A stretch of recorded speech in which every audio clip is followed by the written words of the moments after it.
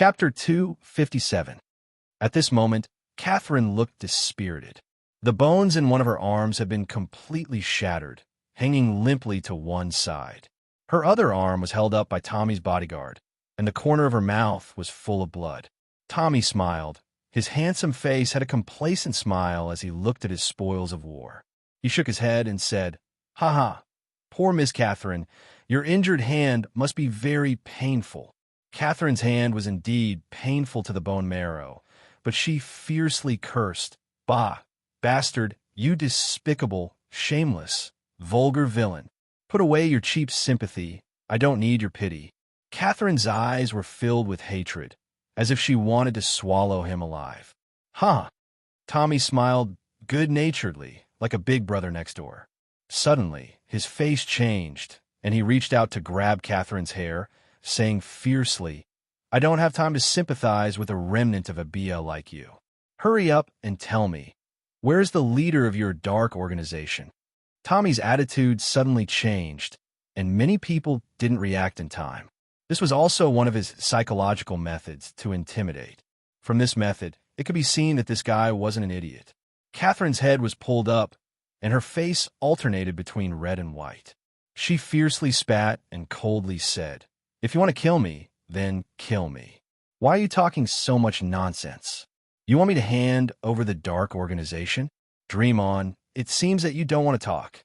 Tommy sneered, and his hand that was grabbing her hair loosened. He took out a snow-white handkerchief from his white imperial robe, wiped his hands, and looked at Catherine with disdain. "Miss Catherine, if you think that death is the most terrible thing, then you are gravely mistaken." He pointed to those burly bodyguards and said with a smile, "My bodyguards haven't tasted a woman for a long time." "Ha, second miss is so beautiful. If I give you to them, they will be very happy." Tommy's face was full of cruel malevolence. He had already thought of how to torture this hateful remnant of a Bia. The surrounding bodyguards let out a burst of lewd laughter, and with a lustful gaze, they looked up and down at the helpless girl in front of them. Catherine's face was somewhat pale, as if she could see the fate she was about to face. She bit her lower lip, and tears welled up in her eyes. She tried her best not to cry out. From the beginning to the end, the noble girl called Omega didn't make a move. She just stood like a bystander and didn't say a word. At this time, her brows slightly creased, and she gently raised her head. Although he was interrogating Catherine, Tommy had been secretly observing Omega's expression. He didn't understand this woman who was about to become his wife, but he knew that this woman couldn't be offended. Seeing her unfriendly expression, he hurriedly smiled and said fawningly, "Miss Omega, are you dissatisfied with the way I handled this matter?" Sigh, perhaps you still don't know, but she was a remnant of the original kingdom of Ebbia's royal family, and even death couldn't wipe out her crimes. The noble girl called Omega snorted. "I have no interest in the internecine strife between you humans, but you seem to have provoked an existence that isn't to be trifled with." Tommy was still confused. "What? Pornographic novel? What existence?" Omega's gaze gradually moved upwards, and at some point, a youth in a black robe had appeared on top of a tall tree and was coldly looking at them. Omega's brows lightly creased. That human didn't seem to be easy to deal with. The figure on top of the tree was Ron, who had left and returned. He had just returned and was discovered by Omega and just happened to see this scene. Catherine's eyes opened wide, and there were faint glimmers of tears in her eyes. "What's going on? Didn't I ask him to leave?" He actually came back. Tommy was a little surprised at first, but then a trace of disdain appeared on his face. The corners of his mouth lightly twitched a few times, revealing a fake smile. I thought it was something, just a little brat." "Miss Catherine, is he your accomplice?" Catherine didn't answer, but lowered her head and secretly prayed in her heart. Slightly brushing the hair on his forehead, Tommy smiled. "Since that's the case, then I'll catch all of you in one fell swoop. My brave guards, go and catch this little brat. Remember, I want him alive. Go, a huge reward is waiting for you." Tommy smiled and encouraged. Yes, the Radiant Knight, the priest Guangming, and the Water Archmage, These three masters were the strongest among the guards. Tommy was full of confidence, and he wanted to capture this black-clothed youth in one fell swoop. "Ron, hurry up and leave. Don't worry about me." Catherine struggled and shouted loudly. Due to her injuries, she had long lost her strength and was held down by a few strong guards. Her already shattered arm was in excruciating pain. The three of them flew to the tree where Ron was standing and surrounded him in a triangular formation. The Radiant Knight smiled and said, "What a pity. Now you can't leave even if you want to." The three masters were definitely a force that couldn't be ignored. Catherine didn't believe that the little Ron could fight one against three unless he was a master. All the guards ignored Ron. These people could see that Ron wasn't very old and looked like a child. No matter what, he couldn't be more than 20 years old. Even if he was 20 years old, he wouldn't have too much strength. Ron didn't move and didn't even look at the three people under the tree. His pitch-black eyes were firmly fixed on the noble girl called Omega, and a trace of seriousness appeared in his eyes. What's with this feeling of growing danger? Just who is she? At this time, the old water archmage chuckled. "This brat is standing so high. It makes me very unhappy." Let me blast him down. Saying this, he condensed 10 or so ice bullets in his hand. With a wave of his hand, they flew towards Ron in 10 different directions, leaving white trails in the air. Boom! The white frost in the treetops scattered in all directions, and in an instant, the surrounding temperature seemed to drop by several times. White fog spread out, and at this time, the trees began to make popping sounds and began to break. The trees couldn't withstand the power of the ice bullets, and with a loud bang, they collapsed, creating a huge noise and a large amount of smoke and dust. Tommy and the guards revealed knowing smiles in their eyes. This brat actually didn't dodge? Looks like he's dead for sure. The smoke and dust dispersed, but Ron's figure was nowhere to be seen. What? He's gone? Everyone was shocked. There were only two professions that could disappear in front of so many people. One was a mage's teleportation ability, and the other was a thief's invisibility ability. Just what profession was this youth in front of them? A trace of unease flashed through the Radiant Knight's heart. He looked around for traces of Ron. Suddenly, his eyes narrowed as he saw a black fog rapidly condensing behind the water archmage. He involuntarily cried out, "Careful! He's behind you!" It was too late to warn him. The bone spear in Ron's hand fiercely pierced through the water archmage's body. A white spear pierced through the archmage's back, directly piercing his heart. The archmage's eyes revealed an expression of disbelief. Before he died, he never would have thought that he would die at the hands of a mere 16-year-old youth. Looking at the white bone spear without a trace of reflection, the water archmage seemed to understand something. His eyes suddenly widened as he pointed at Ron and said, "You're..." Before he could finish his words, his body had already fallen backwards. No one could survive after having their heart pierced. Everything happened in the time it took for a spark to fly off a piece of flint. No one would have thought that a powerful archmage would die just like that. He died without a sound, as if the one who died wasn't an archmage, but a little chick or a puppy. Fast, too fast. It was so fast that no one present could react. Even Ron was a bit stunned. Did he really just casually kill an archmage like that? In reality, Ron also didn't think that his strength would rise to such a terrifying level. This was his first real battle after becoming an archmage necromancer. It wasn't a competition between academies, but a battle of life and death. Under the powerful support of the legendary staff, the true strength of an archmage necromancer was revealed. Catherine was pleasantly surprised. She knew that Ron's strength was very strong, even stronger than hers. However, she didn't know that Ron's strength was strong to such an extent that he could instantly kill a water archmage with a raise of his hand. What? This brat actually? Impossible. A trace of fear appeared on Tommy's face. He clenched his teeth and loudly shouted, "Be careful. This brat's strength is very strong." Everyone attacked together and kill him. Damn it. I actually can't see through this brat's profession. Could it be that there's something wrong with my eyes? The Radiant Knight fiercely scolded.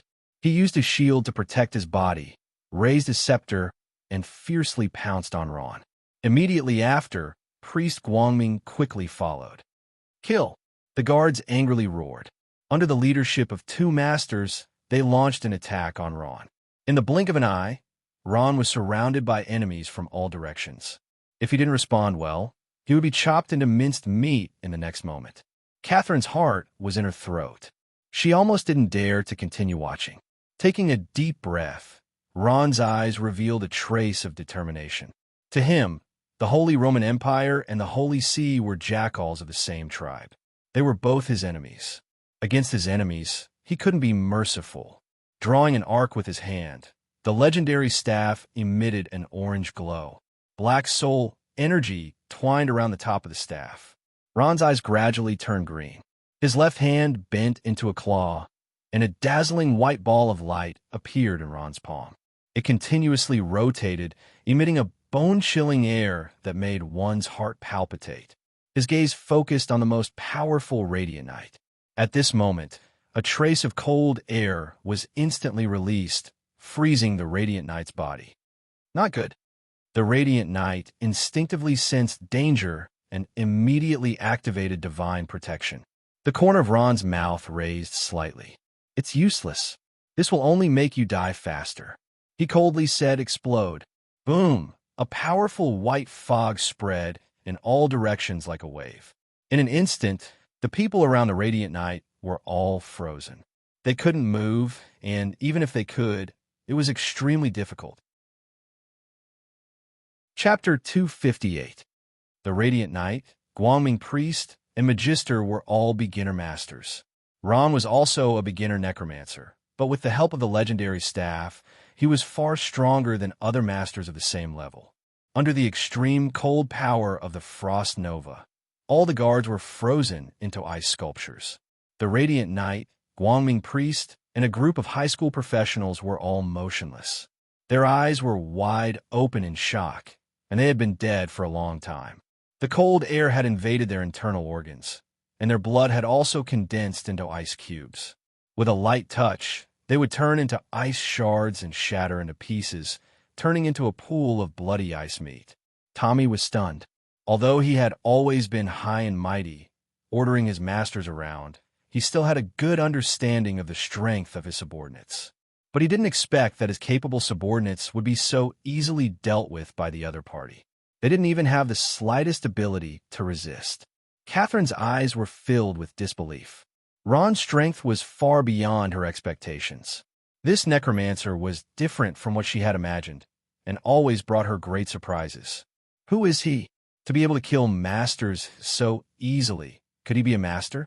Tommy's heart was filled with fear. At this moment, he was somewhat regretful.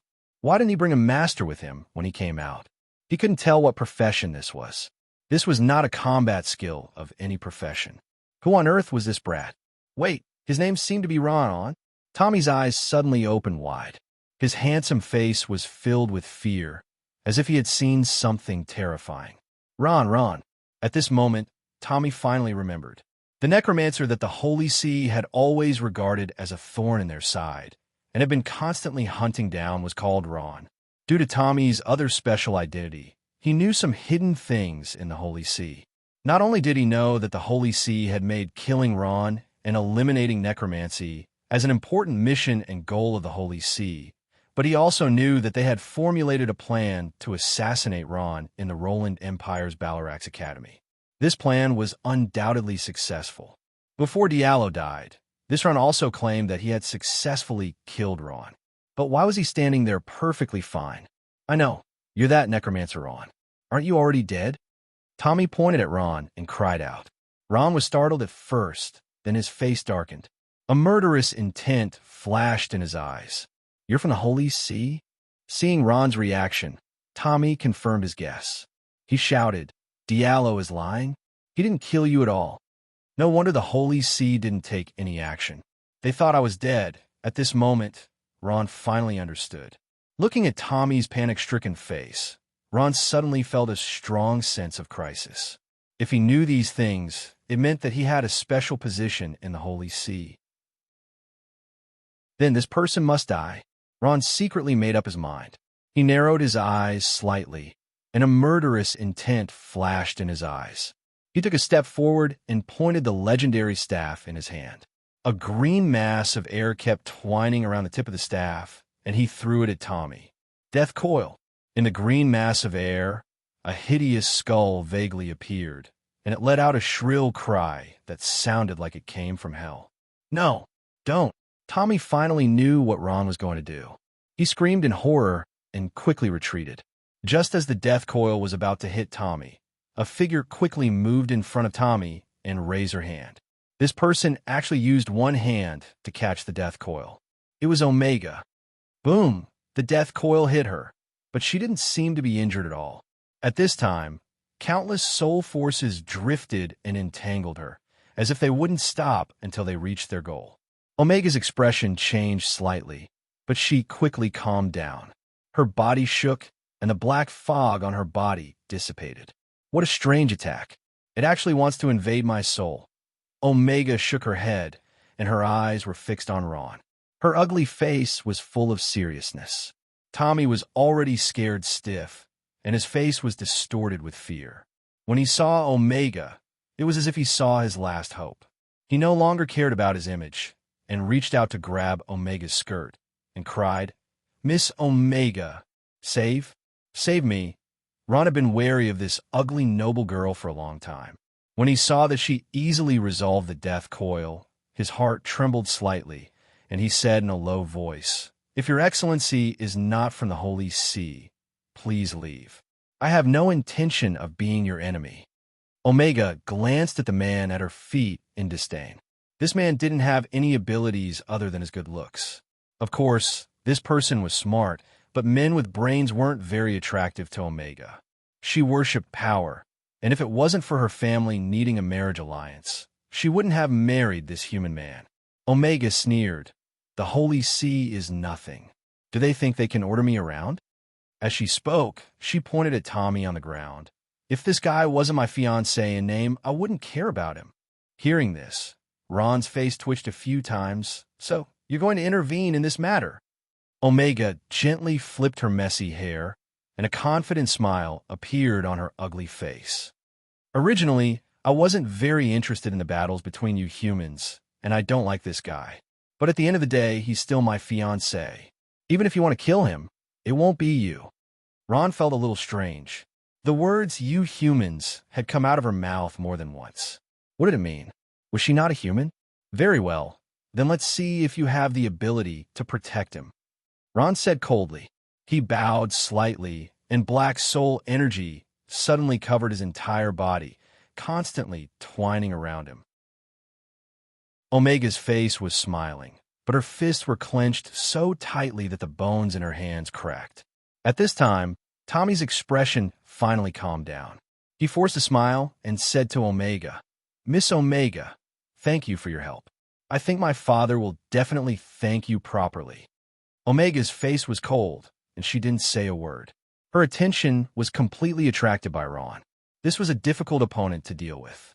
"Skeleton warriors," he coldly shouted in his mind, and a powerful soul energy poured out. As a necromancer, he was best at summoning skeletons. Dozens of skeleton warriors climbed up from the ground, and they roared angrily, letting out a cry that made one's soul tremble.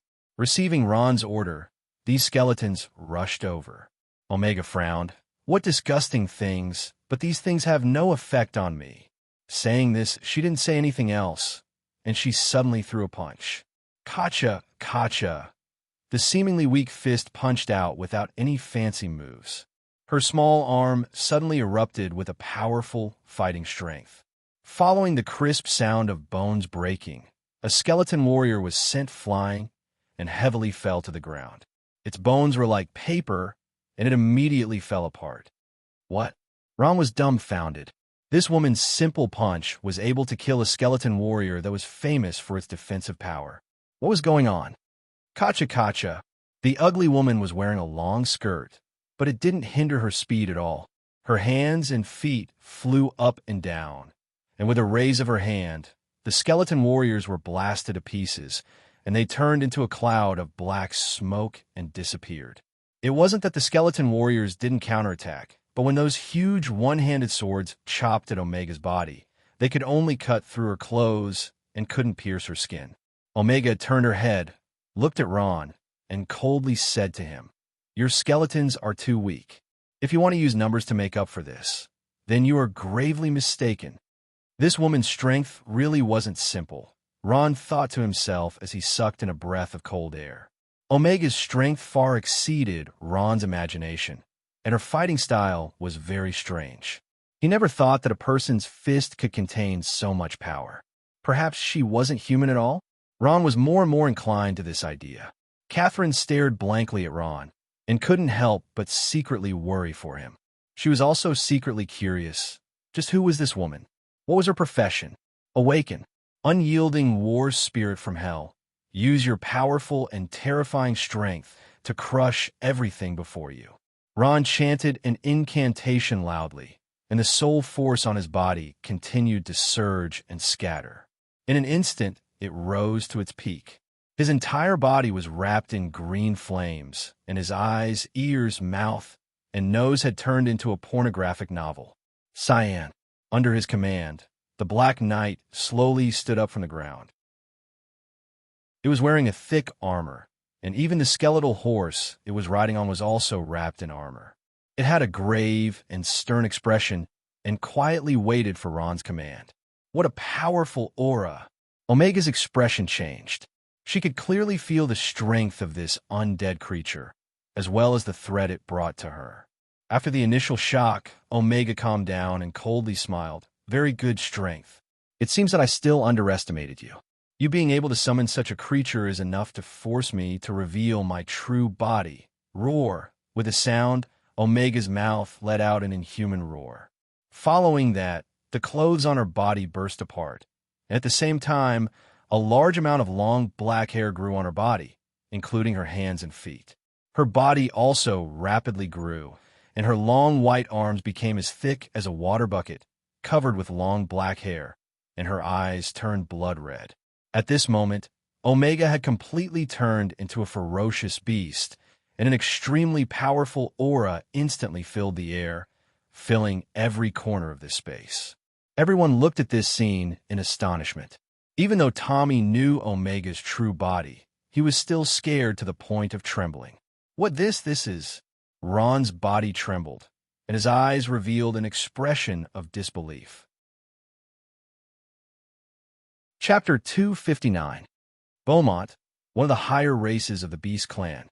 They were born with extremely strong combat power. An adult Beaumont would reach the sacred domain.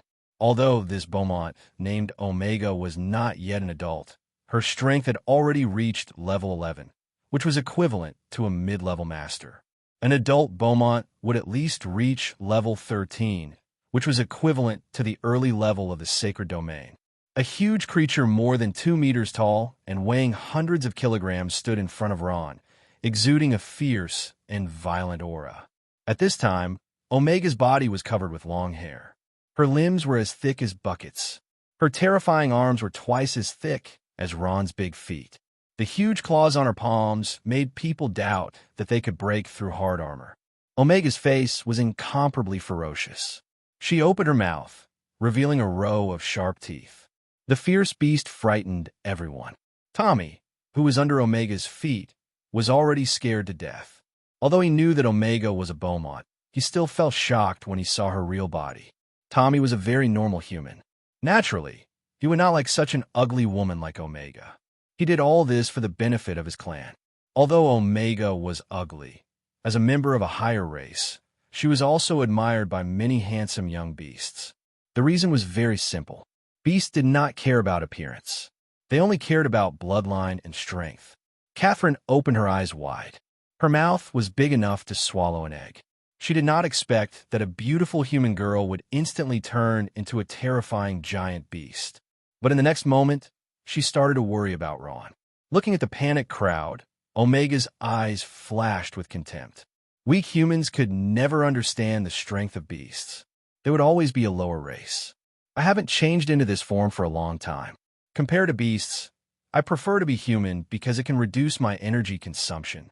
Omega laughed. Ron took a deep breath. He was already mentally prepared for this situation, so he wasn't caught off guard. He paused and said, "Miss Omega, it's a pity that you chose to side with the Holy Sea." Omega heard and laughed. Her laughter was full of mockery.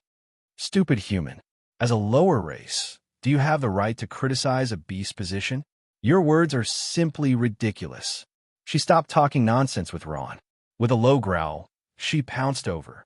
Looking at Omega's claws reaching over, Ron had no doubt that she could easily tear his stomach open. Boom! A figure of about the same size collided with Omega. A huge shield blocked Omega's attack. The Dark Knight, an undead creature that could not die, stood bravely in front of Ron like a loyal servant. The huge, skeletal horse beneath it raised its front hooves and stomped towards Omega. At the same time, the lance in its hand was not idle. It quickly pierced through the air with a sharp sound. Bang! The sharp lance pierced into Omega's body.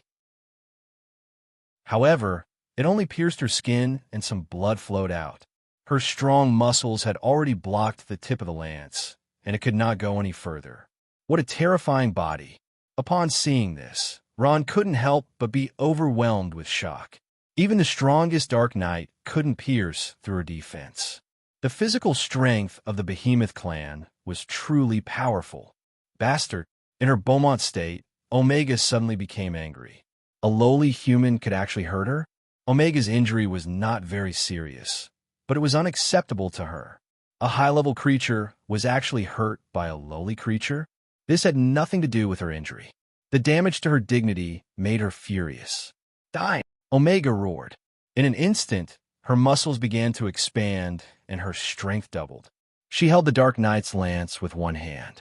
The Dark Knight's body trembled, and the skeletal horse under it jumped uneasily. Omega's hand was like a giant clamp, firmly holding the lance. The Dark Knight could not break free. "Rise!" Omega shouted. She used her strength, and the huge Dark Knight and its skeletal horse were lifted up high. The skeletal horse's 4 hooves were in the air as it struggled helplessly. What? Ron's expression finally changed. This was the first time he had seen the terrifying strength of the Beaumont race. The Beaumont race did not have any elemental fluctuations. They were creatures that relied purely on their strength. They used their physical strength to the extreme. Even the powerful dragons did not dare to confront a Beaumont on land. Boom! With a loud sound, Omega threw the Dark Knight to the ground. A loud sound was heard, and at the same time, a large layer of smoke appeared. This loud sound was especially ear-piercing in the Dark Knight of Colored Stone Castle. At this time, many residents began to poke their heads out. "What's with this loud sound? That sound came from the inn. Heavens, what did I just see?" A huge monster. The residents of Colored Stone Castle were awakened by this loud sound. They began to talk. Some brave men ran out of their houses and were stunned when they saw Omega. What a terrifying monster this was. After throwing the Dark Knight to the ground, Omega was still angry. She suddenly jumped, raised her huge claws, and punched the Dark Knight. "Gotcha!" With a loud sound. The thick armor could not withstand Omega's angry punch. The huge fist fell, and the Dark Knight and its skeletal horse were instantly disintegrated into broken pieces. Strength, that unstoppable strength, was the thing that the Beaumont race of magical beasts were most proud of. As a higher race, they had reason to look down on any creatures that were inferior to them, including humans. A trace of cold sweat seeped out of Ron's forehead. At this moment, he finally understood the terrifying strength of the Beaumont. He could summon the most powerful Dark Knight, but it was still not a match for Beaumont. Perhaps he could summon another one, but he knew that this would only repeat the scene in front of him. It was meaningless. The Dark Knight's body was shattered, and the power of the soul began to dissipate. It turned into a cloud of black smoke and disappeared. Omega turned around and looked at Ron. Her ugly face had a trace of sinister smile. Tommy had completely calmed down at this time. He was very resistant to this extremely ugly wife at first, but he could not go against the family's orders. Now he had thought it through. There was nothing wrong with having a powerful wife. Not only could she protect his life, but she could also raise his status in the family. For the sake of glory and wealth, Tommy went all out. He decided to take this powerful Beaumont as his wife. Omega, kill him for me, Tommy shouted. Killing this necromancer was equivalent to helping the Holy See get rid of a big problem. This was definitely a great contribution to him. Omega glared at Tommy with dissatisfaction and said coldly, I will kill him. But Tommy, whether I become your wife in the end or not, please remember this. Don't try to boss me around, because you are not qualified to do so. Tommy was speechless for a moment. He finally tasted the high and mighty sex novels of the beasts. This arrogance came from the estrangement between the races. There was no way to eliminate it. At this moment, his mouth was full of bitterness. Even if he really married her, there were many things that he would not have the final say in. Omega turned around and smiled at Ron. What would happen if a terrifying giant beast smiled? Anyway, Ron's body was already covered in goosebumps. What a powerful necromancer. But unfortunately, you have offended the noble Beaumont, so you must pay the price with your life. With that, she let out a low roar and fiercely pounced at Ron, her claws emitting a trace of sharp light. Ron hurriedly raised his bone shield with a strong wind. With a crack, the bone shield shattered. Omega did not even frown. Damn it! Ron cursed fiercely. His figure turned into a cloud of black smoke and disappeared, avoiding Omega's attack. At this moment, the web between his thumb and forefinger had already ruptured. Boom! The wall behind Ron collapsed. Omega reached out with her pair of terrifying giant claws. The solid wall could not withstand her powerful attack. Roar! Omega was infuriated when her target disappeared. She glared with her blood-red eyes, looking everywhere for Ron's trace. The black fog condensed once again, and Ron appeared not far behind her. He took a deep breath and made a strange gesture with his hands. A large amount of soul force crazily condensed. Bone wall. Countless bones gathered to form a sturdy shield wall. This shield wall firmly trapped Omega from all directions to the sky, completely trapping her. The bone wall limited Omega's mobility. At this moment, she was trapped in the bone wall. If Ron wanted to do something, it would not be difficult. But the problem was, could this huge bone wall really trap the Beaumont, who was famous for his strength? Omega sneered. You want to trap me with these bones? Dream on. With that, she let out a loud roar and stretched out her giant claws, breaking the fragile bones into pieces. Omega reached out and fiddled with the bone wall a few times. A large hole was broken in the bone wall. She laughed strangely and fiercely pounced at Ron again. Ron was helpless. He could only use the Shedalmas technique to avoid Omega's sharp claws. He also tried to counterattack, but no matter what kind of attack he used on Omega's body, it was useless. Beaumont's strange strength and incomparably tough body made him feel cold. For a moment, he was at his wit's end. Damn, are you humans all such cowards? Omega could not catch Ron and became angry. Good, I'll see where you can run. She fiercely stomped her foot on the ground. In an instant, boom, the ground shattered like a spider web. A huge crack extended to Ron's feet. The crack was spreading. At this time, Catherine's delicate cry came from the side. She was injured and could not move. At this time, half of her body was swallowed by the huge crack. Boom, boom, boom. Omega's power was constantly released. Countless boulders were forced up by her power, and the crack became bigger and bigger. Catherine could only use her uninjured arm to support her body. She clenched her teeth, and cold sweat came out. Chapter 260. With a burst of exclamations, Catherine felt her body sink and stop sliding. She looked up and saw Ron stretch out a not-so-thick arm and pull her tightly. He suddenly exerted force and pulled her up. Thank you. Catherine was still in shock. Looking at the crack, she said with lingering fear, It's nothing. Ron replied. He saved Catherine, but he didn't take this small matter to heart. Instead, he stared at the crazy Beaumont not far away. His eyes flashed with a trace of worry. Ron, this magical beast is too scary. We have to run. Seeing the Beaumont not far away, That terrifying power. Catherine couldn't help but gently swallow a mouthful of saliva, her eyes showing fear. Can we escape? Hearing this, Ron smiled. This terrifying Beaumont was not only powerful but also terrifyingly fast. With their strength, it was impossible to escape from her hands.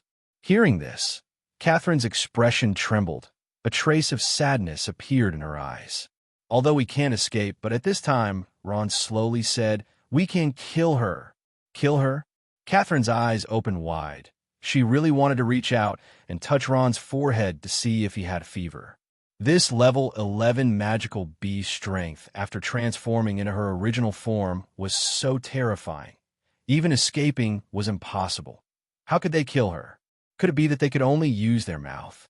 Ignoring Catherine's surprised look, Ron's hand slowly placed on the small space bag at his waist, gently rotating the mechanism. The space bag emitted a trace of black light. At this time, Omega suddenly turned her head. Seeing Ron's figure, her eyes were full of anger. She roared, "Hateful human, are you a mouse that only knows how to hide? If you have the ability, don't run." With that, her huge body suddenly flew up, crazily pouncing on the two people, bringing a trace of wind. Before she arrived, the wind had already hit them in the face. For a time, sand and stones flew. Closer, closer and closer. Omega's face showed a trace of a sinister smile.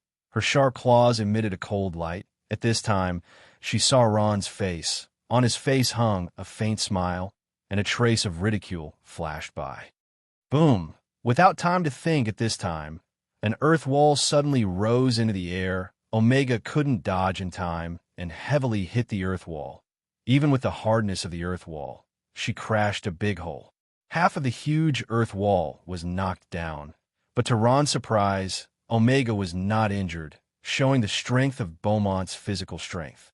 Shaking her head, Omega still didn't know what was going on. An earth wall suddenly appeared out of nowhere. In a trance, she seemed to see a figure. This figure became bigger and bigger in her eyes, only to see the figure holding a long sword, fiercely chopping at her. Dang! Dang! Dang! That figure swung more than 10 swords, greeting Omega's fatal points. Omega could only use her hands and feet to block. The thick fur of Beaumont's body was extremely hard, even with the sharp dark gold level sword. There was no way to break through Beaumont's solid defense. However, minor injuries were unavoidable. The long sword slashed. Omega cried out in pain. She was stunned by the series of attacks. She didn't know where a person suddenly came from. Zombie Spec was Ron's strongest trump card. He could only use it when facing such a strong guy like Omega. How?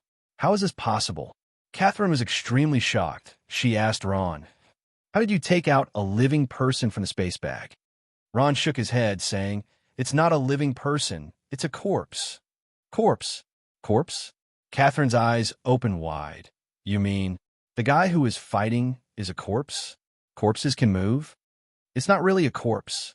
Ron thought for a while and replied, "This is a zombie that I refined using a special method. You can also treat it as my battle puppet."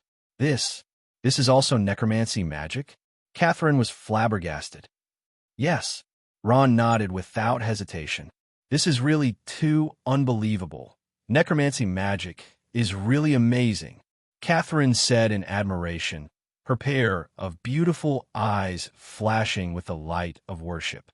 Omega's body was huge, a huge beast that was almost 3 meters tall, but she was being beaten back by a small human swordmaster.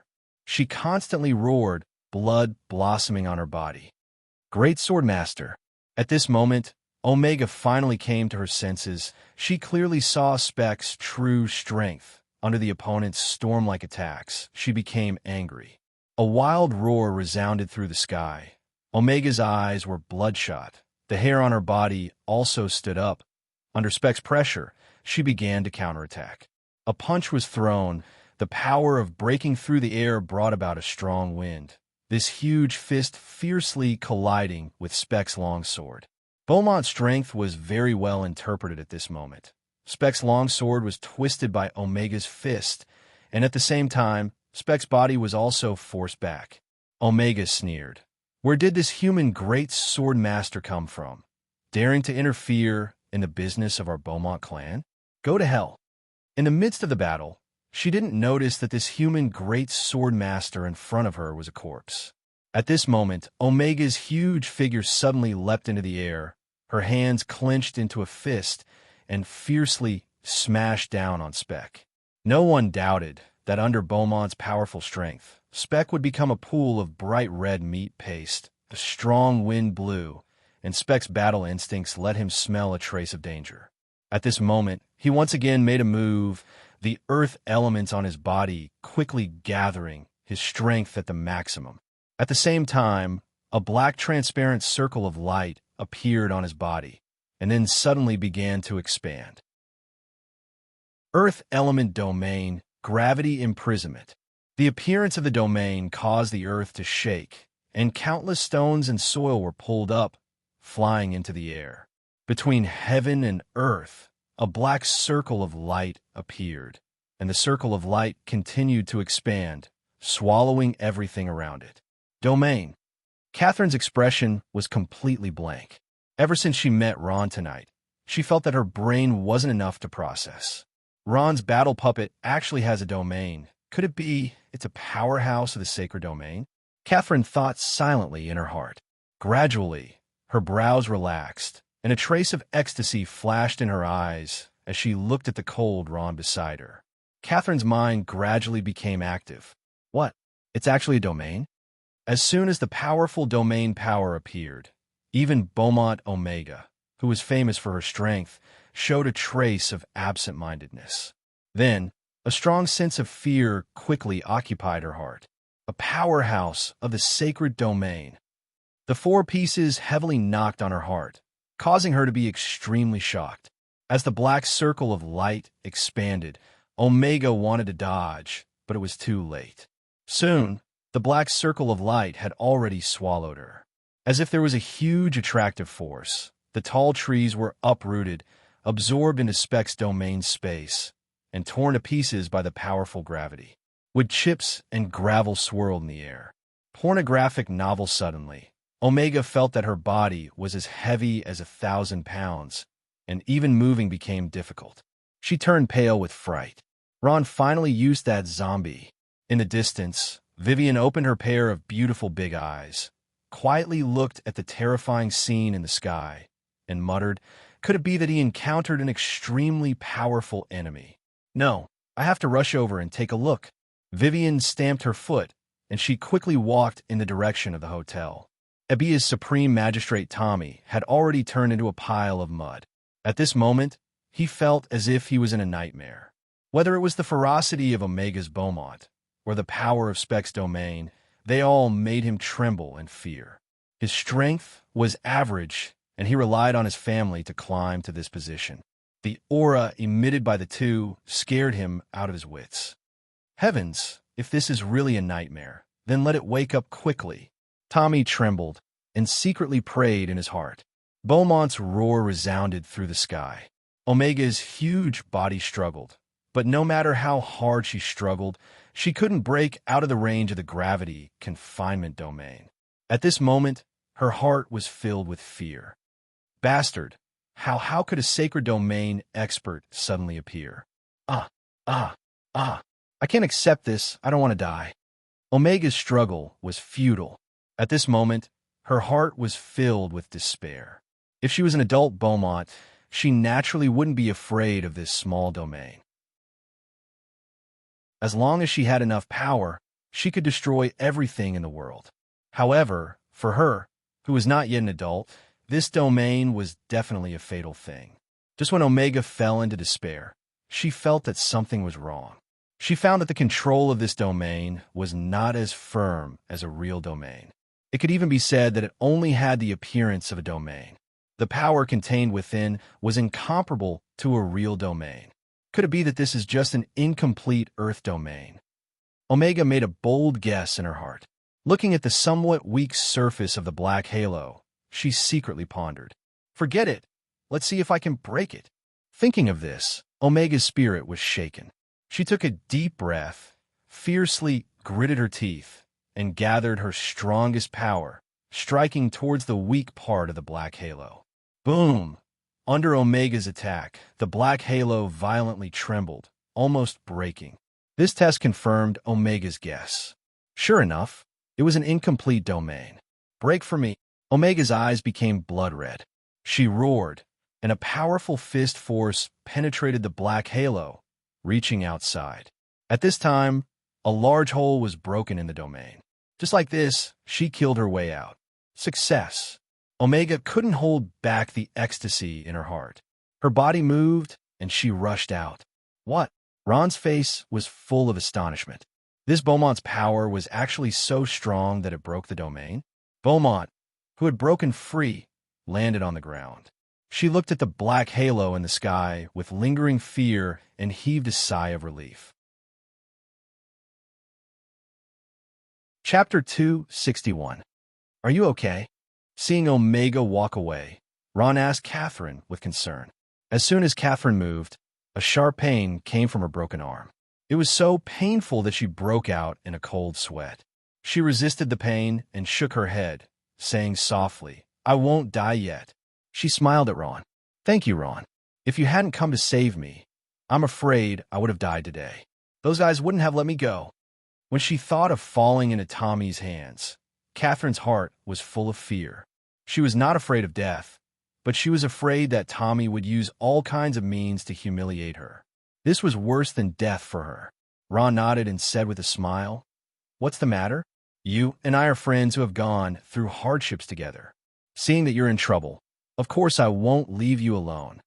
Catherine remembered the scene when she escaped with Ron in St. Paul, the capital of the Holy Roman Empire. She could not help but blush. She secretly glanced at Ron and then lowered her head, looking a little embarrassed. Ron looked at Catherine's somewhat twisted arm and frowned. "Is your arm really okay?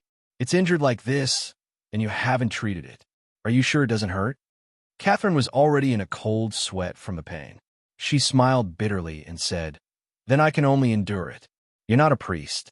When I go back to my sister, I'll find a priest to treat me." Ron smiled. "You don't have to go through so much trouble. I can cure you." With that, Ron released the zombie Aryan from the space bag. Under Catherine's surprised gaze, he used the healing technique. After a while, her injuries were completely healed. Catherine had seen too many of Ron's magical abilities, so she was not surprised. Compared to Aryan, who could heal, Catherine was obviously more interested in Speck. She looked at Speck again and again, unable to move her eyes away. What a powerful battle puppet. It can even release a domain. Ron smiled. It only has the strength of a great sword master, so the domain it released is not a complete domain. Otherwise, that Beaumont would not have been able to escape just now. That's still very powerful. Catherine praised sincerely. If only I had a battle puppet like that. Catherine sighed in her heart. If she had such an ability, she and her sister Juliana would not have to hide every day. Not long after, Vivian ran over, panting. When she saw the two of them, she was a little surprised. Ron smiled and quickly walked over to greet her. "Vivian, you're back. I was just about to go look for you."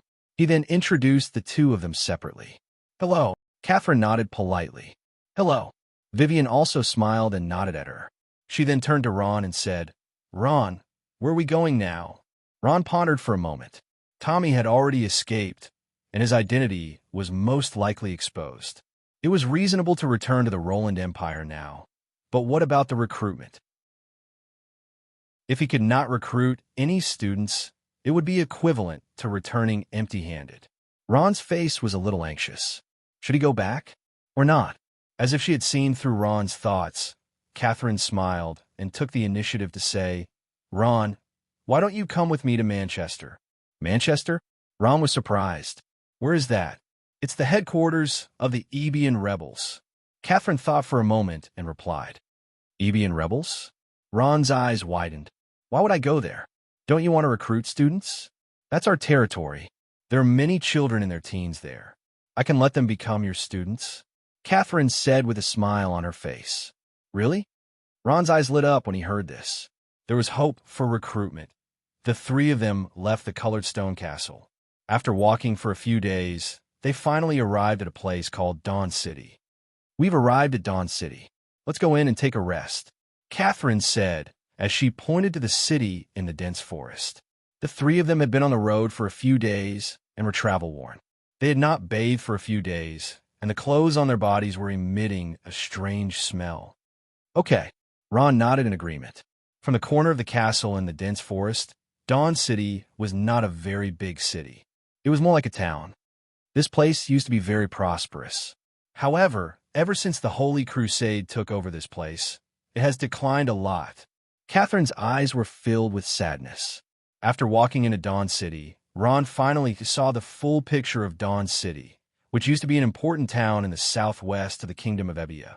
The mottled city walls, the dilapidated but wide streets, and the abandoned houses all showed that it used to be prosperous but declined.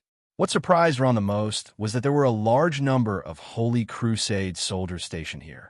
They were stationed at every corner of Dawn City, watching the passers-by. Looking at the fully armed Holy Crusade soldiers, the passers-by's eyes were filled with fear. Their fear was filled with intense anger, like the surging undercurrents under a seemingly calm lake. This was Dawn City, a miniature version of the Kingdom of Ebia after it was conquered. "Stop! What are you doing?" Just as Ron and the other two were looking around, a voice shouted, filled with indifference. A few Holy Crusade soldiers walked over quickly and looked at the three of them suspiciously. Catherine's pupils shrank. She lowered her head so that the soldiers could not see her face. Ron understood and walked forward with a smile. "We are mercenaries passing by. Please make an exception." As he spoke, he handed the mercenary medal to the soldier. A glimmer of light appeared behind the mercenary medal. It was the light from the shiny gold coin. The light illuminated the soldier's eyes. Only then did the soldier's expression soften a little. He calmly took the mercenary medal and pretended to look at it a few times before handing it back to Ron. "Not bad. You are indeed mercenaries. Very good, you can go now." As he spoke, he stuffed the gold coin into his clothes and walked away. After the man left, Catherine raised her head and looked at his back. She scolded fiercely. "These scumbags will die a horrible death sooner or later." As she spoke, she turned to Ron and glared at him. "Why did you give him money? Do you have too much money to burn?" Ron smiled and did not answer. There is nothing wrong with spending a few coins to avoid trouble. To him, anything that could be solved with money was not a big deal. After walking past a street corner, a magnificent building appeared in front of the three of them. The Holy Cathedral. Ron's eyes narrowed as he looked at the magnificent building. A strong murderous intent appeared in his eyes. In his dream, he vaguely felt that the disappearance of death magic had something to do with the Holy See. The Holy Cathedral was newly built and was the most magnificent building in the entire city of Dawn. It was located in the center of the city. When Ron first saw the Holy Cathedral, he felt that it was a waste of money and manpower. At this time, a quarrel not far away attracted his attention. "You? What do you want?" Inside a shop that sold materials from mutated beasts, more than a dozen priests from the Holy Church surrounded an old man in his 60s. The old man had a panicked expression on his face, and a young man in his 30s stood beside him. He was trying to suppress his anger. The leader of the priests stood in front of the shop and said fiercely, "What do you want? Do you really not know, or are you pretending not to know? Tell me, have you paid your faith tax?" I paid it last month." Being surrounded by more than 10 priests, the old man was a little lacking in confidence. "Last month? What about this month?" The priest said coldly. "Sir, the faith tax last month was 20 gold coins, but this month it suddenly rose to 40 gold coins. How can I afford to pay this?" "Sir, my family still needs to eat," the old man complained. "Eat? You don't need to pay the faith tax when you eat? You don't need to worship God Guangming when you eat? Let me tell you, God Guangming is above everything. No matter where you are, God Guangming is watching you." The priest talked nonstop, his face full of so-called piety. At this time, he glared at the old man. According to the holy doctrine, anyone who is disrespectful to God Guangming is a heretic. Let me tell you, if you don't pay the faith tax, you are disrespectful to God Guangming, and you are a heretic. Do you believe that I will set up a yellow novel here? I will burn all of you heretics to death. Yes, burn to death. The other priests said fiercely, their wolf-like eyes staring at the old man. Hearing this, the old man's body suddenly trembled. These crazy priests could do anything as long as it was in the name of God. I. The old man trembled and couldn't speak. It seems that you don't have the money to pay. At this time, the leader of the priests sneered and waved his hand. In that case, we will take all of these exotic beast materials away to make up the numbers. While we are at it, smash this place. Yes. The dozen or so priests answered in unison, their eyes full of greed as they spoke. Outside the shop, a dozen or so clergymen rushed in and smashed the shelves, stuffing the exotic beast materials that had been refined into their spatial bags. At the same time, they kicked the shelves and toppled them. You can't do this. The old man was anxious. He trembled and rushed toward the priests, but he was pushed to the ground. Father! The young man beside him rushed over to help his father up, his eyes full of hatred as he stared at the priests. This is simply robbery, and it is in the name of God. Ron was so angry that he was trembling, and he clenched his fists. At this time, Catherine whispered, "These priests are the most abominable.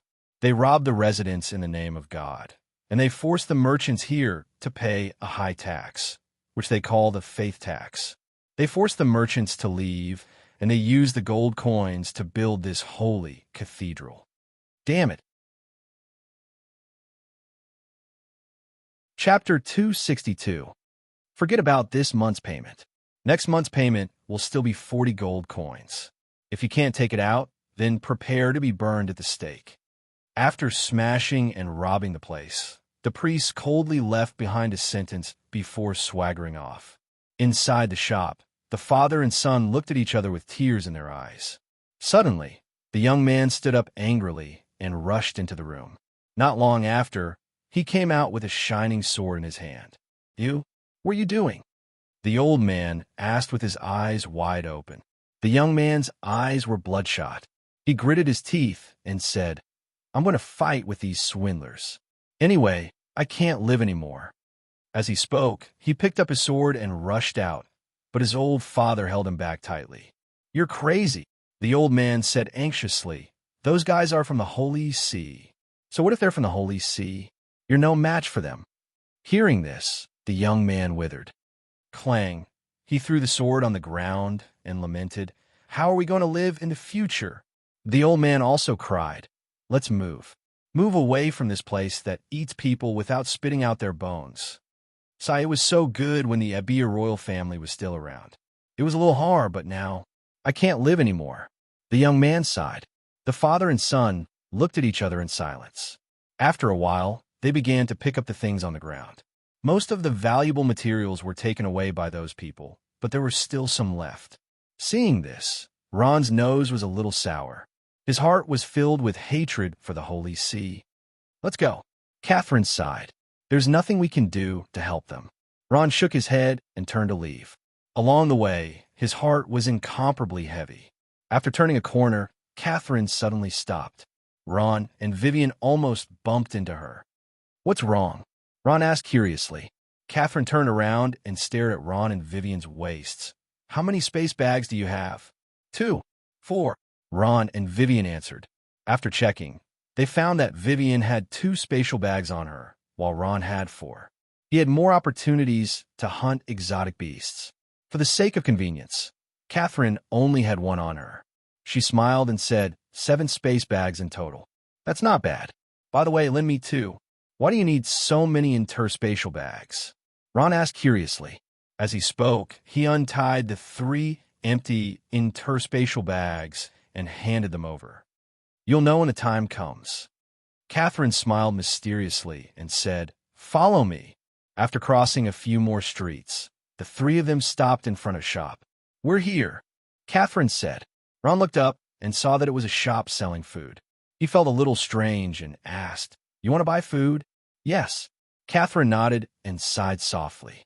"A few days ago, my sister told me that Manchester is very short of food. Let alone our citizens. Even many Ebian rebels can't eat their fill. Their fighting strength has been severely reduced. She hopes that I can bring more food back when I come out. She smiled gently. So, I need to borrow your space bags. Ron nodded. He definitely had to help. When they entered the shop, a fat shop owner looked up from the shabby counter and asked, "Dear guests, what would you like to buy?" "We want to buy rye flour." Catherine walked up and said solemnly. Rye flour was a kind of inferior staple food. It was mainly used to make long black bread. The black bread, made from rye flour, was coarse and hard. It even tasted a little sour and tasted very bad. This kind of thing was usually the staple food of ordinary families. Rye flour. I have it. The shop owner looked at the three of them and said, "How much do you want?" Catherine threw 6 space bags on the counter and said, "Just fill these 6 space bags up." Looking at the 6 space bags on the counter, the shop owner's face suddenly changed. He flatly refused. "What do you want?" "I'm not selling." "Not selling?" This time, it was Catherine and the other two's turn to be surprised. Why would the shop owner not do business? Was there something wrong with his brain? Catherine hurriedly explained, "Boss, we'll pay for it. We won't take it for free." She thought that the shop owner was afraid that they would ask for too much and could not afford it. "Not even if you pay." The shop owner shook his head like a rattle drum. There was no room for negotiation. Catherine was a little confused. She begged, "Boss, please sell it to us. We really need food." The shop owner still shook his head. He kept looking outside, and his face was full of fear. Ron understood.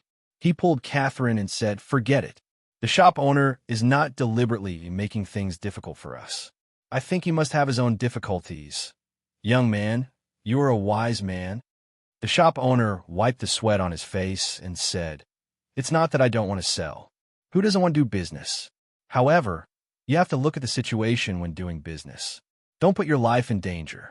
Seeing that there was no one around, the shop owner lowered his voice and said, You are Ebian rebels, right? Let me tell you, the Holy Crusade has controlled all the food in this area.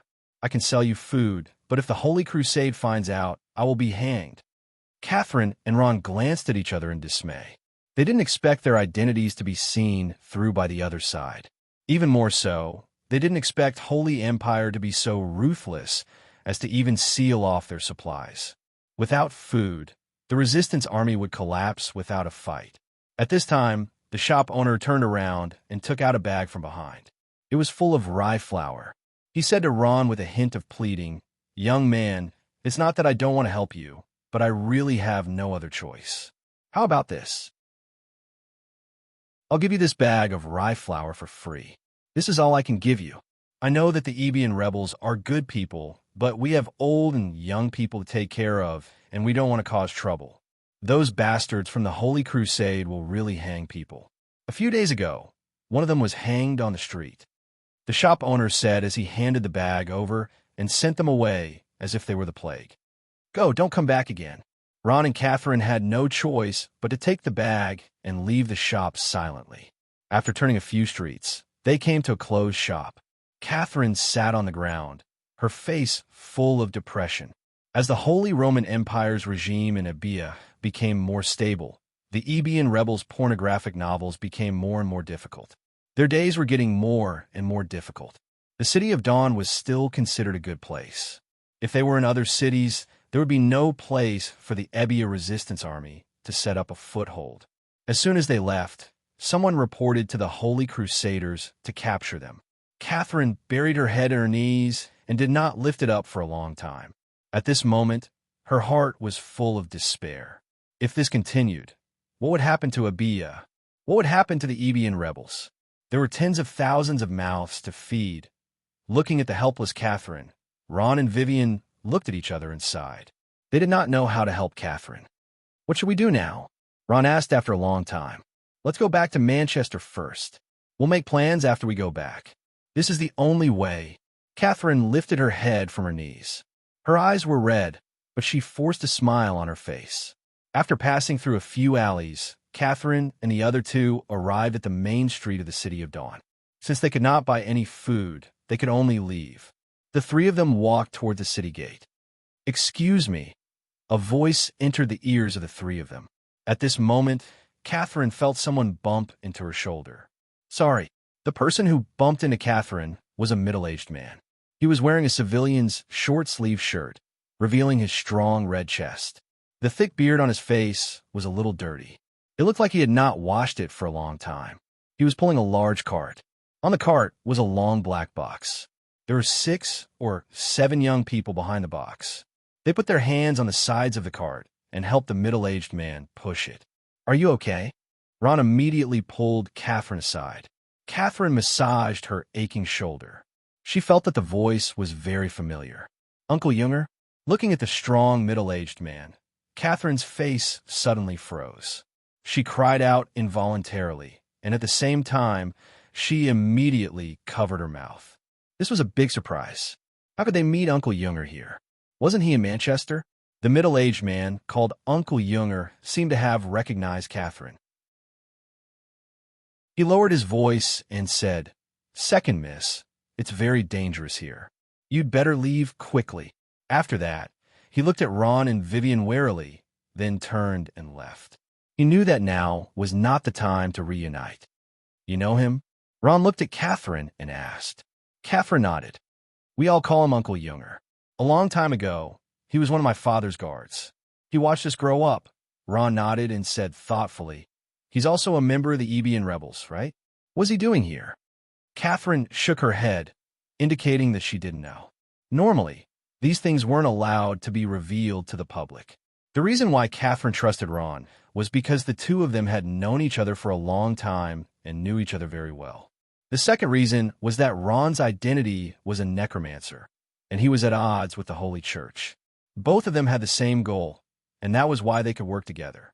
"Stop! What are you doing here?" At this time, Uncle Junger's convoy arrived at the gate of Dawn City. They were stopped by the guards of the Holy Crusade at the gate. Several soldiers surrounded them and stared at them warily. "We've bought some mountain goods and are going to sell them out of the city." Uncle Junger forced himself to calm down and said with a smile. A soldier shouted coldly, "All vehicles leaving the city must be inspected. This is the rule. Hurry up and open the box." "Oh, my lords, please calm down." Uncle Junger smiled and came up to them. He took out a few gold coins from his pocket and handed them over. "This is just a small amount of money. Please accept it." The soldiers did not take the gold coins. Instead, they drew their long swords and surrounded them. The leader shouted coldly, "Cut the crap. Hurry up and open the box." The defense of Dawn City was loose on the outside but tight on the inside.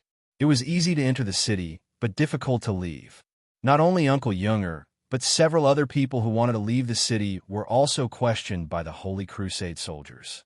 Uncle Junger's face suddenly became very ugly. The few Holy Crusade soldiers did not care about anything else and rushed up to open the box. The box was opened, revealing the densely packed space bags inside. There were dozens of them. Chapter 263. "Do it." Seeing that they had been exposed, Uncle Junger shouted. Everyone took out their weapons from under the vehicles. "Kill them." The eyes of the Holy Crusade's captain were filled with murderous intent. At his command, all the soldiers in the surroundings rushed forward. "Kill them. Kill these Ebia rebels." The Holy Crusade soldiers roared. Their bodies flashed with combat energy, and the weapons in their hands were constantly aimed at the Ebia rebels. "Kill them. Kill these holy sea bastards." Uncle Junger was as strong as a madman. His flaming combat energy burst out to the limit. He held a huge one-handed hammer in his hand, which was burning with raging flames. He looked like he was going to fight with his life on the line. More than 10 Holy Crusaders could not get close to him. Under his command, the Ebia rebels fiercely resisted. As the sound of fighting spread far and wide, the Holy Crusade soldiers in the surroundings heard the commotion and came to surround them. More and more people came. Soon, the Ebia rebels were outnumbered. Some of the weaker ones were quickly cut down. Even Uncle Junger, who was the strongest among them, was hit in many places. His body was covered with wounds. Uncle Junger was only a senior swordsman, and the other young men were about the same level. For a moment, they were surrounded. The situation was extremely critical. "Uncle Junger." Catherine was so anxious that her eyes turned red. A light flashed in her hand, and a dark gold dagger appeared in her hand. Stand still. Just as Catherine was about to rush out, Ron pulled her back. There are so many of them. You'll die if you go out like this. Ron knew what she wanted to do, but he could not watch Catherine die. No, Uncle Junger treats me like a daughter. I can't leave him alone. Catherine was so anxious that her eyes turned red. She broke free from Ron's grasp and used the thief's skill, invisibility. Since it was daytime, Catherine couldn't be completely invisible with her strength. It was like a pornographic novel. She could vaguely see a blurry figure. Ron and Vivian looked at each other, their eyes filled with helplessness. Hiss, hiss, hiss. Suddenly, a cold light flashed, and a blurry shadow rushed into the midst of the Holy Crusade soldiers. With a slight sound, a Holy Crusade soldier fell to the ground. It's a thief. No, no, it's an assassin. An assassin broke in. A Holy Crusade soldier shouted.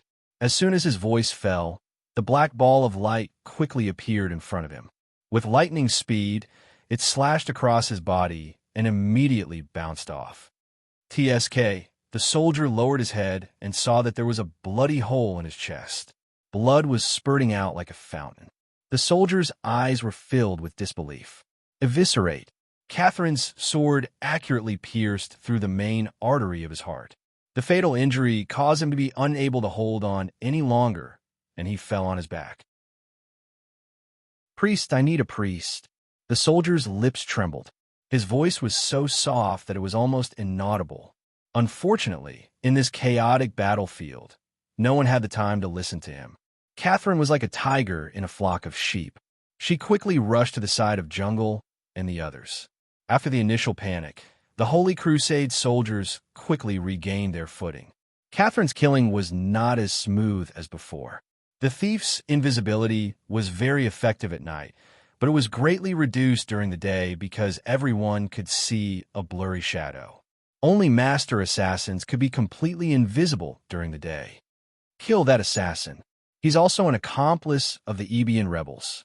At this time, the Holy Crusade soldiers began to counterattack. In an instant, countless flashing weapons greeted Catherine. In order to move more conveniently, assassins didn't even wear the simplest of armors. Catherine was the same. She was very fast and had very strong combat power, but her defense wasn't very good. With a slash of the sword, a bloody wound appeared on Catherine's body. Uncle Jungle. A dark shadow came to Jungle's side and slowly appeared. Jungle took a look. Wasn't this the second lady? What was she doing here? Second lady. When Jungle saw Catherine, he was shocked at first, but then became angry. He waved his hammer and forced an enemy to retreat. Then he said sternly to Catherine, "Who told you to kill your way in? Do you know how dangerous it is here? Quick, get out. Uncle Jungle, I'll help you." Catherine said, feeling wronged. "We don't need your help. Just go," Jungle said sternly. Catherine's eyes were red, and she almost burst into tears. Seeing Catherine's wronged look, Jungle's heart softened. Second lady, according to the rules of the royal family, I should respectfully call you the second princess. Let me ask you, as a princess, how can you sacrifice yourself to save us? If anything happens to you, how can I explain it to the first lady? Catherine wanted to say something, but she was interrupted by Jungle. Second lady, you don't have to say anything. The situation is critical. You have to listen to me. Now hide yourself and kill your way out. We'll cover you, Jungle said firmly. Uncle Jungle. Catherine's eyes were completely wet. She knew very well what it meant to cover her. The royal family of Abia had been dead for 10 years. Her and her sister's former noble status had become yesterday's flowers. Most of the royal family members had died, and the guards who were once loyal to them had left them one by one. Catherine knew that with Uncle Jungle's strength, he could live a good life anywhere. There was no need for him to join the Ebian rebels and live in fear. However, he still stayed without hesitation. This kindness was something that she and her sister could never repay in their lifetime. Second lady, why are you still standing there? What are you waiting for? Hurry up and leave, Junger urged her when he saw that she was still standing there. While he was distracted, he was stabbed in the shoulder again. The pain made him grit his teeth. In order to disguise himself as a commoner, he did not even wear armor. His defense was greatly reduced. No one had ever seen a commoner wearing armor. It was chaos at the gate of the city. The sound of fighting rose and fell. In this chaotic situation, some innocent civilians were also implicated and arrested as Abia rebels. Ignoring their pleas, the ruthless soldiers of the Holy Crusade killed them directly. Quietly watching all this, Ron's eyes flashed with anger. Unconsciously, he clenched his fists, and blue lines spread to the back of his hands. "Ron, let's go and help," Vivian said, as if she knew what Ron was thinking. Ron nodded and said with a trace of guilt, "I'm sorry for dragging you into this." "It's okay. I don't have a good impression of the Holy See." Vivian flicked the bangs in front of her forehead and said confidently, "Let's go. I also want to see how strong I am." Then she took out the dark gold bone staff that Ron had made for her from the portal bag. "Very well. Let's go all out." A cold smile appeared on Ron's face. Black soul energy spread to his body, and his cold eyes turned into a gloomy blue color. Catherine's hair was messy. At this moment, she could not hide her tracks. Under the siege of so many Holy Crusade soldiers, there was no difference whether she was invisible or not. After several rounds of fighting, her physical strength had reached its limit. As more and more Holy Crusade soldiers arrived, it was impossible for Junjel and the others to break out of the encirclement, let alone cover the rear. They were surrounded by more than 100 Holy Crusade soldiers. Under such circumstances, death was only a matter of time. "Second miss, I'm sorry. It's all our fault for dragging you into this." At this moment, Jungle's heart was full of self-blame. Catherine did not speak. In this desperate moment, a young figure appeared in her heart. She did not know why, but there was a glimmer of hope in her heart. It was this glimmer of hope that kept her going. In a trance, a soldier of the Holy Crusade swung his sword at her. Catherine had just killed a soldier of the Holy Crusade. At this moment, she could no longer dodge. The sword was about to touch her body. She closed her eyes in despair. At this moment, a white bone spear appeared out of nowhere and directly penetrated the soldier's heart. The Holy Crusade soldier looked at the bone spear in his chest in disbelief. He spat out the last sentence with difficulty. What is this?" After saying that, his body fell down weakly. For a moment, Catherine's face was full of ecstasy. Her heart could not help but beat faster. He finally made a move. Bang, bang, bang.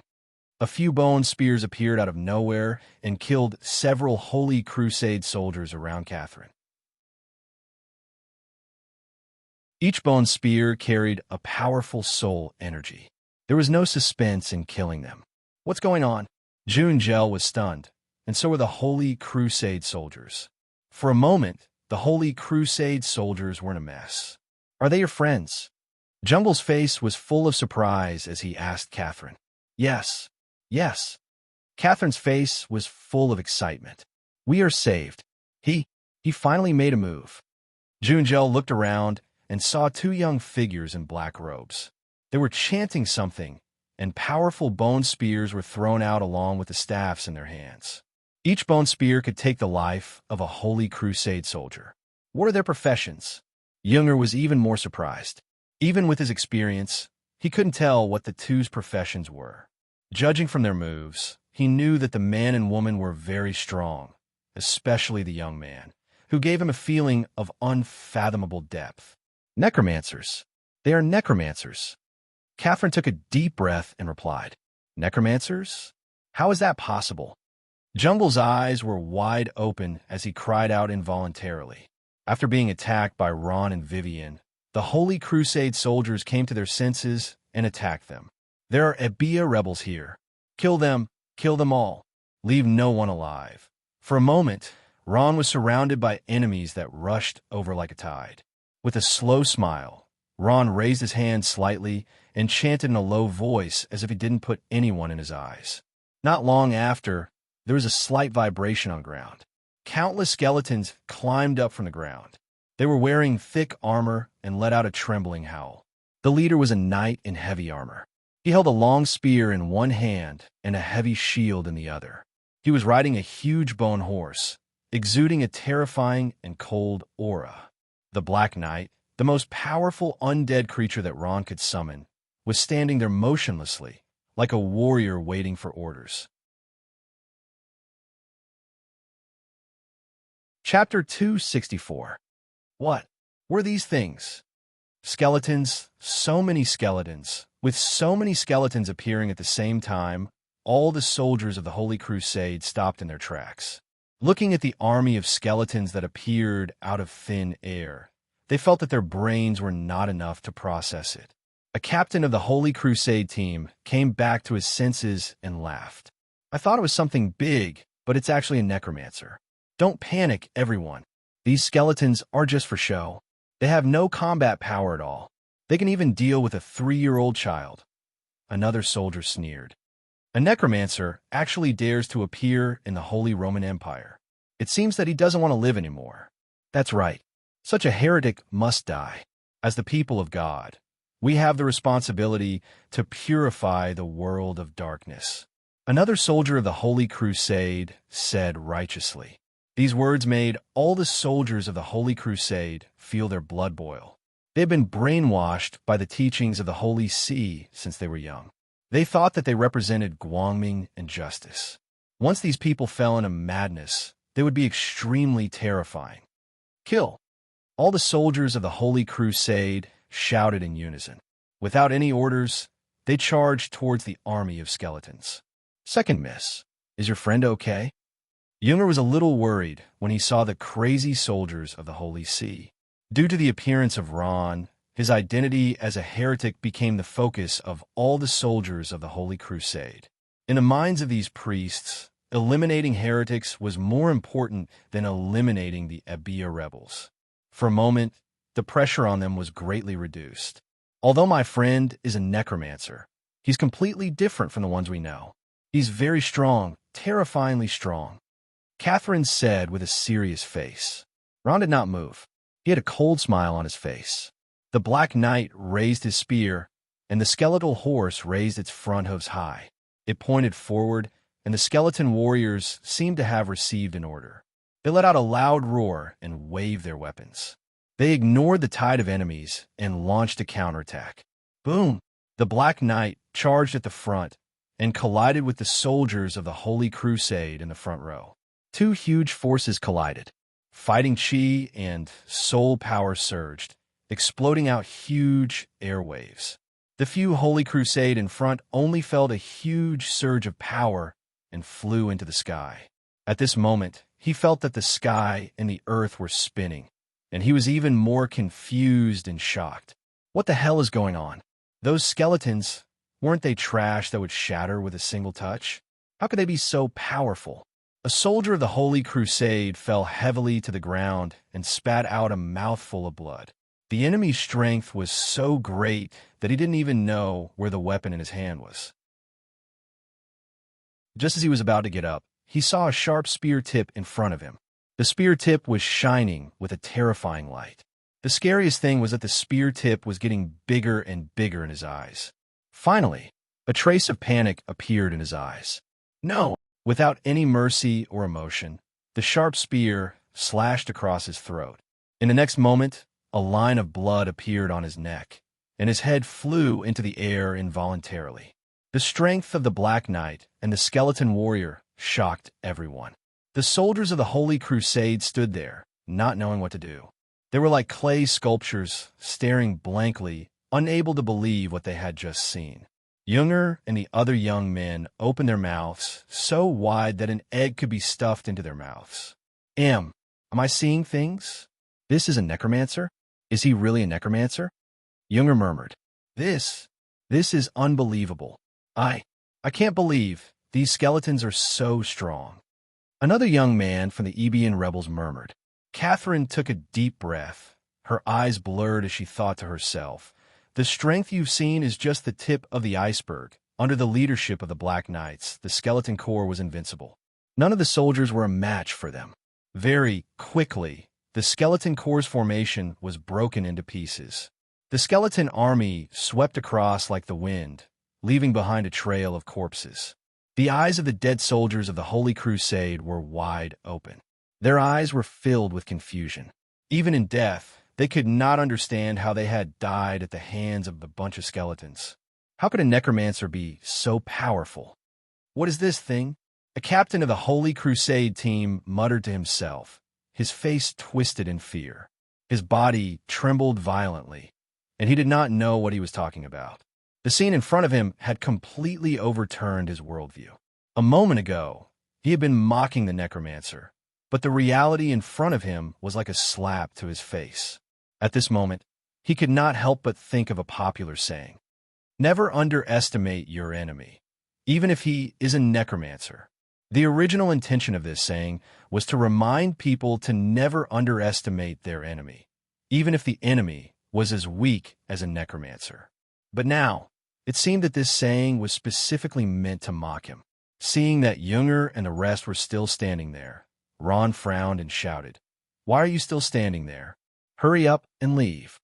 After hearing Ron's reminder, Junger and the rest snapped out of their daze. Now was not the time to watch the show. Taking the space bags and leaving the City of Dawn was the right thing to do. "Hurry up, take the carriage and rush out," Junger ordered loudly. When the young men heard this, they immediately lifted the carriage and pushed it. The four wheels of the carriage spun quickly, and they sped towards the city gate. "These rebels are trying to escape. Stop them." The captain of the Holy Crusade team did not forget his duty. He quickly waved his arms and shouted, "Hurry up, close the city gate. Don't let them escape." A few soldiers on the city wall obeyed the order. They put down their weapons and walked quickly to the side of the city gate. The few of them worked together and began to turn the mechanism. With their efforts, the mechanism of the city gate turned. With a zap, zap, zap sound, the city gate began to slowly close. "Oh no, they're going to close the gate," Junger cried out, and then he rushed out like an arrow. Unfortunately, it was too late. When he pushed the carriage to the city gate was completely closed. There was no gap left. "These bastards, we can't get out." Junger cursed fiercely as he punched the city gate. "Uncle Junger, what should we do now?"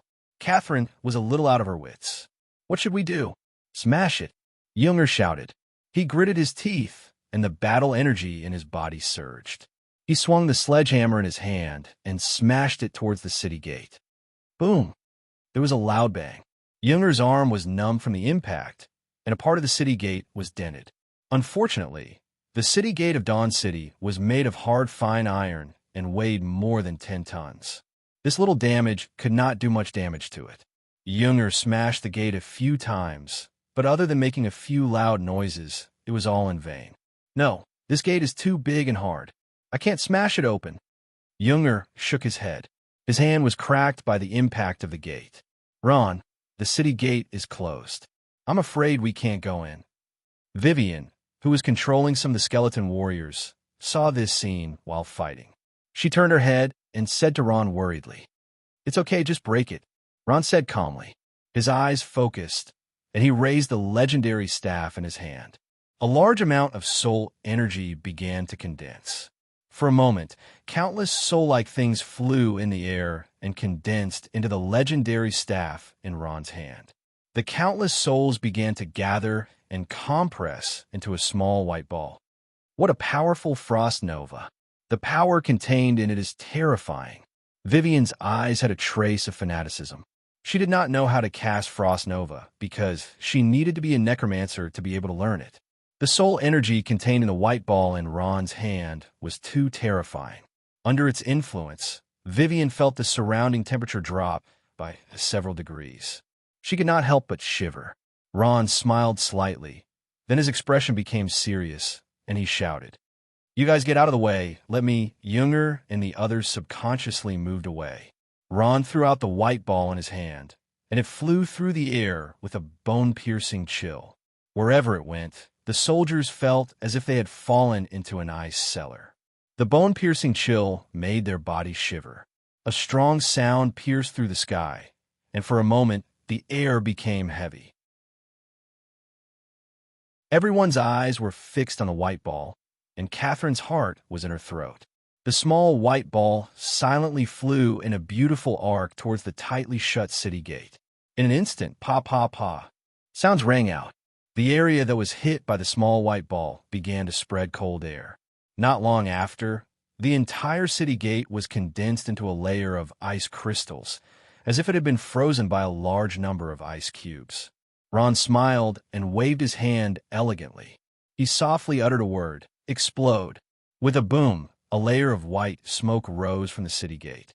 The city gate, which had been invaded by the cold air, had become a pornographic novel. It was extremely fragile. Countless pieces of ice scattered in all directions, and large pieces of the city gate fell.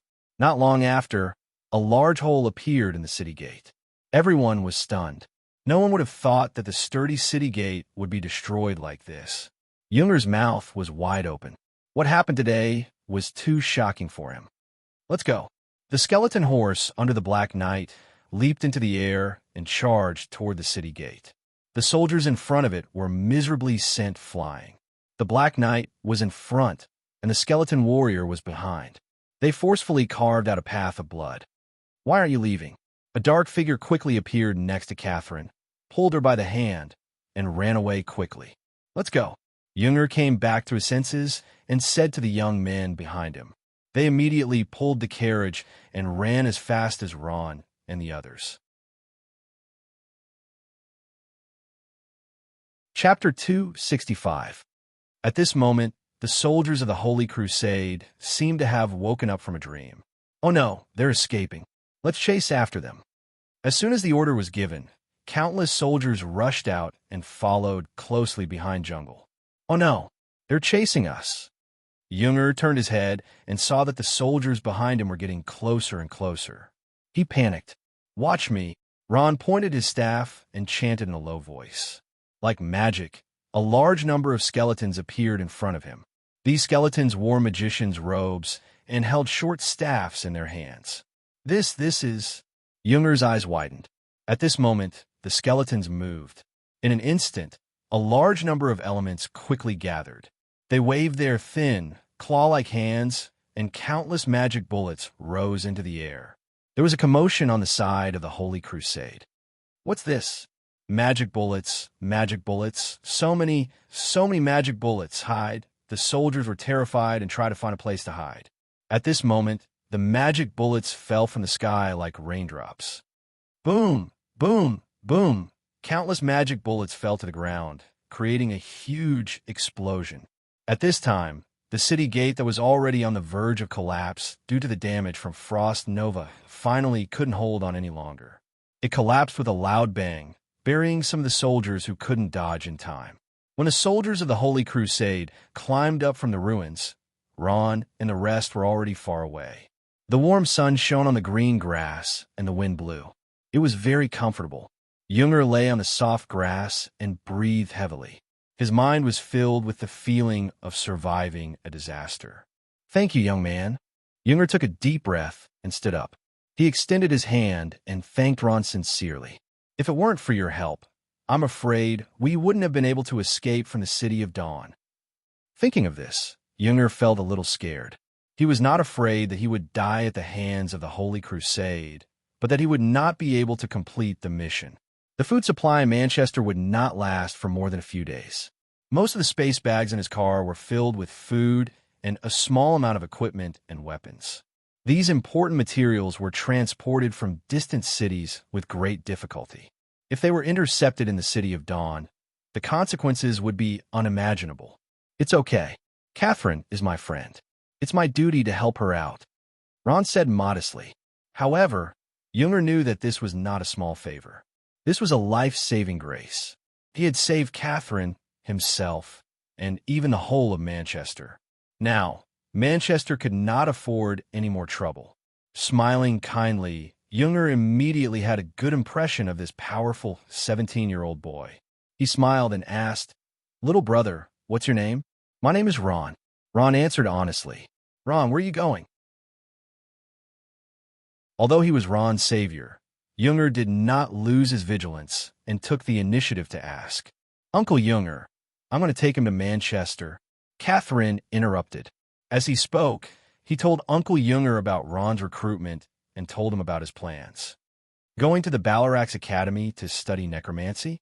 Junger pondered for a moment, nodded, and said, "This is feasible, as long as they are willing." Junger sighed and said, "Manchester is not peaceful now. It can even be said that there is no guarantee of food. Their departure may be a good thing for Manchester and the children themselves." Ron's heart skipped a beat.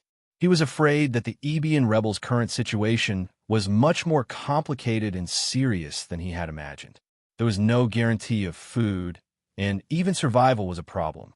In all fairness, Ron was inclined to the Ebian rebels, not only because of his friendship with Catherine, but also because they both had a common enemy, the Holy See. He was full of sympathy for the Ebian rebels. "Thank you. As long as we can complete the enrollment task, I will definitely teach these children to become excellent necromancers," Ron said with a smile. He was full of confidence at the moment. Junger was full of admiration for Ron's ability. It was completely different from the necromancy he had seen. If these children could be half as good as Ron, he would be satisfied. The two chatted for a while, mainly about necromancers. Ron explained to him the main reasons why his necromancy was different from the current necromancy. Junger listened very carefully and nodded repeatedly. At this time, Ron's expression changed. He had seen something from the eyes of the reconnaissance crows in the sky. "Oh no, someone is coming." Ron immediately stood up and said, "Someone is coming? Are they the pursuers of the City of Dawn?" Junger and the others became nervous when they heard this. They tightened their grip on the weapons in their hands and looked alert. "I don't think so." Ron tilted his head and thought for a moment, then said, "Those guys are not wearing Holy Crusade uniforms, and they're running from that direction." As he spoke, he pointed in the opposite direction of the City of Dawn, which was the direction they were going to go. Catherine's eyes widened, and she asked curiously, "That's strange. How do you know so clearly?" She remembered that in the past, Ron had also shown this magical ability. It was as if he was standing there casually, and the wind and grass around him were all under his control. "This is also necromancy," Ron said with a smile. Catherine once again witnessed the magic of necromancy. At this time, Junger said in a low voice, "It doesn't matter if they are pornographic novels. Friend or foe, we have to hide first." Ron smiled bitterly. "It's too late. They are all cavalrymen. They are already here." There was no need for Ron to remind them. With the sound of galloping hooves, dozens of cavalrymen appeared in front of them. These people were all young men in their 20s. They were all on horseback and surrounded everyone as soon as they arrived. The leader was a young man riding a tall black horse. He slowly walked out of the crowd. He was wearing thick armor and did not wear a helmet, revealing his fair and handsome face. His long brown hair was casually draped behind his head, and his slender eyes shone brightly. He looked very capable. Ron could tell that this young man was a knight and had the strength of a master. In other words, he was a horseman. Ron did not know whether this person was a friend or foe. He secretly raised his guard and placed his hand on the side of the space bag. "Lachlan, Brother Lachlan." Uncle Junger and Catherine shouted in unison. Their voices were full of joy. "Uncle Junger." "Ah, second mistress, you are here too." The young man, named Lachlan, saw Catherine, and his face was immediately filled with a smile. It was as if the ice on his face had melted. "Brother Lachlan, why are you here?" Catherine was surprised and happy to see him. Seeing Ron next to Catherine, Lachlan hesitated for a moment, but still answered, "I'm here to help Uncle Junger. I didn't expect to meet second mistress here." What a coincidence." As he spoke, his eyes fell on Ron and Vivian. He looked them up and down, frowned, and asked, "This young man and this woman look a little unfamiliar. How should I address you?" Although Lachlan's face was full of vigilance, his words were very polite. "He's Ron, and she's Vivian. They're both my friends," Catherine said, and introduced Ron to the crowd. When Lachlan heard that Ron was a necromancer, the corners of his mouth twitched slightly. A trace of disdain flashed across his face, but he quickly concealed it. On his way here from the Roland Empire, Luo Cheng was used to such looks. He did not blame anyone, but the decline of necromancy. What he wanted to do was to change this situation. At this time, Lachlan was no longer interested in the two. He turned to Junger and asked, "Uncle Junger, how did the mission go?" Junger smiled. "Not bad. We ran into some trouble in the City of Dawn, but we finally got out. It's all thanks to this young man's help. Help? What can a necromancer do to help?" Lachlan sneered in his heart, and the disdain on his face deepened. He thought that Junger was just being polite. Even if he really did help, it would not be a big help. However, he did not intend to pursue this matter. The mission was completed well. Manchester is saved now. These days, the residents of Manchester have been looking forward to food every day. Now that we don't have much food in stock, we have to limit the supply. Lachlan smiled and waved his hand. Let's go. Let's go back to Manchester." He glanced at Ron and Vivian. "Since you are friends of the Second Lady, let's go together." Manchester, the headquarters of the Ebian rebels. A long canyon blocked the way into the mountains. The terrain of the whole Manchester was like an inverted funnel. It was easy to defend and difficult to attack. The terrain was very complicated, and it was not suitable for a large army to spread out. In fact, the Holy Crusade and the Holy Roman Empire's army had attacked Manchester many times, but in the end, they returned without success. As long as there was enough food, Manchester chose to hide and defend. The Holy Roman Empire's powerful army was useless. Rows of thick logs formed a simple and crude walled city. Outside the walled city, there were sharpened wooden stakes everywhere. These wooden stakes played a very good defensive role. There was not only one stronghold like this in Manchester. It was made up of countless strongholds, and each stronghold was connected by a secret passage. The army of the Holy Roman Empire had burned down a few of these strongholds, but it did not have a good effect. Because of the secret passages, the Ebian rebels did not suffer too much damage. The heavy wooden gate opened, and Manchester appeared in front of everyone. As soon as Ron entered, he found that he was being watched. Apart from the sentries on the surface, Ron also discovered that pairs of vigilant eyes were revealed in the dark corners and blind spots that were extremely difficult to discover. It only took one arrow to take the life of an excellent soldier, and the attacker only needed to hide in the dark passage to escape. The whole of Manchester was like a super fortress. The Ebian rebels relied on this fortress to resist the Holy Roman Empire for 10 years. Through Catherine's introduction, Ron learned that the defense of Manchester was arranged by her sister, Juliana. He was full of admiration for this female magician, whom he had met once and had a bit of an unpleasant relationship with. Chapter 266. After entering Manchester, Ron raised his head and suddenly stopped in his tracks. For a moment, he felt as if his heart had been struck by something. The scene in front of him shocked him greatly. Rows of civilians stood there. There were at least a few thousand of them. Most of them were women and children. They just stood there with dazed expressions on their faces. Ron saw that none of their clothes were intact. Due to long-term malnutrition, they were all emaciated and sickly pale. Due to the lack of food, Manchester had to adopt a food rationing system. An adult could only eat half a piece of black bread a day. Seeing Uncle Junger push the cart in, a trace of passion appeared in the eyes of the people. As if they could not control their behavior, they spontaneously began to surround the cart. Junger and Catherine's expressions changed. They were worried that the hungry people would do something to the cart. If they looted all the food here, all their efforts would be in vain. They would have to use force to stop these people. However, these people were all loyal to Manchester. Some of them were even excellent fighters. If they accidentally killed people for food, all the soldiers would be bitterly disappointed. "Back off! Back off! What are you doing?" Junger shouted. Catherine was also a little anxious. "Uncles and aunties, can you please back off? We have collected enough food. You won't starve anymore." No one listened to her.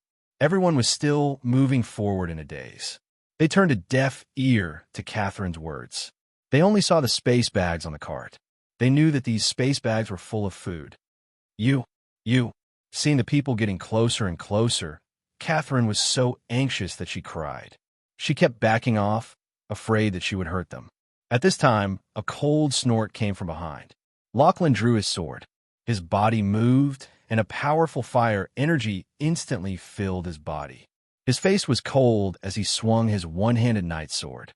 Boom! The sword flashed, and a large cloud of dust rose in front of the crowd. The strong, murderous aura stopped everyone in their tracks. Not long after, the dust settled, and a bottomless ravine appeared in the crowd. Anyone who takes one step forward will die, Lachlan shouted coldly. At this moment, his face was full of murderous intent. Frightened by Lachlan's murderous aura, the people's faces were filled with fear. However, no one dared to take one step forward. Seeing that the situation was under control, Catherine and the others breathed a sigh of relief. At this time, Lachlan's tone softened. Everyone, let's go back. We have collected enough food this time. You will have a sumptuous dinner tonight. Let's go back. Lachlan was tough at first, then soft. He quickly took control of the situation, displaying his excellent leadership skills. Under the persuasion of Lachlan and the others, the crowd slowly dispersed. Seeing this scene, Ron's heart sank, and he was filled with sympathy for the Ethiopian resistance army. Brother Lachlan, thank you. Catherine looked at Lachlan with eyes full of gratitude. If it wasn't for him, she and Uncle Junger wouldn't have been able to control the situation. Lachlan smiled and said, "We are all on the same side. What are you thanking me for? Besides, Miss isn't here. Of course, I have to take responsibility for Manchester." Catherine's eyes widened. Sister isn't here? Where did she go? She went out for some business. She might not be back for a few days. Lachlan glanced at Ron. He was still very vigilant. When there were outsiders, it was not convenient to say certain things. Ron naturally understood what they meant and looked away. At this time, Junger and the others said goodbye to Ron and pushed the car to the largest house. Catherine turned her head and smiled at Ron. "Ron, this is Manchester. Come, I'll accompany you for a stroll around." As the host, Catherine naturally couldn't neglect Ron, so she took the initiative to speak up. Seeing that Catherine and Ron were so close, Lachlan frowned slightly and said to Catherine, "Second miss, I'm afraid you don't have much time to accompany your friend. Miss isn't here at the moment. I have something important to discuss with you." Oh, Catherine's eyes flashed with a trace of disappointment. She had come to Manchester to write pornographic novels. She wanted to accompany Ron and get closer to him. She also wanted to solve his problem. Now it seemed that she didn't have time. "I'm sorry, Ron. How about this? You look around first. I'll come to you when I'm done," Catherine said apologetically. "It's okay. Business is more important. You go ahead. There's no hurry," Ron said magnanimously. From the beginning to the end, Lachlan looked at Ron with disdain. He couldn't understand why a useless necromancer could be treated so well by the second miss. Was it because they were just friends? Lachlan always thought that it was unwise to show respect to someone who wasn't of much use. He wouldn't waste too much time on a necromancer. However, Lachlan, who was born in a noble family, still maintained his poise. "I'm sorry. I'm afraid the second miss doesn't have much time. Ron, you're on, right? You can help yourself." He bowed slightly and didn't even look at Ron. He pulled Catherine and left quickly. As they left, Catherine looked back from time to time with an apologetic look on her face. "All right, we've been left behind again." After Catherine left, Ron smiled helplessly and turned to Vivian. "Looks like no matter where I go, I'm an unwelcome person." His words were full of self-mockery. Vivian pursed her lips and smiled. "How could that be? I saw that the way that little girl looked at you wasn't normal. I'm afraid she's already fallen in love with you." Ron smiled wryly. "I don't think I'm that charming." After entering Manchester, as a guest brought by Catherine, Ron still had a lot of freedom. Other than some places that he couldn't go, no one stopped him wherever he went. Life in Manchester was pretty good, but ever since the Holy Roman Empire started to seal it off, the situation had deteriorated. On the wide streets, there were many children of 7 or 8 years old running around barefoot and wearing tattered clothes. Their childhood was filled with poverty, hunger, war, and bloodshed. These were the generation that grew up in Manchester and yearned for the outside world from a young age. Children who grew up in the flames of war often had tenacity that others couldn't hope to match. Ron's goal was to take these children in as his students. They would often have greater potential in the future if they started learning necromancy magic when they were young. There is a saying that children's thoughts are often innocent. Compared to adults, they have fewer distracting thoughts, so they can concentrate more to do a good job. Looking at the laughing children in the distance, Ron took a deep breath and walked over. "Big brother, what's the matter?" Seeing Ron approach, the children blinked their eyes and looked him up and down, their gazes full of curiosity. Seeing the innocent gazes of these shabbily dressed children who were only a few years younger than him, a smile appeared on Ron's face. "Hello, I'm Ron. I'm a teacher at the Ballarax Academy." Ron smiled. "I came to Manchester this time, mainly to take in the outstanding among you as my students. I wonder if you're interested in studying at the Ballarax Academy?" "Academy? You're a teacher at the academy? You're here to recruit students?" The children's eyes shone. Studying at the legendary academy was a distant dream in these children's hearts. I'll go.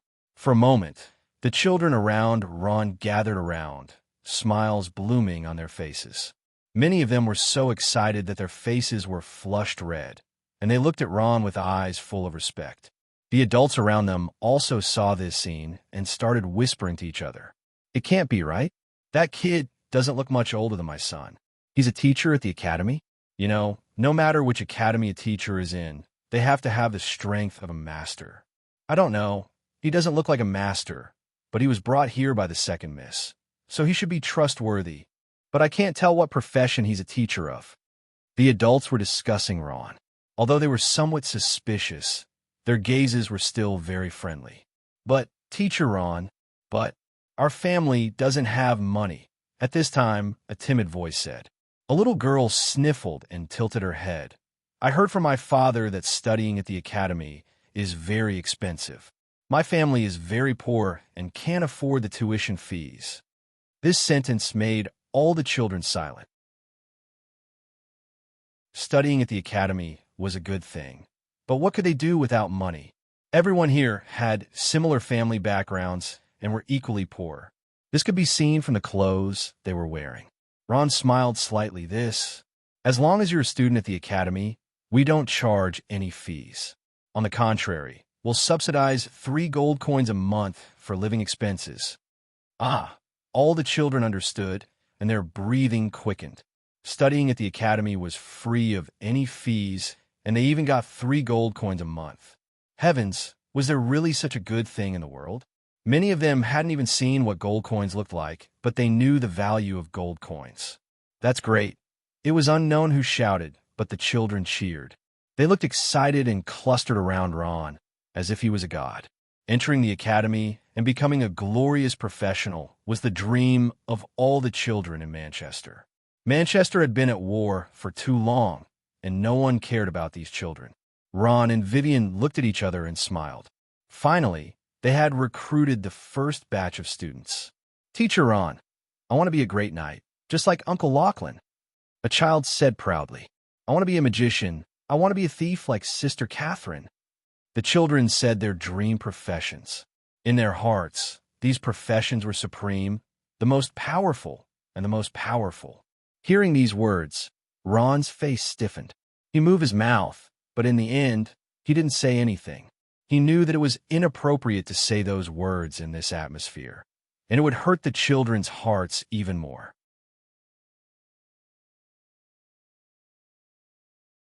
Chapter 267. As soon as Ron finished speaking, the whole place fell silent. The children stood there in a daze. To them, Ron's words made them fall from a happy paradise into a nightmarish hell. Their dreams burst like bubbles. The children looked at each other, their faces full of disappointment. Necromancers. Could they only become necromancers? Without saying anything, some of the children looked at Ron and walked away silently. Others hesitated and also walked away. At this time, a young man walked over and pulled up a child beside him. He plucked up his courage and asked, "Minter Ron, is there really no room for discussion about this profession?" Ron pursed his lips and shook his head gently. If he could, Why would he need to go so far to recruit students? The young man sighed, his eyes full of regret. He looked at Ron, pulled the child beside him, and walked away silently. In a moment, the children around Ron all left. Another failure. A bitter smile appeared on Ron's face.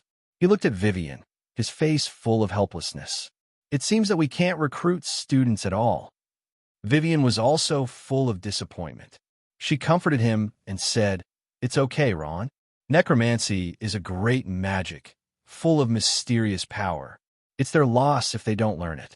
How about we go somewhere else to look? No need." Ron's expression was full of frustration. He shook his head and said, "Give up. Let's go back to the Balarax Academy now and resign to Dean Dabbs, Ron." Vivian bit her lip. She wanted to persuade him again, but Ron waved his hand and said, "You don't have to say it. I made up my mind. From now on, I'll practice by myself. I won't teach necromancy magic anymore." In the eyes of those people, necromancy magic was the magic of slaves. It was a tool that the lowest class of people relied on to make a living. Once they learned necromancy magic, they would be labeled as lower class for life. Their social status was even lower than the most common commoner. This was the fundamental reason why they would rather not learn necromancy than become a necromancer. The world's view of necromancy magic was so deeply ingrained that it made him deeply disappointed. He had already made up his mind to not teach necromancy magic anymore. He would wholeheartedly practice until he broke through to become a grand magus necromancer. "Minter Ron, please wait." Just as Ron was leaving, a voice called out to him. He saw an old man running over with a child. He seemed to be in a hurry. He was already panting when he arrived in front of Ron. "What's the matter?" Ron stopped his footsteps and raised his head to ask. The old man had a fawning smile on his face as he pointed at the child beside him and said, "Minter Ron, I heard that you were recruiting students here, so I immediately rushed over." "Hee, it's good that you didn't leave. Can you take a look at my grandson? Can you bring him to the Barlowax Academy?" "Sure." Ron readily agreed. He expressionlessly said, "But my only condition is that he must become a necromancer. If he's willing, he can come." Necromancer? When the old man heard this, it was as if a bucket of cold water had been poured over him from head to toe. He froze in place, his mouth wide open, unable to close for a long time. "Grandpa, I don't want to become a necromancer." The child pouted as he pulled on the old man's hand. "This is my only condition, and it's also a condition that can't be changed. If you don't accept it, then forget it." Ron wasn't in the mood to speak with him. He coldly threw down these words and turned to leave. The old man's expression was uncertain. Seeing that Ron was about to leave, he moved his lips and finally blurted out, "Stop." Ron turned back. "I promise you." The old man was like a defeated rooster. He hesitated for a long time before finally agreeing. "What?" Ron and Vivian widened their eyes in disbelief. They looked at each other and saw the joy in each other's eyes. He agreed? He really agreed? "Thank you." Ron rushed forward and excitedly grabbed the old man's hand, shaking it nonstop. The old man's face was full of a wry smile. It was obvious that he was somewhat regretful. In the end, he still agreed. "If I hadn't seen Manchester's current situation, I wouldn't have been willing to let you take my only grandson away. Rather than starving to death here, it's better to learn necromancy in exchange for a chance to live." Ron was silent. He knew that Manchester wouldn't be able to last long in its current state. He took a deep breath and said resolutely, "Old man, I can promise you that I will teach your grandson seriously and nurture him into a strong person." Ron's words were sincere, but the old man didn't believe him at all. He shook his head and said, "It doesn't matter if he's strong or not. No matter how strong necromancy is, it can't be that strong. It'll save you from being looked down upon. But for the sake of survival, there's no other way." The old man sighed. "Actually, if you want to learn necromancy, you don't need to go to any academy. There are necromancers in Manchester. If you hadn't been able to take my grandson away, I wouldn't have needed to look for you to learn necromancy."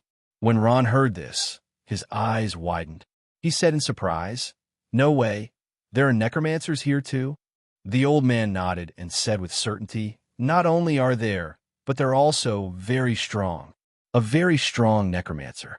Ron and Vivian were dumbfounded when they heard this. Could it be that he was also an ancient necromancer? But wasn't ancient necromancy already in decline? How could there be another ancient necromancer here? Could it be that there was still a spiritual existence, like Homeland's grandfather in this world? Ron thought to himself. The appearance of that necromancer had piqued his curiosity. He asked the old man to bring him to take a look. The old man was very straightforward and agreed immediately. Under the afterglow of the setting sun, a lazy youth was casually sitting on a pile of grass. He was about 17 or 18 years old, about the same age as Ron. He was wearing a tattered robe. Although it was tattered, it was very clean. The youth was playing with a small dagger in his hand. The dagger had been sharpened to a very short length, but it was shining with a cold light. In front of him were three youths who were a few years older than him. They held crude weapons in their hands, a sword, a staff, and an axe. The leader was a fat man with a fierce face. The muscles on his body were tanned and firm, and his skin was as smooth as oil. He spoke fiercely. "Paige, let me tell you, you're dead for sure this time." The lazy youth called Paige finally stopped playing with the dagger and smiled, revealing a row of spotlessly white teeth. "Jose Mourinho, wasn't the lesson you received last time not enough? Do you want to do it again?" The fat man called Jose Mourinho was so angry that his face turned red. "You were lucky last time. This time, I'll learn a lot from Big Brother Lachlan, and my strength has increased greatly. You're no longer my opponent." Paige smiled faintly. "It's good to be confident, but it's not good to be overconfident. Could it be that you think my strength is stagnant? In short, you're dead for sure this time, hateful necromancer." Jose Mourinho sneered. "Huh?" Paige laughed loudly. "You can't even beat a good-for-nothing necromancer. What else can you say?" This sentence angered the three so much that the veins on their foreheads popped out. "No need to say anything. Come at me together." Paige smiled and waved his hand. "Let me see how much you've improved. That's him." Ron followed the old man to a corner of Manchester and pointed at the youth called Paige. "That's right, that's him." The old man nodded and said, "That guy's called Paige. He's very strong, and none of the youths here can beat him. He also likes to challenge others." Ron looked at the unprepossessing youth with some curiosity. At this time, Paige moved. With a light wave of his hand, bones appeared out of thin air. "Caca." A strange sound was heard, and the bones began to assemble. Soon, they formed three skeletons holding weapons. They held long bone swords in one hand and shields in the other. They looked no different from the skeleton warriors that Ron had summoned. Ron frowned. Without soul power, he's just a necromancer in the traditional sense. Vivian also saw this point and shook her head. This summoning method was exactly the same as the necromancy magic that she had learned before. The skeletons summoned by this method had no fighting power at all. A skeleton without soul power was just a walking skeleton. "Go!" The three youths looked at each other and roared as they pounced forward. Paige smiled coldly and also controlled the skeletons to attack. At this time, a pornographic novel Ron and Vivian were stunned. They saw one of the skeletons lightly jump into the air while the other two attacked the target from the left and right. The speed of the three skeletons exceeded Ron's expectations. The target of the three skeletons was a tall and thin youth. Ron could see at a glance that this guy was the weakest among the three. It was no wonder that Paige had chosen him. "Be careful," Jose Mourinho anxiously shouted. He held a long sword in his hand and ruthlessly slashed at the skeletons. Ignoring the attacks of the others, the skeletons directly attacked the tall and thin youth. The youth was soon unable to withstand the attacks. Wounds appeared on his body one after another, causing him to howl in pain. "Out! Ah, you bastard! You actually used a dirty trick." While I don't hit the face, the skeletons were very fast and coordinated perfectly. In a short while, under Ron and Vivian's astonished gazes, the three youths were beaten to a pulp. They were wailing like ghosts and howling like wolves. Not long after, the three youths were beaten until they were lying on the ground. Their faces were covered with bruises and wounds. They were begging for mercy nonstop. Two of Page's 3 skeletons were broken. The white bones were also covered with deep and shallow sword scars. One of the skeletons had half of its body cut off. The other was cut in half at the waist. Only one of the skeletons could barely stand. "How is it? Are you convinced?" Page smiled complacently. "I told you, you guys are not my match. Scram, go find your priest to heal you." Page scolded. One of them kicked his butt. None of the youths dared to utter a word and left with their tails between their legs. Ron and Vivian looked at each other in dismay. They were incomparably shocked. Although this Page was a necromancer in the traditional sense, he was able to display the fighting strength of a useless necromancer in the traditional sense to the extreme. Those youths only had the strength of an intermediate novice. This bit of strength was nothing in the eyes of Ron and Vivian, but for a necromancer in the traditional sense, it was an unattainable existence.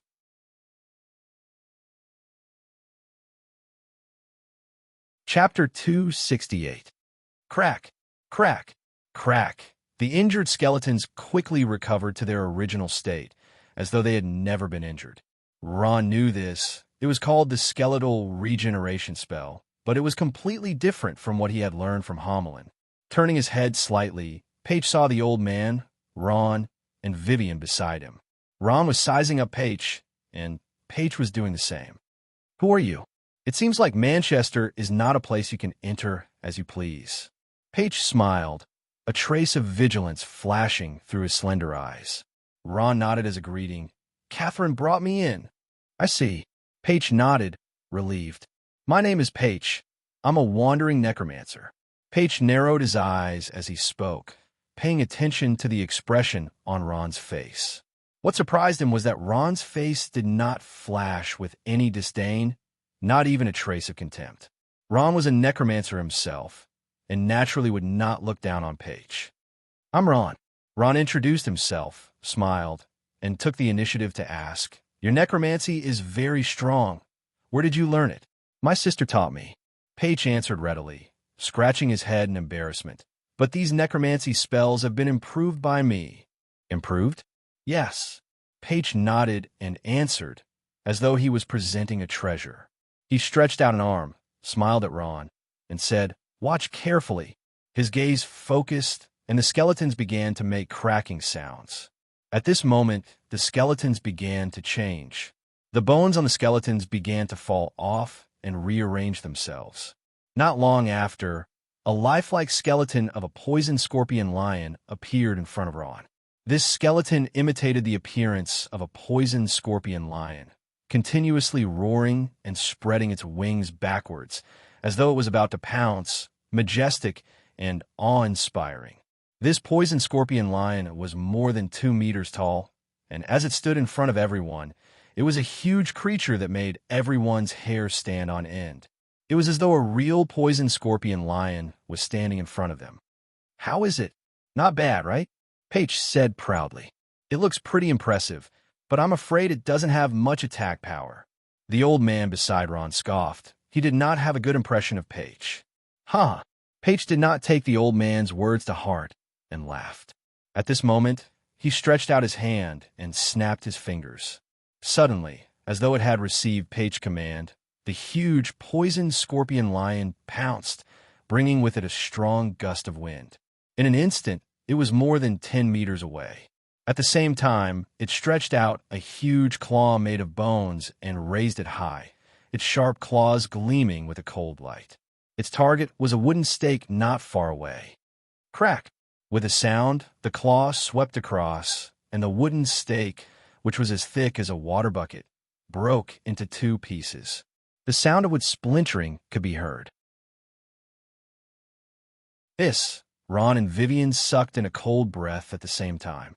To be able to use necromancy magic to such an extent, this young man, called Paige, was not simple at all. A trace of pride flashed across Paige's face, and he laughed. "Necromancy magic is indeed not suitable for battle, but under my modifications, it has improved greatly. At the beginning, the necromancy magic I learned was not even a match for a commoner, but now, it's more than enough to take care of a mid-level novice." He paused. "No matter what profession it is, Ron and Vivian looked at each other and fell silent. Vivian's face was a little hot. She and her father had studied traditional necromancy magic all their lives, but in the end, their understanding was not as deep as this young man's. At this moment, a voice suddenly sounded in Ron's mind. This kid's mental strength is not bad. Ron's body suddenly froze. He turned his head in astonishment and saw a familiar figure in a black robe. His eyes were slightly narrowed as he sized up Paige. Who else could it be but Hamelin? Forcefully suppressing the excitement in his heart, Ron sent a message to Grandpa Hamelin. "Grandpa Hamelin, why have you come out?" Hamelin said with a smile, "I've been out for a long time. Look at this kid. He's so engrossed that he hasn't noticed my presence." Ron nodded slightly and asked, "Grandpa Hamelin, what do you think of him?" Hamelin carefully studied Paige for a while and nodded inwardly. He said, "I've told you before that the wrong kind of necromancy magic requires a lot of mental strength when moving skeletons. Judging from how this young man can move such a huge skeleton and venomous scorpion lion at such a high speed without expending any energy, his mental strength is terrifyingly high." Hamelin paused for a moment and continued, "Pornographic novels. In other words, he's a genius, a magical genius with a high level of mental strength. Such a genius was very rare even in the continent of Omros 100,000 years ago." Ron was a little surprised when he heard this. He didn't expect Grandpa Hamelin to have such a high opinion of Paige. In fact, Ron also agreed with Hamelin's words. To be able to use the trashy necromancy magic to such an extent, only a genius could do it. Grandpa Hamelin, how is his talent in necromancy magic? Ron asked. Hamelin smiled as he saw through Ron's intentions. He stroked his beard and said, "You want to take him in as a student?" "Yes." Ron nodded in embarrassment. "I don't have a single student right now." "Well," Hamelin hesitated for a moment. "I don't know. Necromancy magic requires the strength of the soul. Mental strength and soul strength are two different concepts. The strength of the soul needs to be tested. I only know that with his mental strength, he can become a very outstanding mage." "Oh," Ron replied. He was just thinking of a method to test Paige's soul strength. As Hamelin and Ron were chatting, Paige walked over and gave Ron a friendly smile. He said, "What do you think of my necromancy magic?" "Not bad." Ron nodded. He honestly admitted that this necromancy magic was indeed very strong, even if it was wrong. Paige was very satisfied with Ron's reaction. He could also see that this youth, who was about the same age as him, didn't have much resistance to necromancy magic. "Do you want to learn?" "I'll teach you." Paige stared closely at Ron and suddenly said. The moment these words came out, the entire place was silent. Vivian's mouth was wide open, and her chin was about to fall to the ground. She never would have thought that this fellow would want to take Ron in as a disciple. Well, after hesitating for a moment, Ron changed the topic. "Paige, your mental strength is very strong. Why don't you choose to become a mage?" Many people say that. Seeing that Ron didn't immediately agree, Paige was a little disappointed. He smiled. "There was once an academy that gave me a test and said that my mental strength was excellent in all aspects. Then why do you?" Ron thought that Paige didn't know anything about his talent in magic, but now he was a little surprised. "Because necromancy magic is the most powerful magic." Paige's eyes flashed with a trace of passion. "Why?" Ron was very curious about where his confidence came from. Even he himself didn't dare to say so. "Because this is what my sister taught me. Therefore, it must be the strongest and most powerful magic." Paige's eyes flashed with a ray of confidence. At the same time, his eyes were a little red. He sighed and said, "But unfortunately, she passed away due to illness." "I'm sorry." Hearing Paige mention his sad past, Ron felt a little guilty. "Let's not talk about this anymore." Paige took a deep breath and forced his expression to return to normal. "How about it? Ron, do you want to learn or not? If you don't want to learn, then don't waste my time." He was a little impatient as he continued. "As long as I concentrate on my research, I believe that necromancy magic will become even more powerful in the near future. It might even be able to defeat beginner and intermediate professionals." Paige was full of confidence when he said this. "Heh heh." At this time, the old man next to him laughed. Paige, you want to impart your necromancy magic, but it's a pity that you've found the wrong person. Paige raised his head in astonishment and looked at the old man in confusion. The old man pointed at Ron. Do you know who he is? Let me tell you, he's Mentor Ron of the Academy. He teaches the necromancy major. Necromancy major's mentor? Paige's expression suddenly froze. He slowly turned his head and stared at Ron, pausing between each word as he said, Barlow FAC Academy. Ron nodded and asked in return, You know?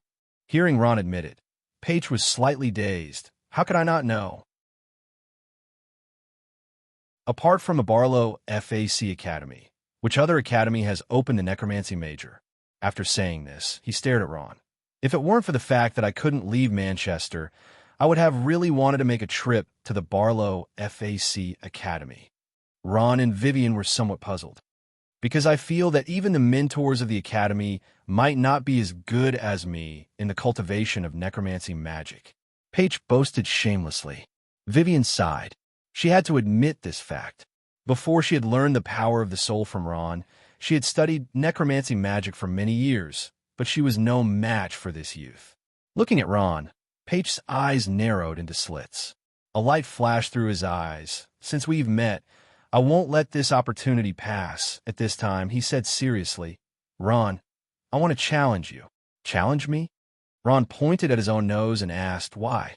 No reason. Do you accept or not? Paige replied. Ron hesitated. Homolin said, Ron, accept it. This is a chance. All right.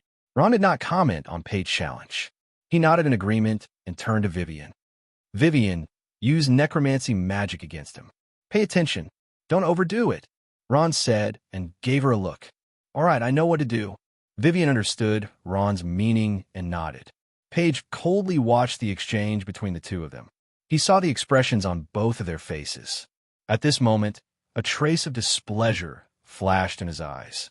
He could naturally see that the relationship between the two of them was dominated by Ron. Fighting with that girl was not what he had expected. He snorted coldly and said, Ron, don't talk nonsense.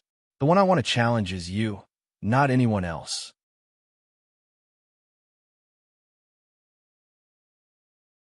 Chapter 269. Slowly standing in the middle of the field as a breeze blew past, Ron's expression became serious. Paige's strength was laughable in his eyes, but at this time, he was not in the mood to laugh at Paige. He only felt that his heart was extremely heavy. Come, summon your skeleton, Paige said.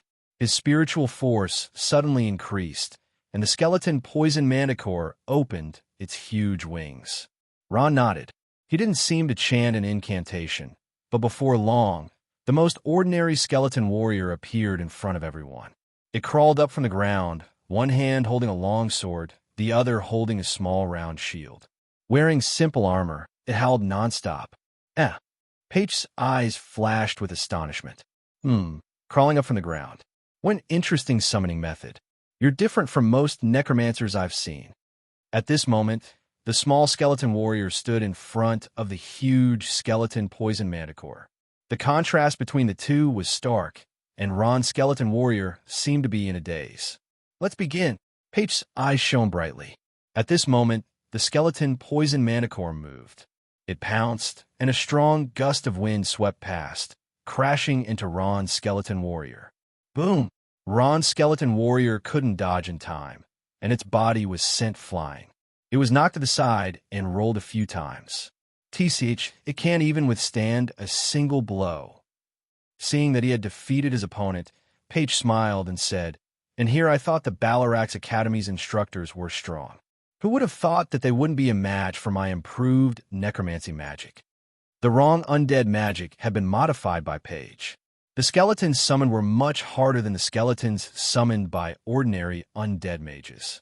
Also, due to his huge mental strength, the skeletons moved very quickly. With the combination of these two, the traditional undead mages were no match for him. He could even defeat trainee professional pornographic novels. Ron didn't say anything, and only smiled faintly. At this moment, the skeleton warrior that had been knocked down by the skeleton poison manticore shook its head, and under Paige's astonished gaze, it stood up shakily. How is this possible? How can you still stand up? Paige opened his mouth wide. He was able to shatter a normal skeleton with a single blow, but the strength of this little skeleton was beyond his imagination. Paige quickly put away his contempt and said coldly, "You do have some tricks up your sleeve. However, if you think that you could defeat me like this, I'm afraid you are gravely mistaken." At this moment, Paige's eyes flashed with a hint of ruthlessness. He controlled the gigantic, venomous skeleton scorpion lion to raise its front claws and spread its wings. It leaped into the air, and the gigantic, venomous skeleton scorpion lion came crashing down with a violent gust of wind. At this moment, the eyes of Ron's skeletal warrior suddenly glowed with a green light. With a swoosh, it raised the sword in its hand and slashed at the venomous scorpion lion that was descending from the sky.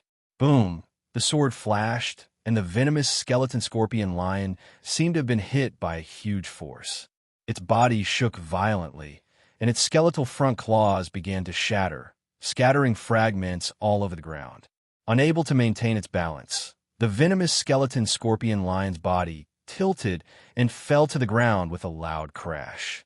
Countless bones broke, and bone fragments flew everywhere. How is this possible? Paige was dumbfounded. His powerful, venomous skeleton scorpion lion had been defeated by the opponent in a single blow, and he felt humiliated. He didn't think that the two skeletons were on completely different levels. "Give up, you can't beat me." At this moment, Ron took the initiative to speak. His voice was filled with calmness. "Let me tell you, the way you summoned your skeleton is wrong. No matter how strong a skeleton is, it won't be able to withstand a single blow from you. What's so great about soul power? Don't think that I'll lose to you just because you have the upper hand. Right now, it's not your turn to teach me a lesson."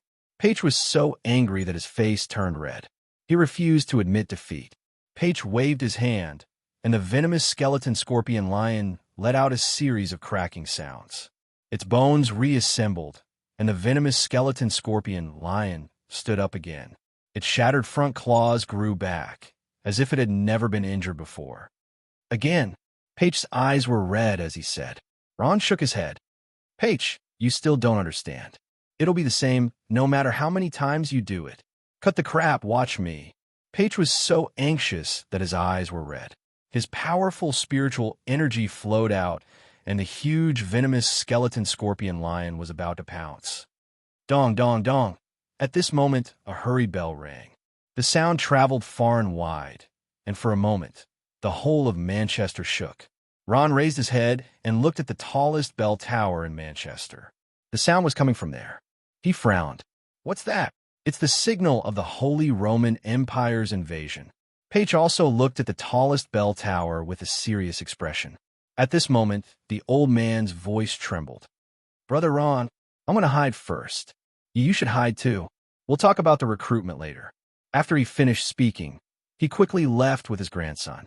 At this moment, a commotion broke out in Manchester. People were running away in fear, and many people rushed back to their homes. After a while, a fully armed young man walked out of his house. The small streets were filled with all kinds of people. Most of them were the elderly, the weak, women, and children.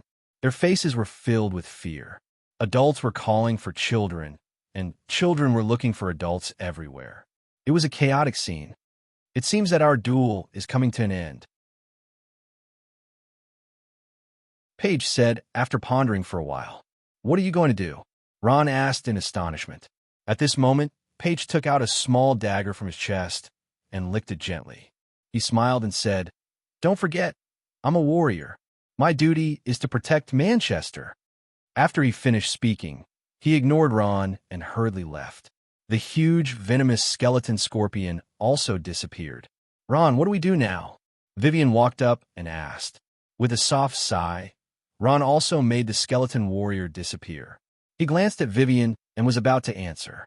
Ron, where are you?" At this moment, Ron heard Catherine's voice. Her voice was filled with anxiety. "Catherine, I'm here." Ron quickly walked up and replied loudly, "I finally found you. I was so worried." Catherine also walked over quickly and patted her chest. Sorry for leaving you here for so long. What's going on outside? Ron asked. The Holy Roman Empire's army suddenly appeared. They're preparing to attack Manchester. Catherine took a deep breath and said, Brother Lachlan has already gone to deploy the battle. I secretly came to find you. Is it very troublesome? Ron sensitively saw a hint of clues from Catherine's expression. Catherine's face was full of worry. She hesitated and said, It's the Holy Roman Empire's 19th Heavy Infantry Regiment. They're the ones who destroyed Colored Stone Castle. They're well-equipped and powerful. There are many strong people in the regiment. At this point, Catherine lowered her head. Originally, with Manchester's defense, we could have defeated them. But our main force, follow my sister to battle. Now, Manchester is an empty city. Empty city. Ron sucked in a breath of cold air. He understood why he saw so many women and children as soon as he came in. It turned out that all the young men in the city had gone out. In that case, Manchester could not hold on at all, no matter how strong the defense was. At this time, Catherine bit her lip. Ron, I know I don't have the right to ask you to do this, but I'm very scared now. I need your strength, Ron. Please help us. Save Manchester. Save the women and children here. Catherine's tone was full of pleading. Unknowingly, her tears flowed down. Looking at the weeping Catherine, Ron understood that she had regarded him as her last hope. A legion of the Holy Roman Empire had an average strength of 10,000 people. As the Ace Legion of the Holy Roman Empire, most of them were naturally veterans who had participated in battles. With such combat strength, the current Manchester would only be suppressed. Sighing softly, Ron saw a row of trembling women and children hiding in a corner not far away. They were hugging the children in their arms. A young woman was tightly hugging her child in her arms, biting her lip to prevent herself from crying out loud. They already knew that Manchester was an empty city. They did not know how to face their impending fate. Gradually, Ron's gaze became firm. He took a deep breath and made up his mind. There were some things that must be done.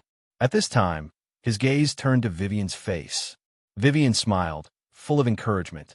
I promise you, Ron said. Really, Catherine finally got the answer that she had been waiting for. She felt that as long as Ron was there, even if the sky fell, he would be able to stop it. Of course, Ron smiled. But you have to let me know where the front line is. This is Manchester? A young man wearing the uniform of the Imperial Army's commander pointed at a huge building made of wood not far away and said contemptuously, Yes, Army Commander Slew. Next to him was a skinny guard, who was answering respectfully. The Army Commander was a very good-looking noble man in his 30s. He had a pale face, a tall and straight nose, and dark brown hair. His long hair was tied into a small braid at the back of his head. He had thick eyebrows, big eyes, and sharp edges. Coupled with his handsome Imperial Army uniform, he looked very valiant. He was the army commander of the Holy Roman Empire's 19th Army's Heavy Combat Infantry Regiment, Slew. Generally speaking, as a noble, he would not be too ugly. The reason for this was due to his bloodline. Any noble, a few generations back, was bound to be a commoner. The first generation of nobles was usually not too handsome. However, thanks to genetic improvement, they could have one or more beautiful wives. After many generations of precipitation, their descendants would naturally have a noble bloodline and become handsome. Silo was the same. He had inherited all the characteristics of his beautiful mother. His mother was also a noble. His handsome face, coupled with the fact that he held the Empire's army in his hands, made him the dream lover of countless young girls in the Holy Empire's capital, St. Paul.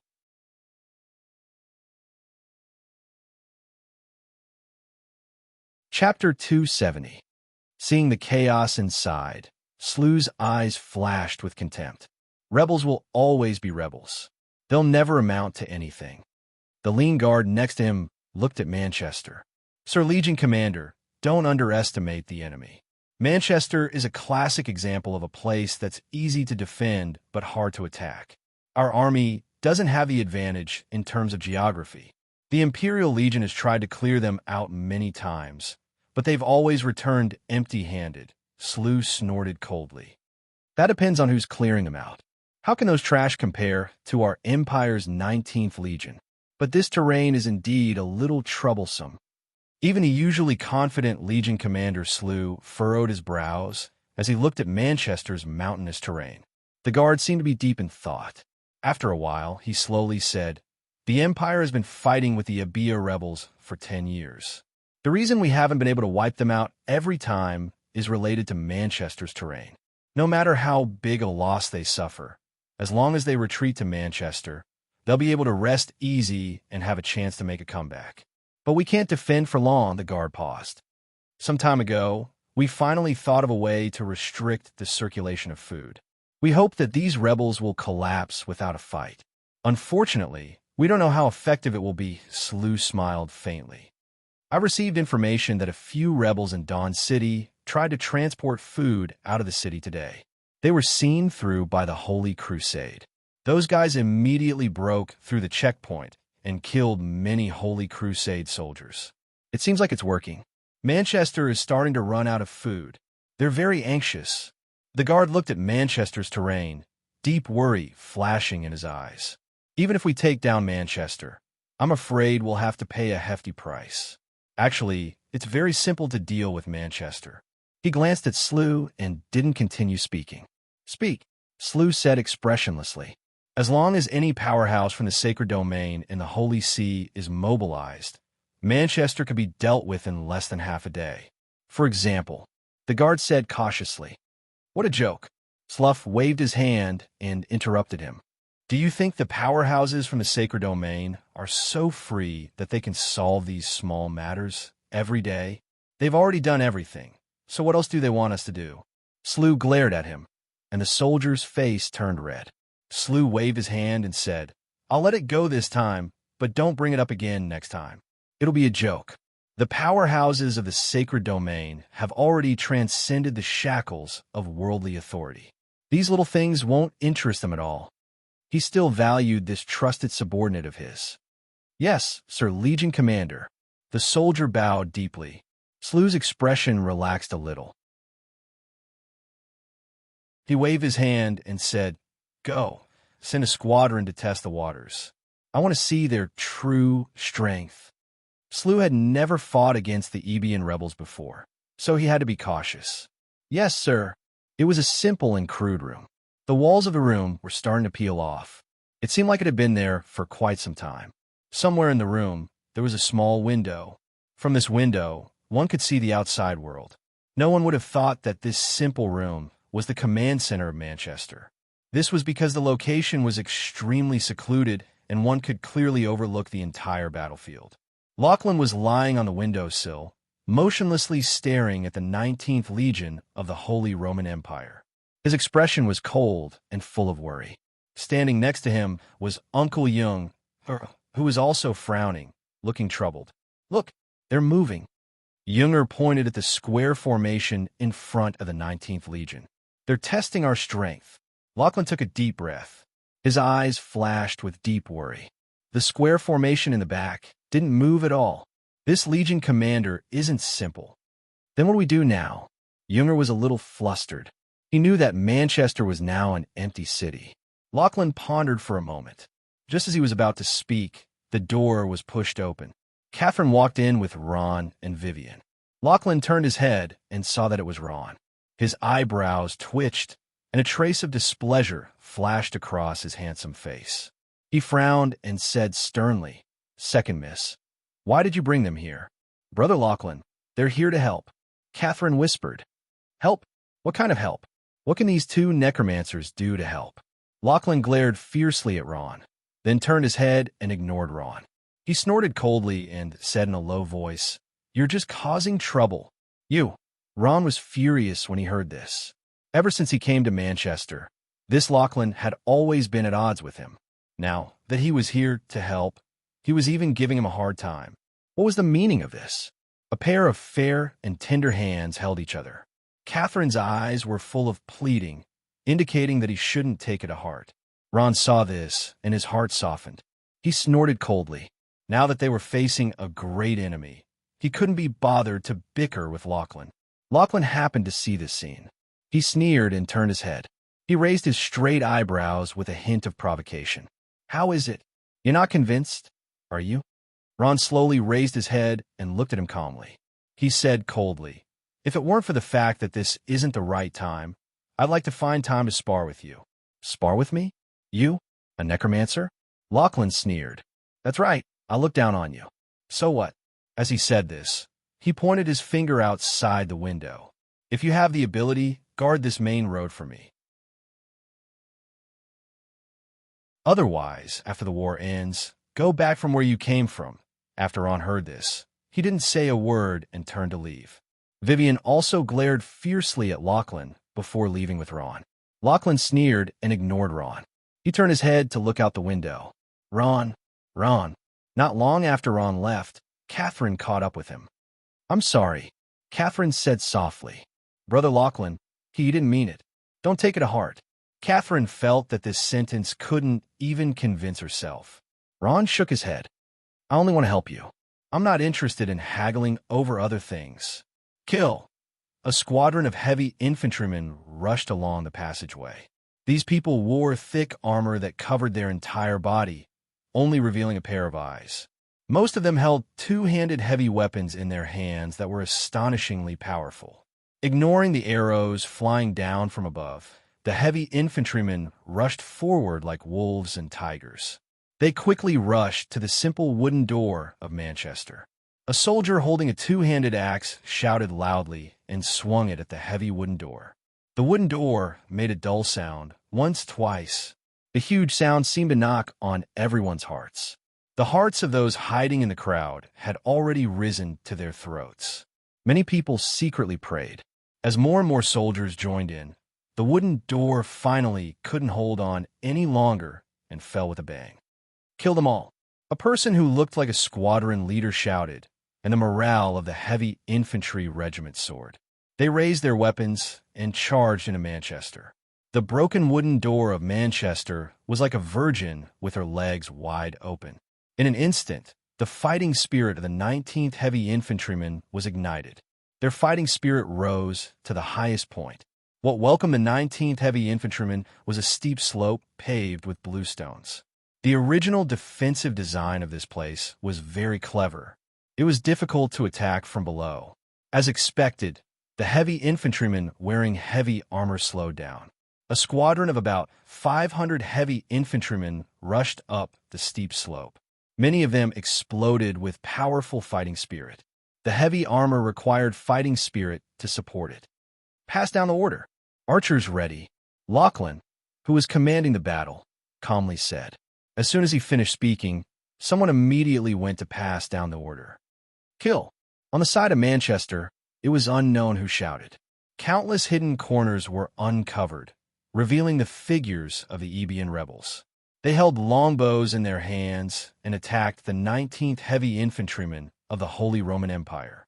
In an instant, countless arrows flew over. Some of the soldiers couldn't dodge in time and were hit in the vitals. They howled in grief and rolled down the steep slope. The steep slope had a great effect on the heavy infantrymen. However, the power of the arrows was very ordinary. It was impossible for the arrows to damage the thick armor of the enemy, let alone effectively kill them. Apart from a few unlucky ones who were hit in the vitals, most of the soldiers ignored the rain of arrows and charged up. What? Lachlan sucked in a breath of cold air. This heavy infantryman was different from the enemies he had encountered before. Wearing thick armor, they were definitely a nightmare for the archers. The ambush plan failed. Lachlan felt a little embarrassed. Faced with such a disadvantage, he couldn't think of a better plan. In the end, he wasn't Juliana. Juliana, who designed Manchester's defense system, was a true military genius. There were countless mechanisms in Manchester, but Lachlan didn't know how to use them. If Juliana was here, she would have poured boiling oil on the moving iron lumps and let them roll on the ground like a rolling gourd, stacked on top of each other, and then scalded with boiling oil. It would be even more perfect if they were set on fire. Lachlan's brain couldn't think of such a good idea. It had to be said that this was the difference between the two of them. It wasn't Juliana's fault that Abia was in such a situation. She mainly lacked a powerful sacred domain powerhouse to back her up. In front of the absolute strength of a sacred domain powerhouse, her outstanding military talent was useless. Lachlan's mouth trembled violently. He squeezed out a sentence from between his teeth. Pass down the order. Prepare for a melee. When everyone in the command post heard this, their hearts trembled. The most brutal melee was finally about to begin. Kill these bastards. In an instant, the Ebian rebels appeared from nowhere. They roared, raised their weapons, and charged toward the 19th Heavy Infantrymen.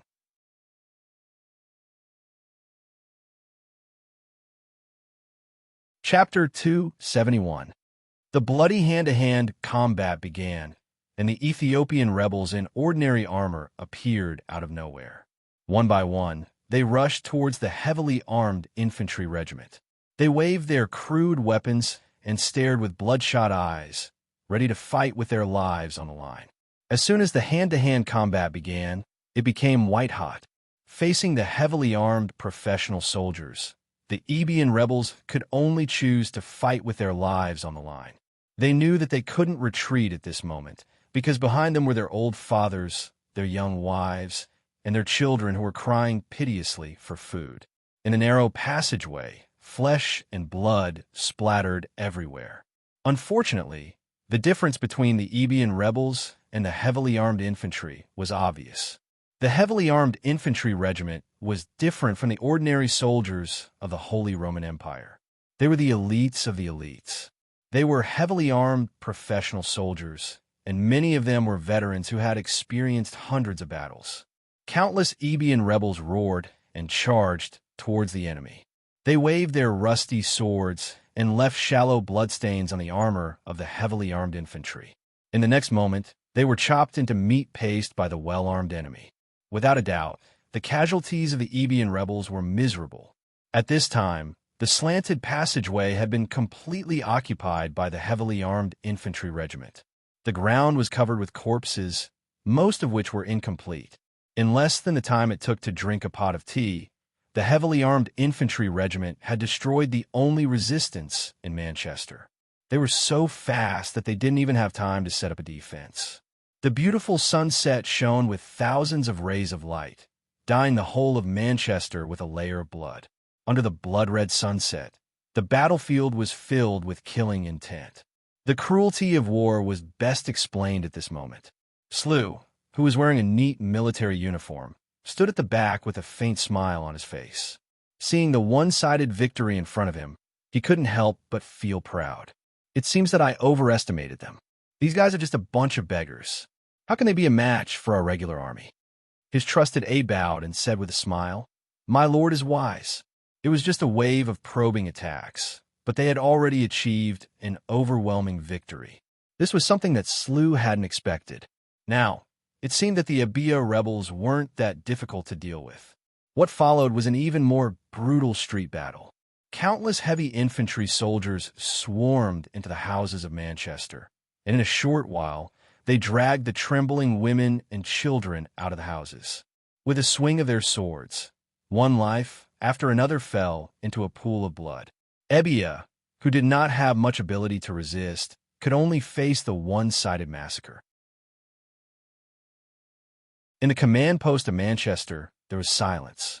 Lachlan stood there in a daze. He watched everything, and his body trembled. This was the first time he commanded a battle, but it was a pity. The outcome. It's over. Abia is done for. Junger's face was ashen, and despair flashed in his eyes. What should we do? Brother Lachlan, what should we do? You have to think of a way. Catherine said with a sobbing tone. Seeing her fellow villagers fall one by one, her spirit was on the verge of collapse. At this time, Lachlan raised his head. His eyes were bloodshot, and his expression was wooden. At this moment, he finally felt the gap between him and Juliana. Juliana had led the remnants of her troops to contend with the Holy Roman Empire for more than 10 years. Her victories couldn't be attributed to luck. At this time, everyone thought at the same time, if only the young miss was here. When Ron rushed to the battlefield from the command post, the enemy had already killed their way into the city.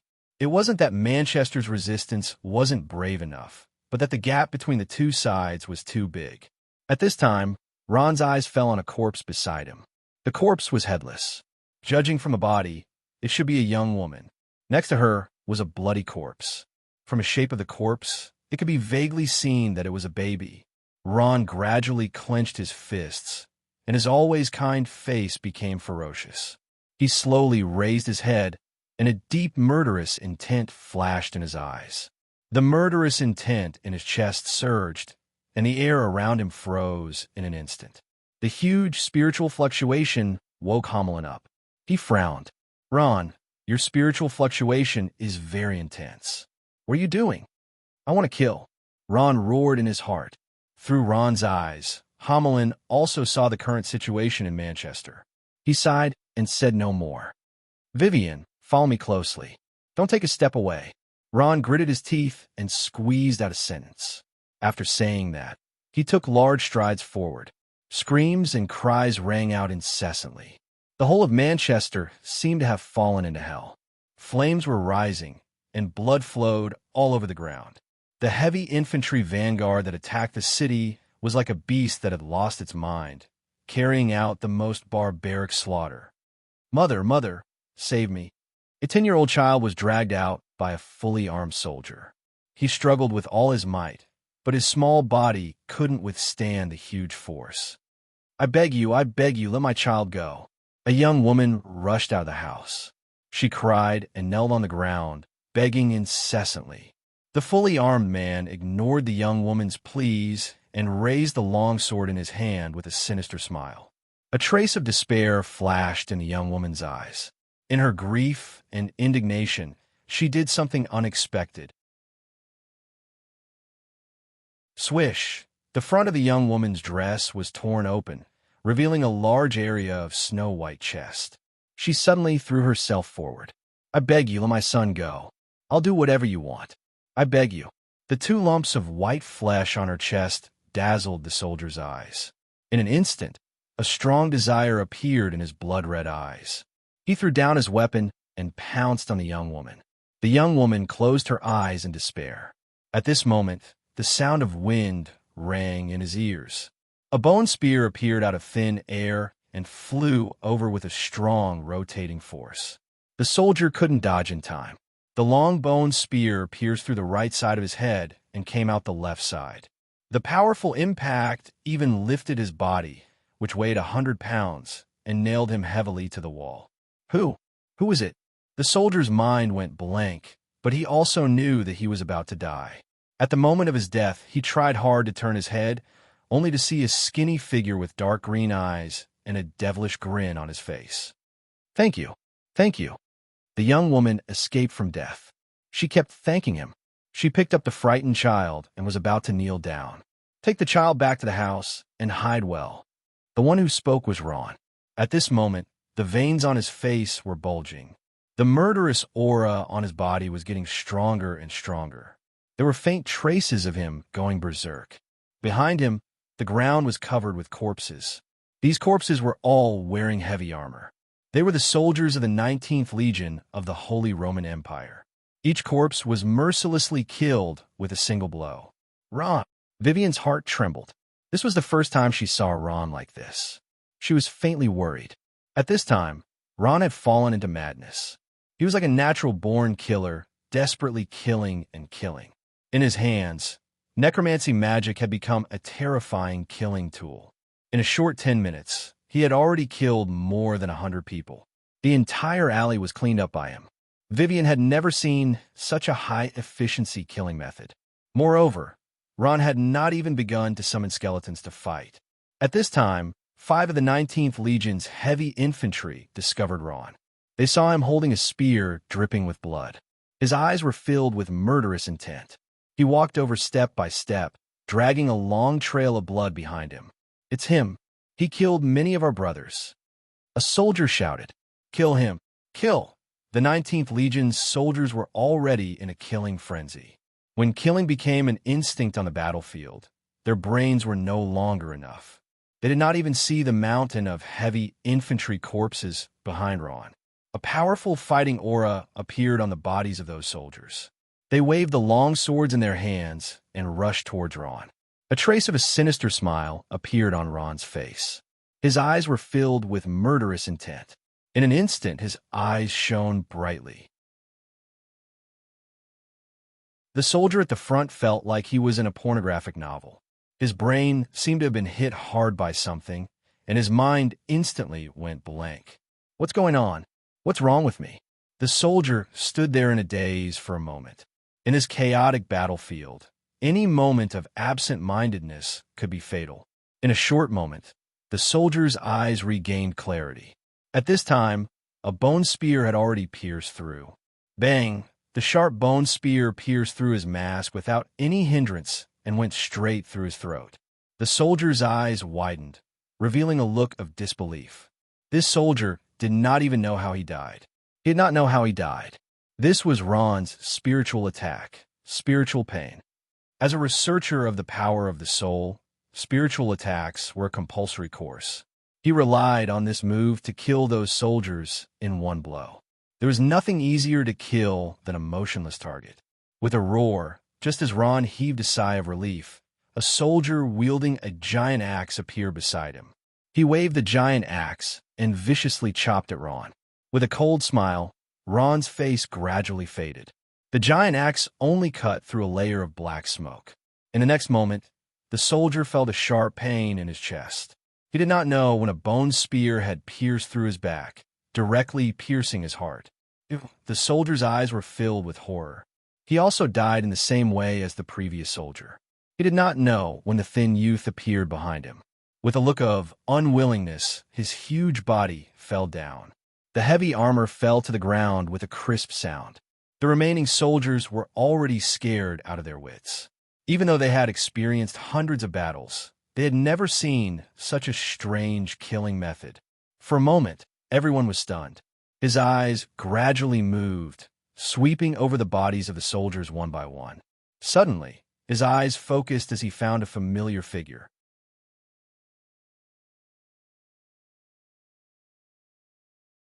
Chapter 272. With a few skeletons protecting his body, Paige continuously urged the skeletons he summoned to press forward. In front of him was a heavy infantryman wearing heavy armor. Judging from his dochi, he was at least at the level of a beginner swordsman. Paige was currently unable to reach this level. At this moment, he was being beaten back little by little. The skeletons he summoned were being destroyed one by one, their bones broken into pieces. A little necromancer actually dares to take the initiative to challenge me. You must be tired of living. The heavy infantryman laughed coldly. His expression couldn't be seen clearly due to the thick armor covering his face. He waved the axe in his hands, and a skeleton was sliced in half. In an instant, it was cut in two. The skeletons Paige summoned were too weak to resist the enemy's attack. Paige clenched his teeth. He held a short dagger in his hand. This dagger was the best method he could think of to kill someone. It was to stab the enemy while they were distracted by the skeletons. Now, the opportunity had come. Aiming at an empty space, Paige arched his body and suddenly rushed out like a leopard. His speed suddenly increased by several times, and a cold light flashed in his hand as he ruthlessly stabbed into the enemy's waist. Bang! A loud sound was heard. To his surprise, Paige's dagger only pierced half of the enemy's body. The other half couldn't go any further. He suddenly widened his eyes, only to find that the heavy infantryman in front of him had a layer of hard leather armor on the inside. Damn, I miscalculated. This iron tortoise is actually so hard. Paige cursed in his heart. At the same time, his figure hurriedly retreated. Ouch. Unexpectedly, it wasn't fatal, but the soldier was still injured. He was shocked and angry. He waved his axe at Paige while shouting, "You want to leave after injuring me? Hand over your life." Boom. The huge axe with powerful chi swept across. Chi burst out and smashed into the ground, creating a huge sound and a large hole in the ground. An arrow of blood shot into the air. Although he had barely dodged the attack, Paige was still injured. His body was sent flying by the huge shockwave. Paige cried out in his heart. If he flew to the wall at his current speed, his brain would definitely explode. A strong aura of death instantly occupied his heart. Just as Paige was about to hit the wall, he felt his body lighten as someone caught him. "Thank you." Paige wiped the blood from the corner of his mouth. He turned around and saw that it was Ron. His expression changed slightly. "It's you?" Ron nodded, his eyes brimming with confidence. "Let me deal with him. You're no match for him." Ron's words were said with good intentions, but they were unpleasant to Paige's ears. At the same time, it aroused the arrogance in his heart. He sneered and said, "I don't need your help. I can deal with him." Ron was a little surprised.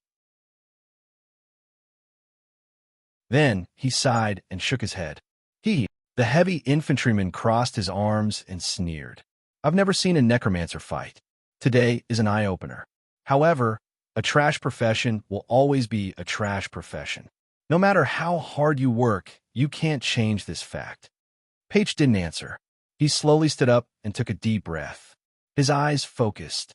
The bones on the ground seemed to have received an order and desperately moved closer to the center. A crisp sound of bones assembling could be heard. Sure enough, the skeletons began to reassemble. Not long after, a skeleton knight, riding a tall horse, appeared in front of everyone. Seeing this, Ron was slightly surprised. This skeleton knight that Paige had summoned was much taller than his black knight. At the same time, he secretly lamented in his heart. This skeleton without soul power could only be a pile of bones that could walk. Paige's face revealed a proud smile. "This is the skeleton knight that I summoned. It is also the strongest skeleton. Now, I declare, your death has come." The heavy infantryman was calm and unruffled. He sneered, "Trash is trash. It doesn't matter if there are more of you. Go to hell." Paige's eyes widened in anger. He commanded the huge skeleton knight to rush towards the heavy infantryman. "Gotcha!" A sound was heard. In a flash, it was only a flash. Under Paige's astonished gaze, the huge skeleton knight was chopped into pieces like a piece of dry wood by the opponent's huge axe. Paige didn't think that he would be defeated so quickly. At the same time, he also saw the gap between himself and a beginner swordsman. It was an insurmountable gap. The sharp axe flashed with a cold light. Paige's body couldn't help but tremble. He could imagine what kind of terrifying scene it would be if the axe chopped his body. A trace of the shadow of death unconsciously floated in his heart. At this moment, his face was distorted with fear. Looking at the bone fragments on the ground, the heavy infantryman spat out a mouthful of phlegm and grinned. "Sure enough, you are a waste." Paige's body retreated. His face was full of fear. At this time, he felt something on his back. He turned his head in astonishment. He didn't know when, but a skeleton knight appeared behind him. This skeleton knight was different from the one he summoned.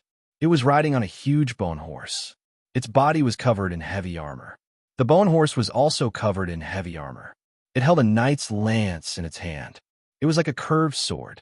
The most special thing was that its eyes had a faint green light. The Black Knight was the strongest creature that Ron could summon.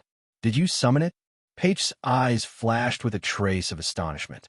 He asked in amazement. Quickly examining it, Paige felt that the skeleton seemed to have a life of its own. At this time, he felt that the skeleton that Ron summoned was different from his. However, he couldn't tell what the difference was. Gently nodding his head, Ron said in a deep voice, "Paige, get out of the way. Let me kill him." I was wondering who it was. Another waste has appeared. Seeing that it was another necromancer, the heavy infantryman's mouth curved into a smile. "You necromancers are always like this. Only in appearance, but in the end, you can't even withstand a single blow." He raised the giant axe in his hand and laughed. "It seems that there is still too much trash in this world. Forget it, I will reluctantly clean up the trash again." Saying this, the dough chi on his body suddenly exploded. The powerful earth dough chi covered his whole body. In an instant, his battle strength increased by several levels. Charge! The heavy infantryman's body turned into a meteor and fiercely collided with the Black Knight. At the same time, the giant axe in his hand was raised high. "Ignorant fool!" Ron coldly snorted. At this time, Like the other party, the Black Knight also charged. Boom! A loud sound was heard. In an instant, the two forces collided and exploded with a loud noise. The yellow Earth Do Chi and the black Soul Force intertwined. At this time, an accident happened. The heavy infantryman's body suddenly flew up and heavily collided with the wall. Boom! A large cloud of dust rose, and half of the wall collapsed. The huge impact was unstoppable, and the heavy infantryman's body continued to be knocked back until he hit 3 walls. Only then did he stop. What? Page's body shook. He looked at all this in disbelief. At the same time, he blurted out, "This is impossible." The Black Knight's attack power was extremely terrifying. The heavy infantryman's bones were all broken. Unless a priest appeared immediately, there was no possibility of him coming back to life. With a groan, the heavy infantryman struggled to open his eyes. Looking at the Black Knight in front of him, a trace of confusion flashed across his face. He moved his mouth, but no words came out. His head tilted, and he immediately breathed his last. The difference in strength between a beginner swordsman and a Black Knight was too great. It was not strange for him to be killed by a Black Knight in an instant. The Black Knight slowly put away his spear as if he had done something insignificant. Page stared blankly at the Black Knight in front of him. He seemed to not dare to believe his eyes. Impossible. Impossible. How can necromancy magic be so strong? Impossible. He shook his head, his eyes wide open. As he retreated, he muttered something. No one knew what he was saying. At this moment, Page deeply felt that the skeletons that Ron summoned were not on the same level as the ones that he summoned. What was going on? The skeletons that he summoned were too strong. Even now, Page still felt that it was inconceivable. Was this really necromancy magic? A skeleton knight killing a beginner swordsman in an instant. In Page's eyes, this was something that he had never thought possible. Ron glanced at Page. His figure paused, and he rushed forward. Vivian immediately followed. The battle ahead was intense. Ron did not have the mood nor the time to stay behind and explain to Page. Only Page was left standing on the spot. He seemed to have lost his mind and had not recovered from the shocking scene just now. At this moment, his body shook violently as he came back to his senses. On second thought, "No, I have to go take a look." Similarly shocked was Lachlan in the command post. From his position, he had a panoramic view of the entire battlefield. He also saw this scene and was also in disbelief. "Brother Lachlan, look, Ron has made his move." Catherine was like a little girl, shouting and jumping. She watched Ron deal with the enemies one by one. His fierce aura was admirable. This necromancer doesn't seem to be simple. Lachlan took a deep breath and whispered. Ron's strength was beyond his imagination. From the bottom of his heart, he had to admit that Ron's strength was much stronger than his. Yes, the strength that he showed that time also surprised me. I didn't expect him to be a necromancer. Junger nodded and said, "If it wasn't for him that day, I'm afraid I wouldn't have come back alive." "That's amazing. He killed another one," an Ebian rebels exclaimed. "Yes, he seems to have killed more than 100 people, right?" Another soldier said. "Yes, Ron is very strong," Catherine said happily. She was full of admiration for Ron, but she did not notice the expression on Lachlan's face. Seeing that everyone was praising Ron, Lachlan's face became gloomy. Seeing Ron wantonly killing below and being in the limelight, and hearing the applause from the command post, he was even more jealous.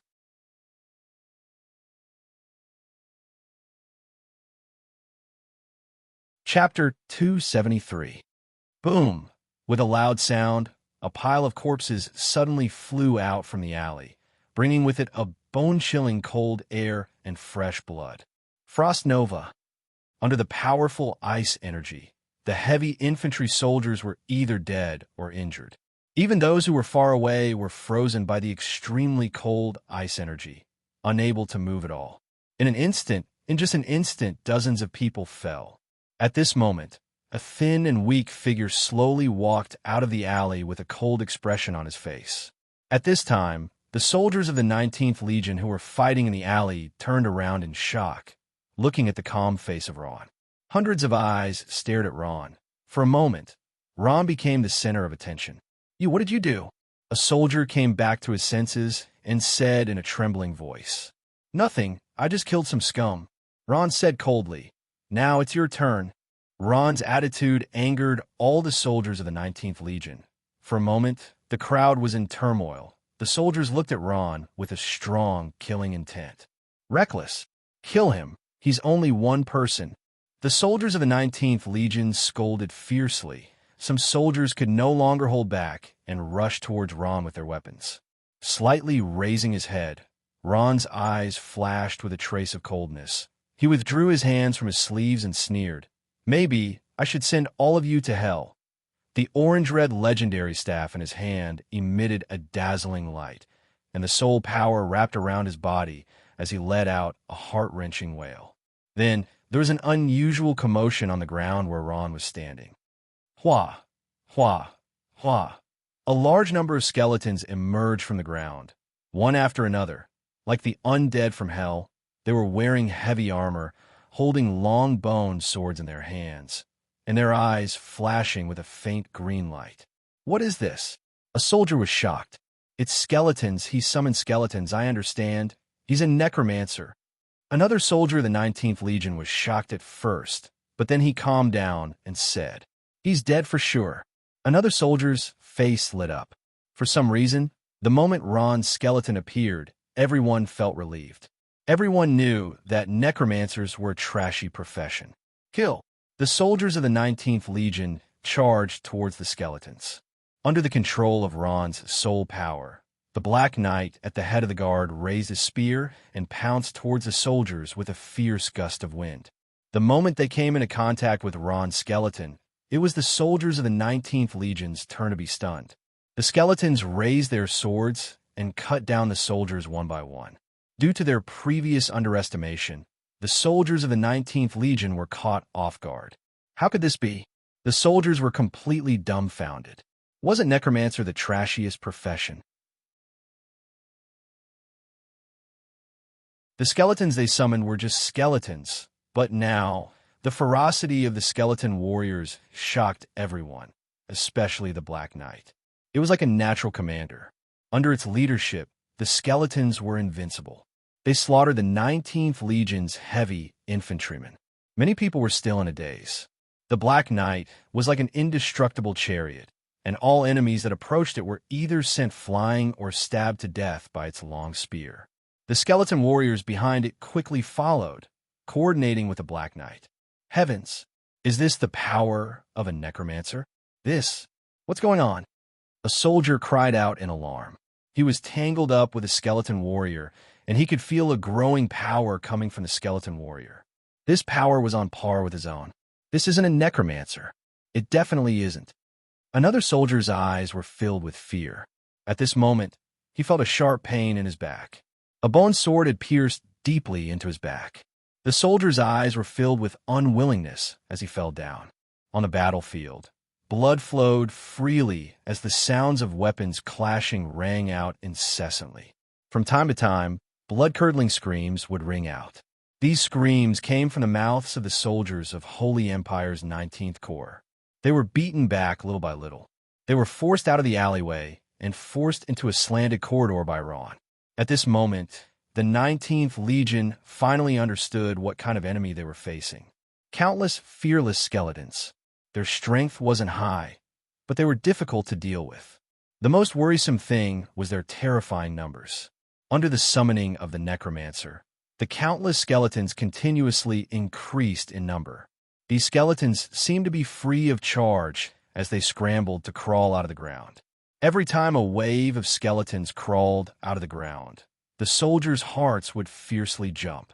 They felt like the enemy's skeletons were a bottomless pit, and they would summon another batch after another, as if there was no end. The most frightening of all was the Black Armored Knight. No one knew what kind of creature it was, but it wasn't human. However, its attack and defense were extremely powerful. It was like a killing machine that never knew fatigue. Wherever it went, there would be miserable screams of despair. Ron chanted an incantation and summoned the skeleton warriors in batches. In fact, He couldn't summon such a huge army of skeletons. His soul force had long been exhausted. Fortunately, the soul ring was supporting him. Ron had always been curious about the origin of the soul ring. The soul ring could give him endless power, and this power was exactly what he needed. What kind of thing could have such power? Ron felt that the origin of the soul ring wasn't simple. Ron successfully controlled the situation and started a local counterattack. The balance of the war began to tilt in Manchester's favor. At this time, some bold residents poked their heads out to see all this. Their faces were still filled with fear. Hey, isn't this the necromancer that the second mist brought back? He's actually so powerful. It seems like this necromancer isn't an ordinary person. Look, he defeated so many soldiers by himself. I didn't let my son sign up when he was recruiting students. It seems like I really misjudged him. It'd be great if I could learn half of Minter Ron's abilities. But why do I feel like he's much stronger than ordinary professionals? The people of Manchester quietly discussed. Some people saw the power that Ron displayed and regretted their hasty decision.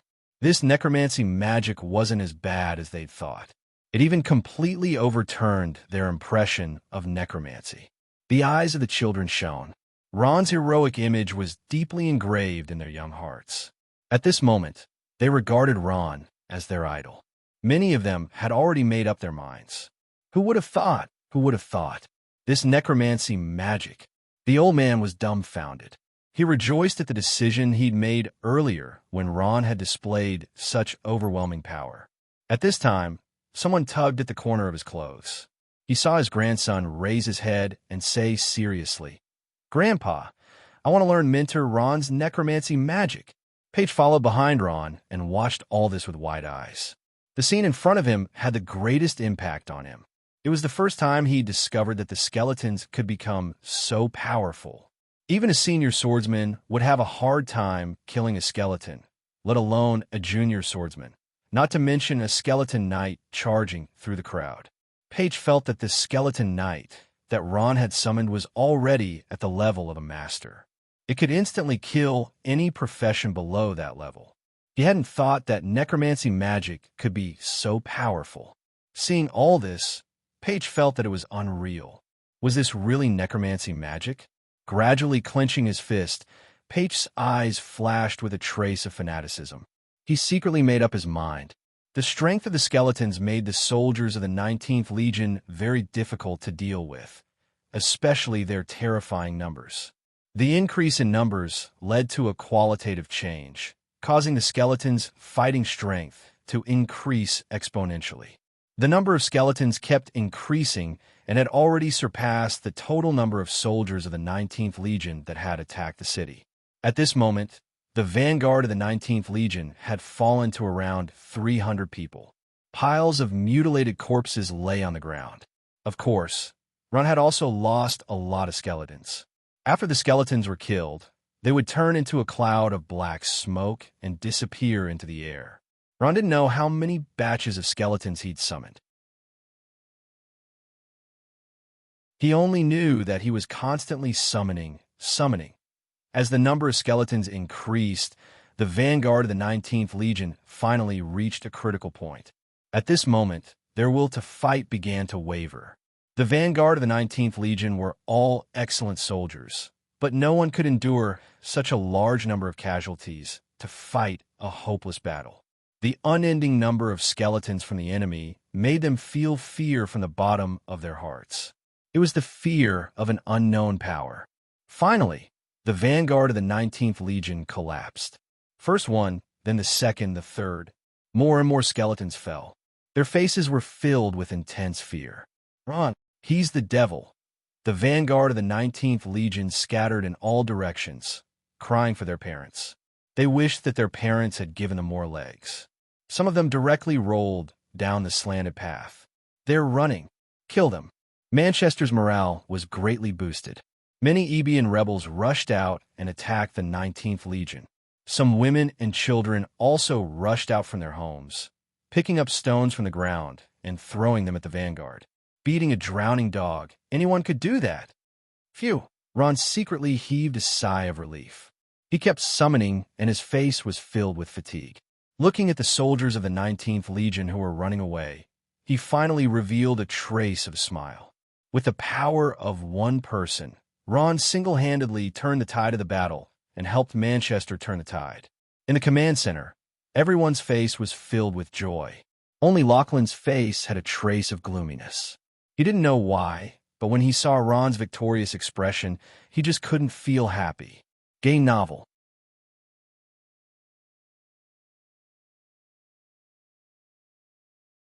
Chapter 274. Countless soldiers rolled down from the slanted passageway, causing Slough, who was behind them, to be dumbfounded. Webb, what's going on? He couldn't understand. Hadn't they already attacked Manchester? He was just about to command the entire army to attack, but now, all of his men were chased out. Could there be a large number of soldiers inside? He exchanged glances with his deputy, his face full of confusion. Sir, what's that? The lean soldier beside him suddenly pointed at Manchester and shouted loudly. Slough took a closer look and saw skeletons swarming out from Manchester, chasing their soldiers out. Their faces were filled with fear as they ran. That's skeletons. Why are there skeletons? Slough finally saw it clearly. He frowned and was even more confused. Usually, seeing skeletons meant that it was a necromancer. Other than a necromancer, no one else would summon skeletons. Could it be that his men were chased out from the city by a necromancer? This thought was rather comical in his mind. However, one thing was certain, and that was that his probing attack had completely failed. His face darkened. Call their captain over. Let's see what's going on. The lean soldier immediately left to carry out the order. After a while, he brought over a middle-aged man whose face was covered in blood and who was still in a state of shock. Reporting to Legion Commander, the captain has died in battle. Now, the deputy captain is here to report to you, the soldier said respectfully. Slough did not have time to care about the captain's death. He said with a cold expression, "What's going on? Didn't you already attack the city? Why did you retreat again?" "Sir, skeletons. So many skeletons. Our soldiers are all dead." The middle-aged man seemed to have not recovered from his fear. His voice was trembling, and he seemed to be in a daze. Seeing the skeletons being summoned continuously, as if there was no end to them, soldiers like them who had experienced battles would feel fear from the bottom of their hearts. After exchanging glances with Slough asked in a muffled voice, "Make it clear." Seeing Legion Commander Slough in front of him, the middle-aged man's expression recovered a little. He composed himself and said, "Legion Commander, we have successfully invaded Manchester. When we were about to occupy it, we saw a necromancer about 17 or 18 years old. He summoned a lot of skeletons, a lot. A 17 or 18-year-old necromancer." Slough frowned, feeling that something was off. The lean man beside Slough coldly snorted and said, "Isn't it just a necromancer? Weren't they just some weak skeletons? Look at how scared you are. Is there a need for that? What a disgrace to the 19th Legion." As soon as he said that, the soldiers around Slough revealed looks of disdain, and their gazes towards a middle-aged man were filled with contempt. When the middle-aged man heard that, he hurriedly said, No, my lord, it's not what you think. Those skeletons aren't weak." As he said that, a soldier quickly came to report, "Legion Commander, there's a large group of skeletons at the front. The front line is fighting with them." Slough's eyes turned, and a trace of seriousness flashed across his face. He took a deep breath and said, "Let's go and take a look." When Slough arrived at the battlefield, he sucked in a breath of cold air. The skeletons that covered the mountains and plains were surging like a tide, and had already clashed with the front line of the 19th Legion. Slough could see at a glance that the skeletons and the 19th Legion soldiers were locked in a fierce battle. The miserable cries of the soldiers could be heard constantly from the battlefield. Just as the middle-aged man said, those skeletons were not easy to deal with. These skeletons, how could... The lean soldier beside him was dumbfounded by the scene in front of him. He had never seen such powerful skeletons, and the strength of those skeletons had subverted his imagination. No, could it be? At this time, Slough frowned, and a person suddenly flashed in his mind. Boom! Boom! It was almost the beginning of an all-out war. Ron commanded the skeleton army to charge at the 19th Legion of the Holy Roman Empire. Large groups of skeletons were summoned, and at this time, the 19th Legion was slowly adapting to the skeleton army's attack and gradually began to counterattack. Both sides engaged in a fierce battle. Vivian held the bone spear in her hand and mercilessly threw it out. The bone spear drew an arc in the air, and every bone spear fell with a soldier of the 19th Legion. When Ron counterattacked, the number of skeletons and soldiers began to reverse. Looking at the densely packed heavy infantry, Ron gradually began to feel powerless. Awesome. Catherine's eyes lit up. Look, Ron's actually fighting the 19th Legion alone. Although he saw that Manchester was saved, Lachlan still felt uncomfortable and argued. But he's still at a disadvantage, isn't he? Although that was what she said, Catherine couldn't help but feel a little worried as she looked at Ron on the battlefield. I believe he still has a way. Lachlan, should we go and support them? Younger hesitated for a moment before asking. After thinking about it, Lachlan firmly shook his head. No, Manchester's defenses are currently empty. Going out to fight is not a good choice. Besides, with the intensity of the battle now, we won't be able to help much even if we go. Catherine bit her lip. She had to admit this fact. The 19th Legion soldier's body flashed with the light of impetus, and he slashed a skeleton warrior into two at the waist. That skeleton warrior immediately turned into a cloud of black smoke and disappeared. As more and more skeleton warriors disappeared, the 19th Legion began to surround Ron, and Ron gradually began to feel the strain. Soon, nearly half of the skeleton warriors were gone, and his range was greatly reduced. Only the powerful Dark Knight was still charging left and right in the crowd. Wherever he went, blood and flesh splattered. No one could withstand the terrifying strength of the Dark Knight, who had reached the master rank. The Dark Knight's body was also covered in terrifying wounds. However, to an undead creature like him, death and pain were not a big deal. Vivian also sensed that something was wrong and asked worriedly, Ron, we can't go on like this.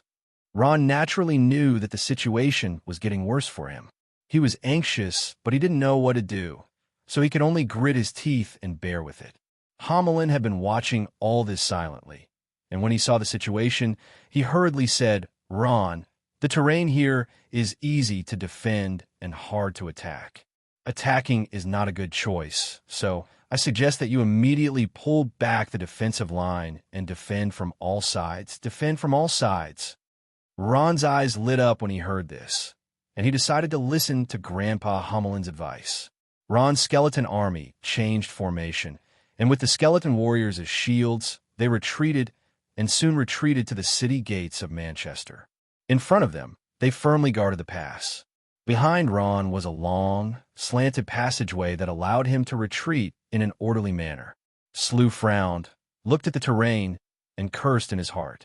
He then shouted, All troops attack. Speed up the attack and try to break through his defenses. We can't let him defend the pass. After the order was sent out, the soldiers of the 19th Legion madly charged at the gate. Ron's skeleton defense line was a little shaky, and it looked like it could be broken through at any time. With a light tap of the staff, groups of skeleton warriors scrambled up from the ground, roaring as they charged at the enemy. Ron's heart gradually tightened. With the 19th Legion's frenzied attack, a large number of skeleton warriors in heavy armor were wiped out. If this continued, the situation would become very dangerous. Ron, quickly use frost armor. Homelin looked for a while and suddenly said, This necromancy spell can increase the defense of your summoned creatures. Quickly, yes. Homelin's words were like a bright lamp that swept away the haze in Ron's heart. His brows relaxed, and the orange staff drew an arc in the air. Accompanied by a lengthy incantation, strands of soul force madly seeped out. At this time, the skeleton warriors' bodies lit up with white light. As the light flowed, it slowly condensed into a layer of ice-cold armor that covered the undead. It was as if the skeleton warriors had put on a thick layer of transparent armor. This layer of armor was extremely sturdy, and even a longsword infused with impetus couldn't easily break through it. With this, the skeleton warrior's defenses were greatly increased. Ding! The longsword infused with impetus slashed out, but it only made a crisp sound when it hit the skeleton warrior.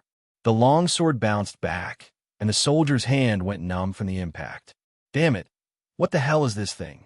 The ones who were the most affected were the soldiers of the 19th Legion. They had to face these abnormally strong skeletons head-on. Seeing these skeletons strengthen their defenses, they all began to curse. It wasn't easy to turn these skeleton warriors into black smoke. Ron gradually stabilized the situation. The entirety of Manchester was like a sturdy fortress. As long as Ron couldn't break through, Manchester couldn't break through. Seeing this scene, Slew's heart slowly sank. Although he was anxious, there was nothing he could do. Galloping on the grasslands, a fiery figure dashed past, followed by a large group of soldiers that stretched as far as the eye could see. The leader was a woman of about 27 or 28 years of age. She was riding a war horse, and her body was draped in a fiery red mage's coat. Her long, slightly curly hair revealed an exquisite face. She tightly bit her lips, and a trace of determination flashed in her eyes. Suddenly, her heart moved, and she pulled on the reins in her hand. The warhorse's front hooves rose into the air, and it came to a halt. A group of well-trained soldiers also quickly came to a stop. These soldiers wore the uniforms of the Ebia Royal Guards, and they wore light armor. They looked extremely well-trained. The woman was the eldest princess of the Ebia royal family, the commander of the Ebian rebels, and the president of the Dark Organization, Juliana. Her eyes flashed with wisdom as she stared motionlessly into the distance. "Eldest miss, what's wrong?" A young woman in her 30s beside the woman also reined in her horse. She was the captain of Juliana's guards. "Something happened in Manchester." Juliana frowned. "Let's speed up. I hope we can still make it."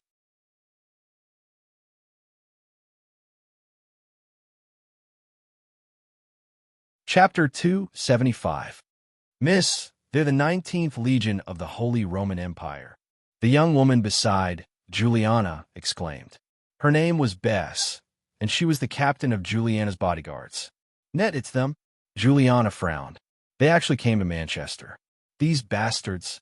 Looking at the 19th Legion not far away, Bess gnashed her teeth and cursed. Her eyes were full of hatred. They were no strangers to the 19th Legion. They had fought with them once in Twilight City. It was a tough battle with both sides winning and losing. In the end, Juliana couldn't bear the burden and withdrew from the battle. The 19th Legion immediately chased after them. It was not easy to get rid of the battle, but they met again in Manchester. It was a coincidence. "Miss, what should we do now?" Bess was a little worried. Now that Manchester is empty, after pondering for a moment, Juliana's eyes showed a determined look. "Manchester is the headquarters of the Ebian rebels and the Dark Organization. We can't let it fall into the hands of the Holy Roman Empire." "Yes, miss, I know what to do." Bess's eyes were full of murderous intent. Her tall and graceful body exuded a murderous aura. No one would have thought that this arrogant captain of the bodyguards was a warrior who had experienced hundreds of battles. Countless souls had fallen under her sword. "Full speed ahead. Get ready for battle. Come on, raise our banner." Riding on the horse, Bess issued a series of orders. She had faced strong enemies more than once, so commanding a battle was easy. She had been by Juliana's side for a long time. Juliana treated her like an elder sister. She had wanted to send her out to lead a unit on her own many times, but Bess refused. The war horses stomped on the ground, making dull thuds. Banners fluttered high into the air. On the black banners, there was a symbol of a man's upper body and a horse's lower body.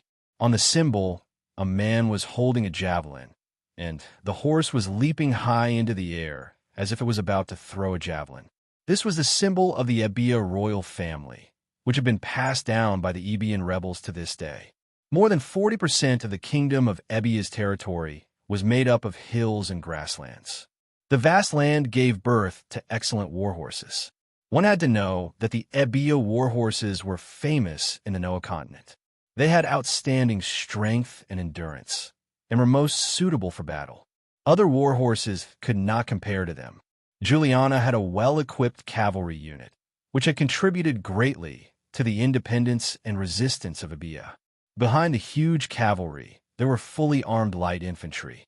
Although Ebia was a place that produced war horses, it was impossible for each person to ride a horse. Juliana rode on the horse. Although she looked calm on the surface, she was extremely anxious. Manchester was an empty city.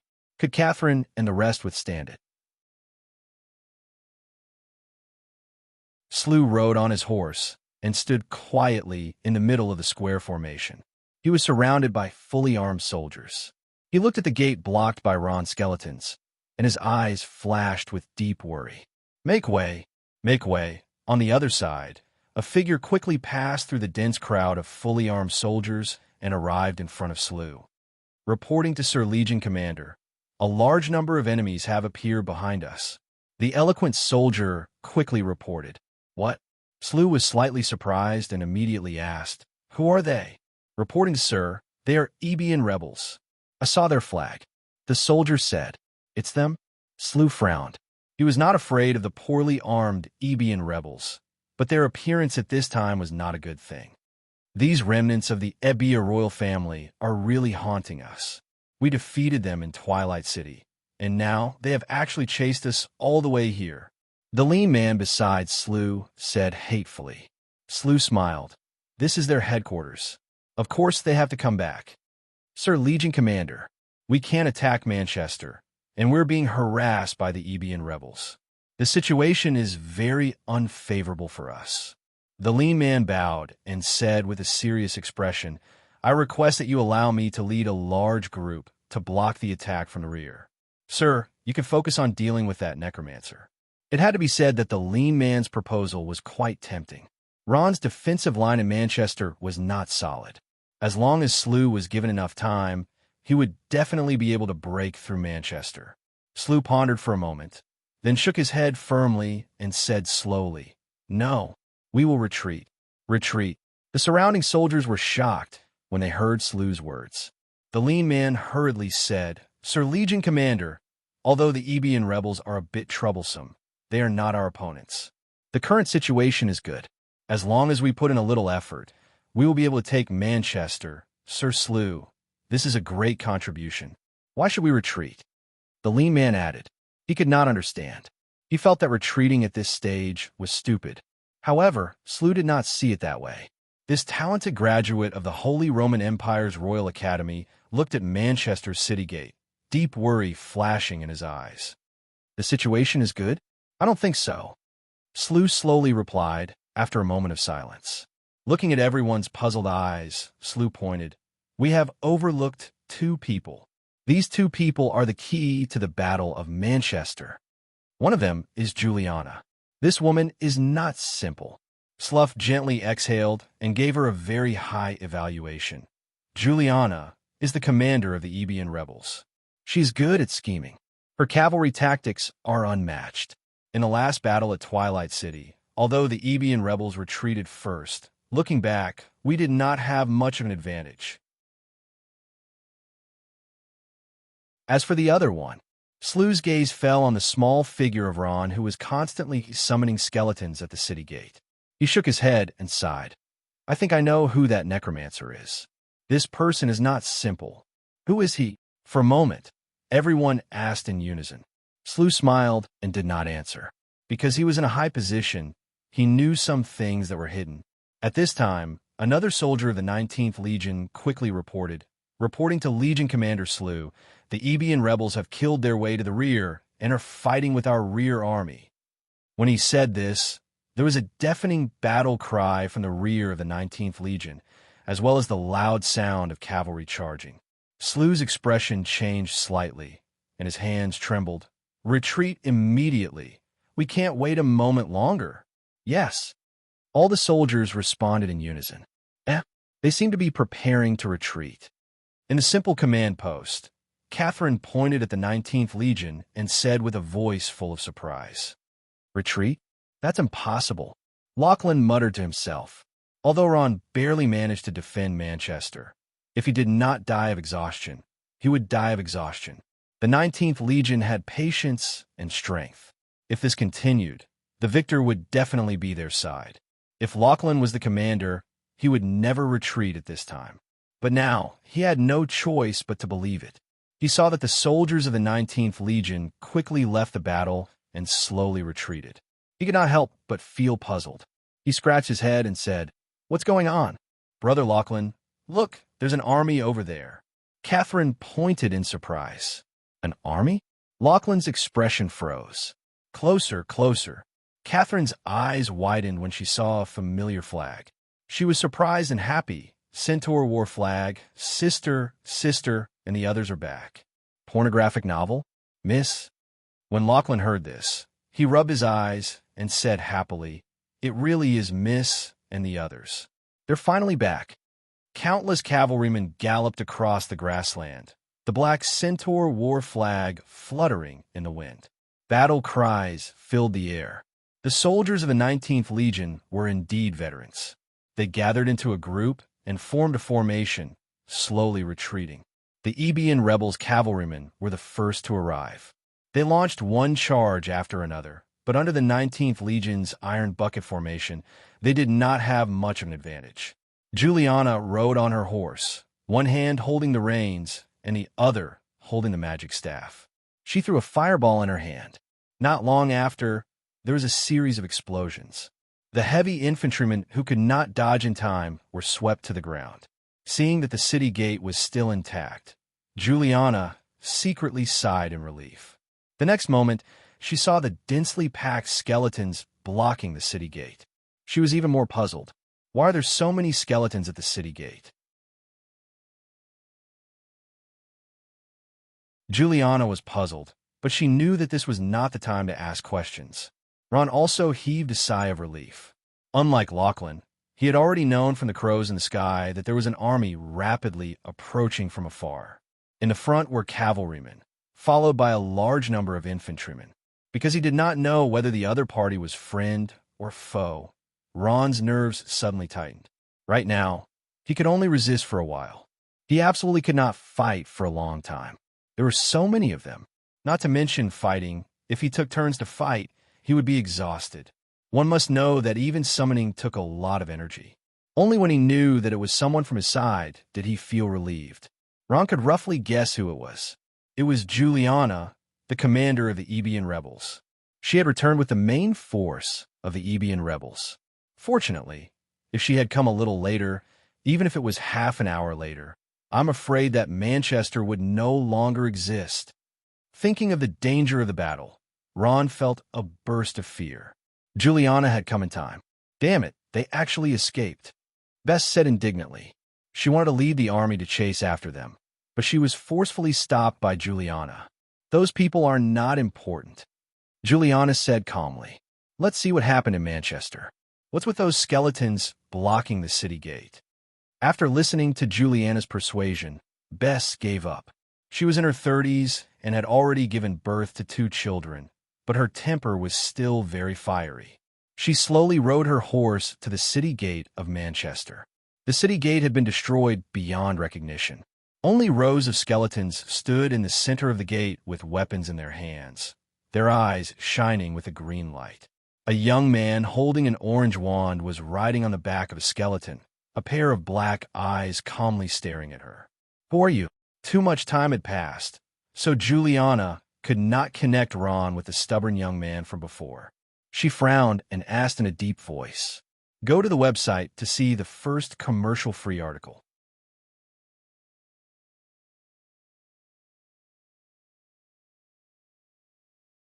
Chapter 276. Ron stood there quietly, looking at his former idol.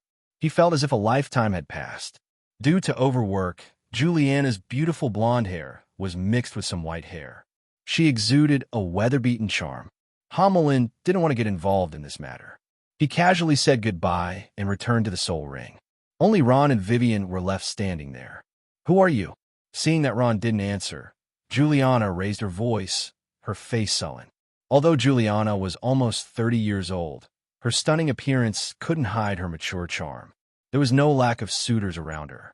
Seeing that Ron didn't answer, her tone became a little unfriendly.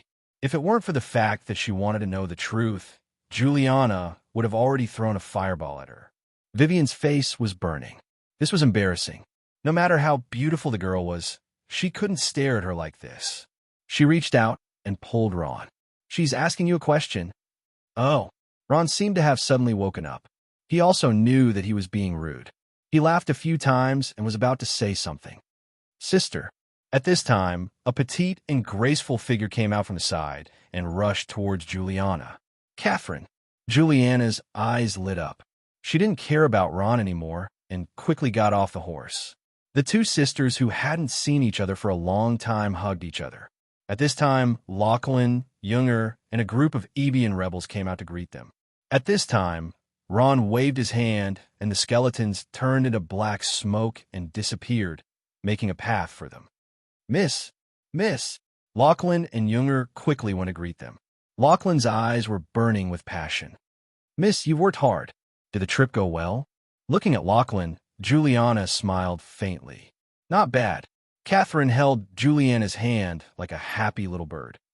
"Sister, it's good that you're back. If you came back a little later, you might not have seen me." Juliana smiled apologetically and reached out to pinch her little face. "I miscalculated. I didn't think that the 19th Division would find their way here. But you guys did well." Catherine laughed and said, "No, it's all thanks to Ron's help. If it weren't for him, Monch would have been defeated long ago." "Ron?" Juliana was a little surprised. She looked past Catherine and at the slightly thin figure behind her. Ron smiled faintly and bowed slightly. "Eldest Miss, I didn't expect us to meet again. You've seen me?" Juliana frowned and looked at Ron from head to toe. She felt that he looked familiar, but she couldn't remember where she had seen him before. "Sister, have you forgotten?" Catherine said noisily. "You've met Ron before, in the capital of the Holy Roman Empire, St. Paulo." "St. Paulo?" Juliana's brows relaxed. "The necromancer you brought to the contact point in St. Paulo?" "Yes, that's him," Catherine said excitedly. "I met him by chance. Ron helped us a lot." As she spoke, she recounted Ron's glorious achievements in Manchester. When she talked about how Ron had withstood the crazy attacks of nearly 10,000 heavy infantrymen for nearly half an hour, even Juliana couldn't help but be moved. "I see. It seems that I was a little rude." Juliana listened and bowed deeply. "I thank you on behalf of all the people of Manchester. If you hadn't stepped forward bravely, the consequences would have been unimaginable." Recalling the scene of Manchester almost being turned into ruins, Juliana couldn't help but feel a lingering fear. Ron smiled. "No need to thank me. I couldn't have helped much. If you hadn't returned in time, with my strength, I wouldn't have been able to hold on for long. No matter what, I still have to thank you." Juliana smiled and said sincerely. All the Ebian rebels behind Juliana looked at Ron, their eyes full of respect. On one hand, it was admiration, and on the other hand, it was gratitude. After all, their families were all in Manchester. Ron felt embarrassed to be stared at with so many admiring gazes. He scratched his head, but didn't know what to say. Seeing that Ron had become the center of everyone's attention and had even gained the favor of the eldest miss, Lachlan, who was at the side, had a hint of jealousy in his eyes. He coughed softly. "Eldest miss, I think we should go back to the meeting room." "That's right." Juliana smiled faintly. At this time, she suddenly turned around and made an inviting gesture. "Lord Elpha, please come in." "Eldest miss." A young man walked out of the crowd. He had short blonde hair and a handsome face full of sunshine and handsomeness. He was about 30 years old, but he had a maturity that didn't match his age. Everyone was a little surprised. They didn't know why the eldest miss was so polite to this young man. "Let me introduce you." Juliana's eyes flashed. When she looked at the young man, there was a trace of a smile in her eyes. "This is Lord Elpha, the special envoy of His Majesty Nikolai of the Roland Empire. He's also a member of the Miai's family." When everyone heard this, they couldn't help but be moved.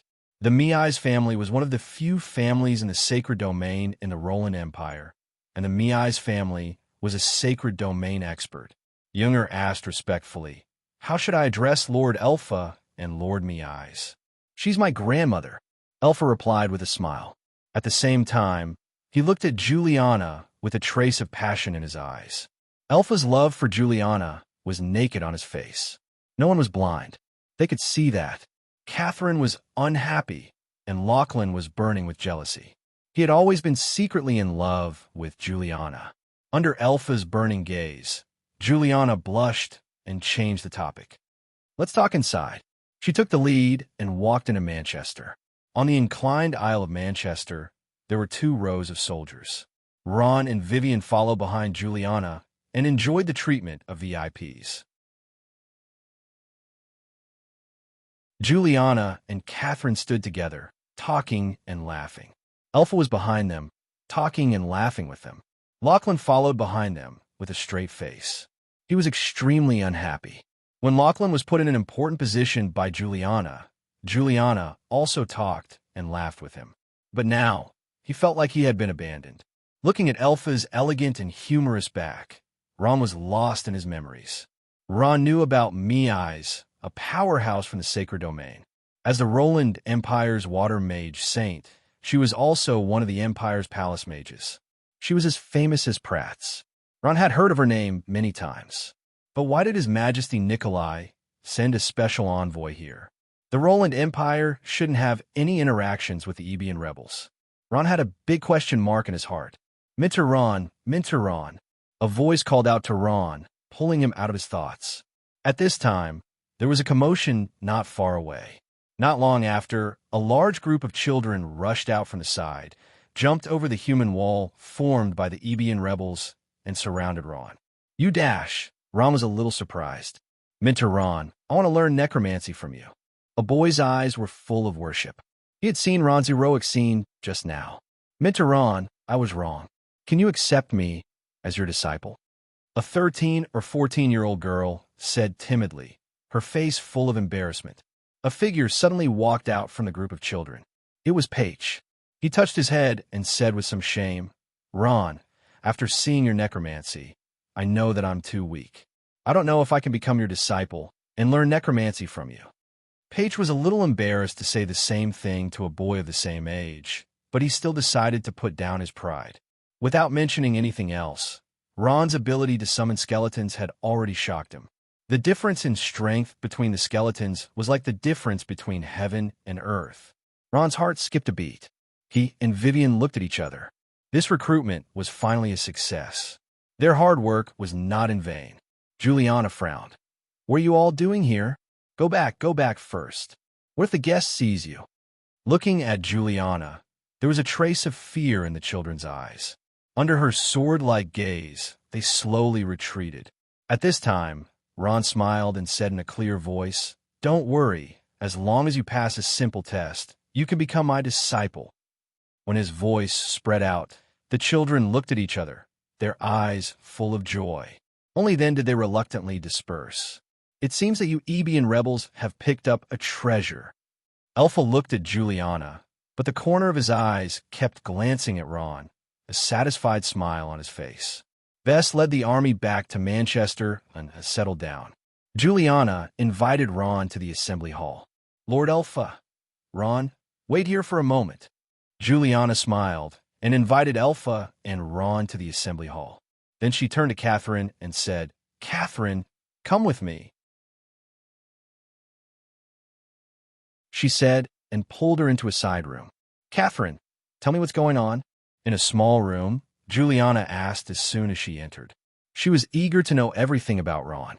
She intuitively felt that Ron's strength was not simple. Catherine hesitated for a moment and told her everything about Ron. After listening, Juliana fell silent. "You're saying that this guy has the ability to control zombies, and this zombie also has a domain?" Juliana pondered for a moment and asked, her eyes faintly shining. "Yes." Catherine nodded. "You're saying that he came here to recruit students?" Juliana continued to ask. "Yes." Catherine nodded again. "Then it's easy. A smile appeared on Juliana's face, and she changed the topic and asked, Catherine, do you think you will work for us?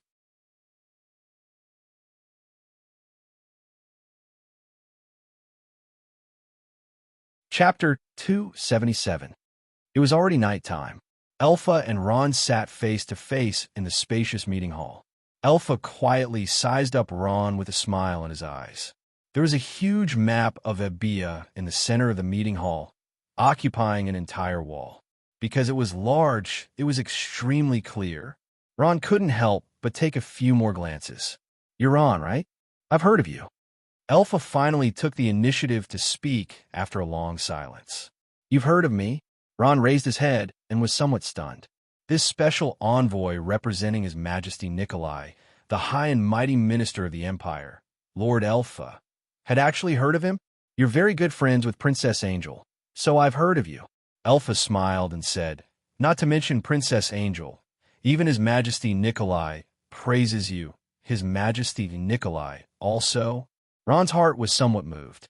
Just as he was about to say something, a red shadow flashed in the meeting hall. It was Juliana. Catherine followed behind Juliana. Catherine's eyes were red as if she had just cried. She raised her head slightly and glanced at Ron before lowering it again. Young miss. Young miss. Elpha, Ron, and Vivian all stood up.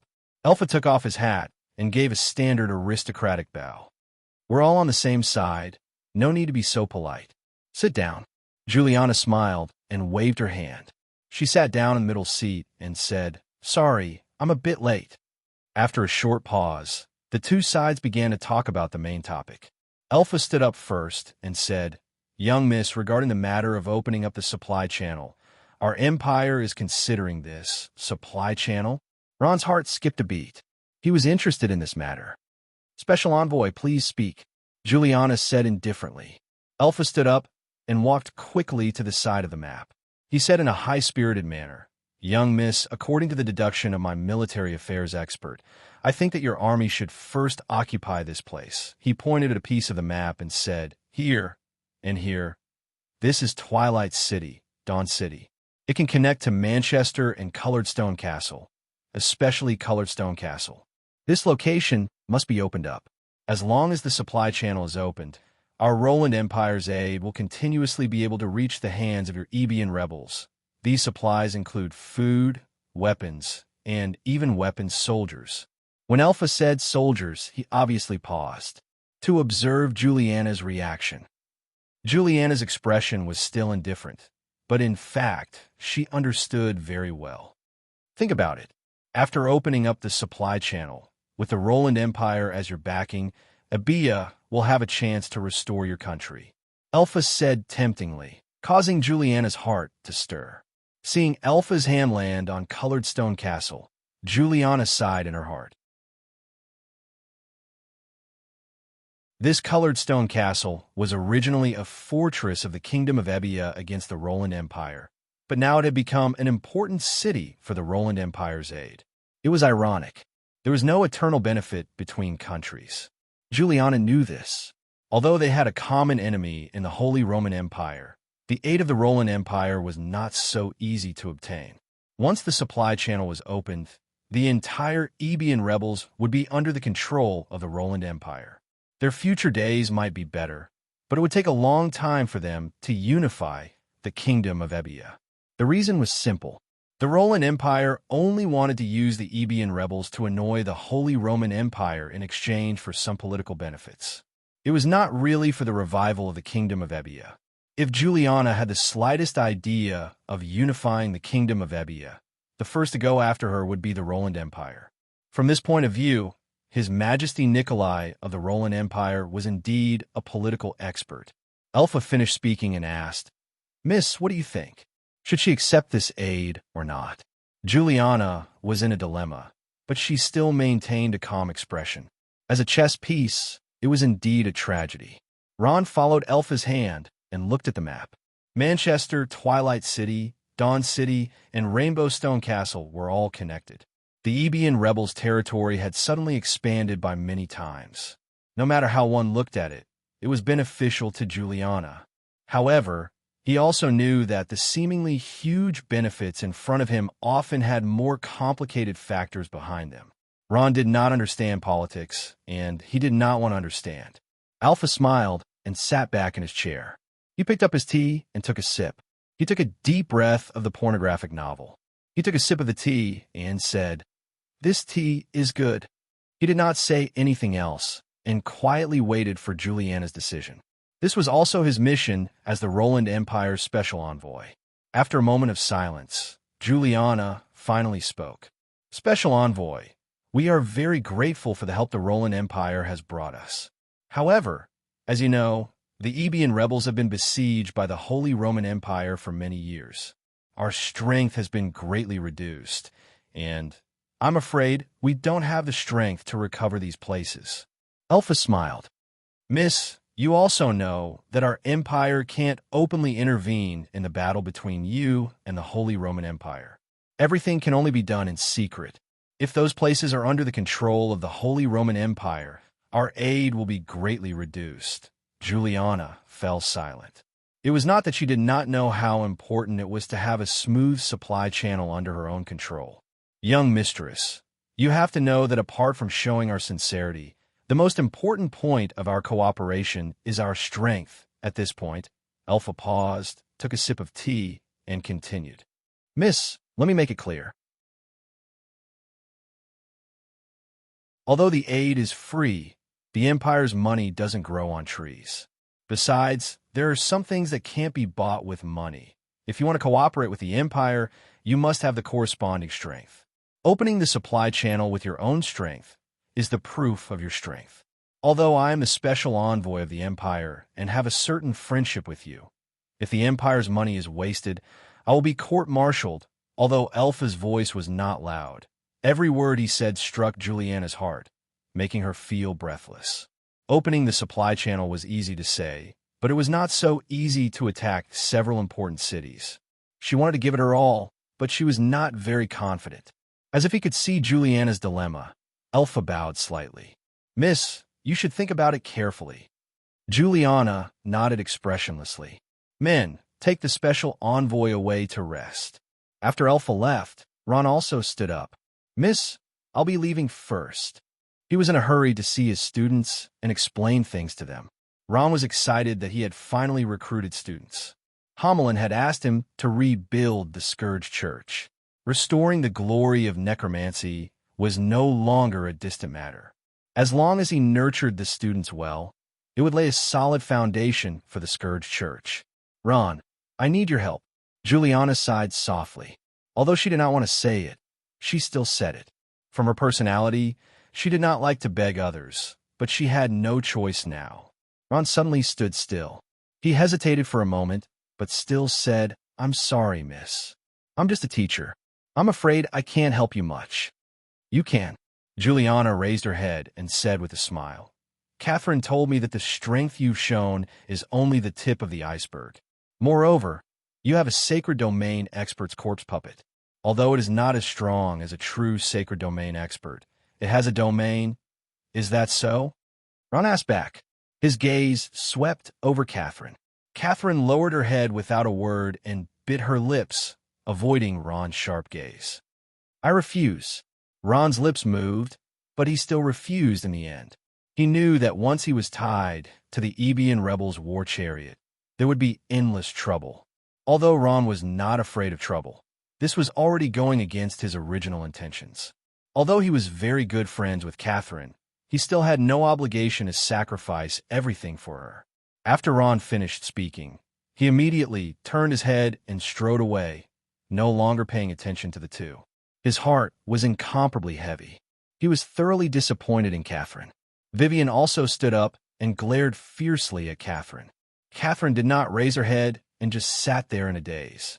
As if she had already expected Ron's reaction, Juliana lazily leaned against the back of the chair. Her eyes were blurred, and there was a trace of a smile on the corner of her mouth. "Ron, you should think more about your students, what?" Her voice was not loud, but it was like thunder in Ron's ears. He suddenly stood still and turned his head in astonishment. "What did you say?" Ron stared fixedly at Juliana's eyes and asked. There was an intense anger in his eyes that could not be suppressed.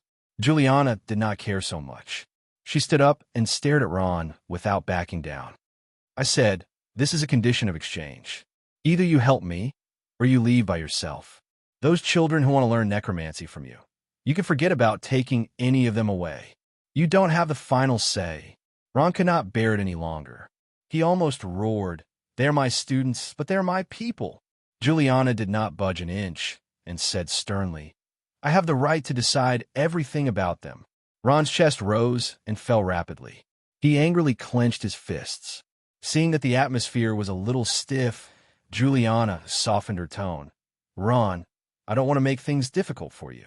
I just want you to do me a favor. Perhaps my request is a little excessive, but I have no other choice. You are Catherine's friend. I hope you can understand me a little more. Saying so, she stretched out a finger, the supply channel. I only ask you to help me open up the supply channel. Capture the two big cities of Twilight and Dawn and connect them to Colored Stone Castle. We will take care of the other small towns. I believe that your skeleton core will bring us a huge surprise. Juliana finally stated her purpose. You're tuning into the Warrior Lore YouTube channel. Don't forget to subscribe and join us on this journey to catch the most captivating stories.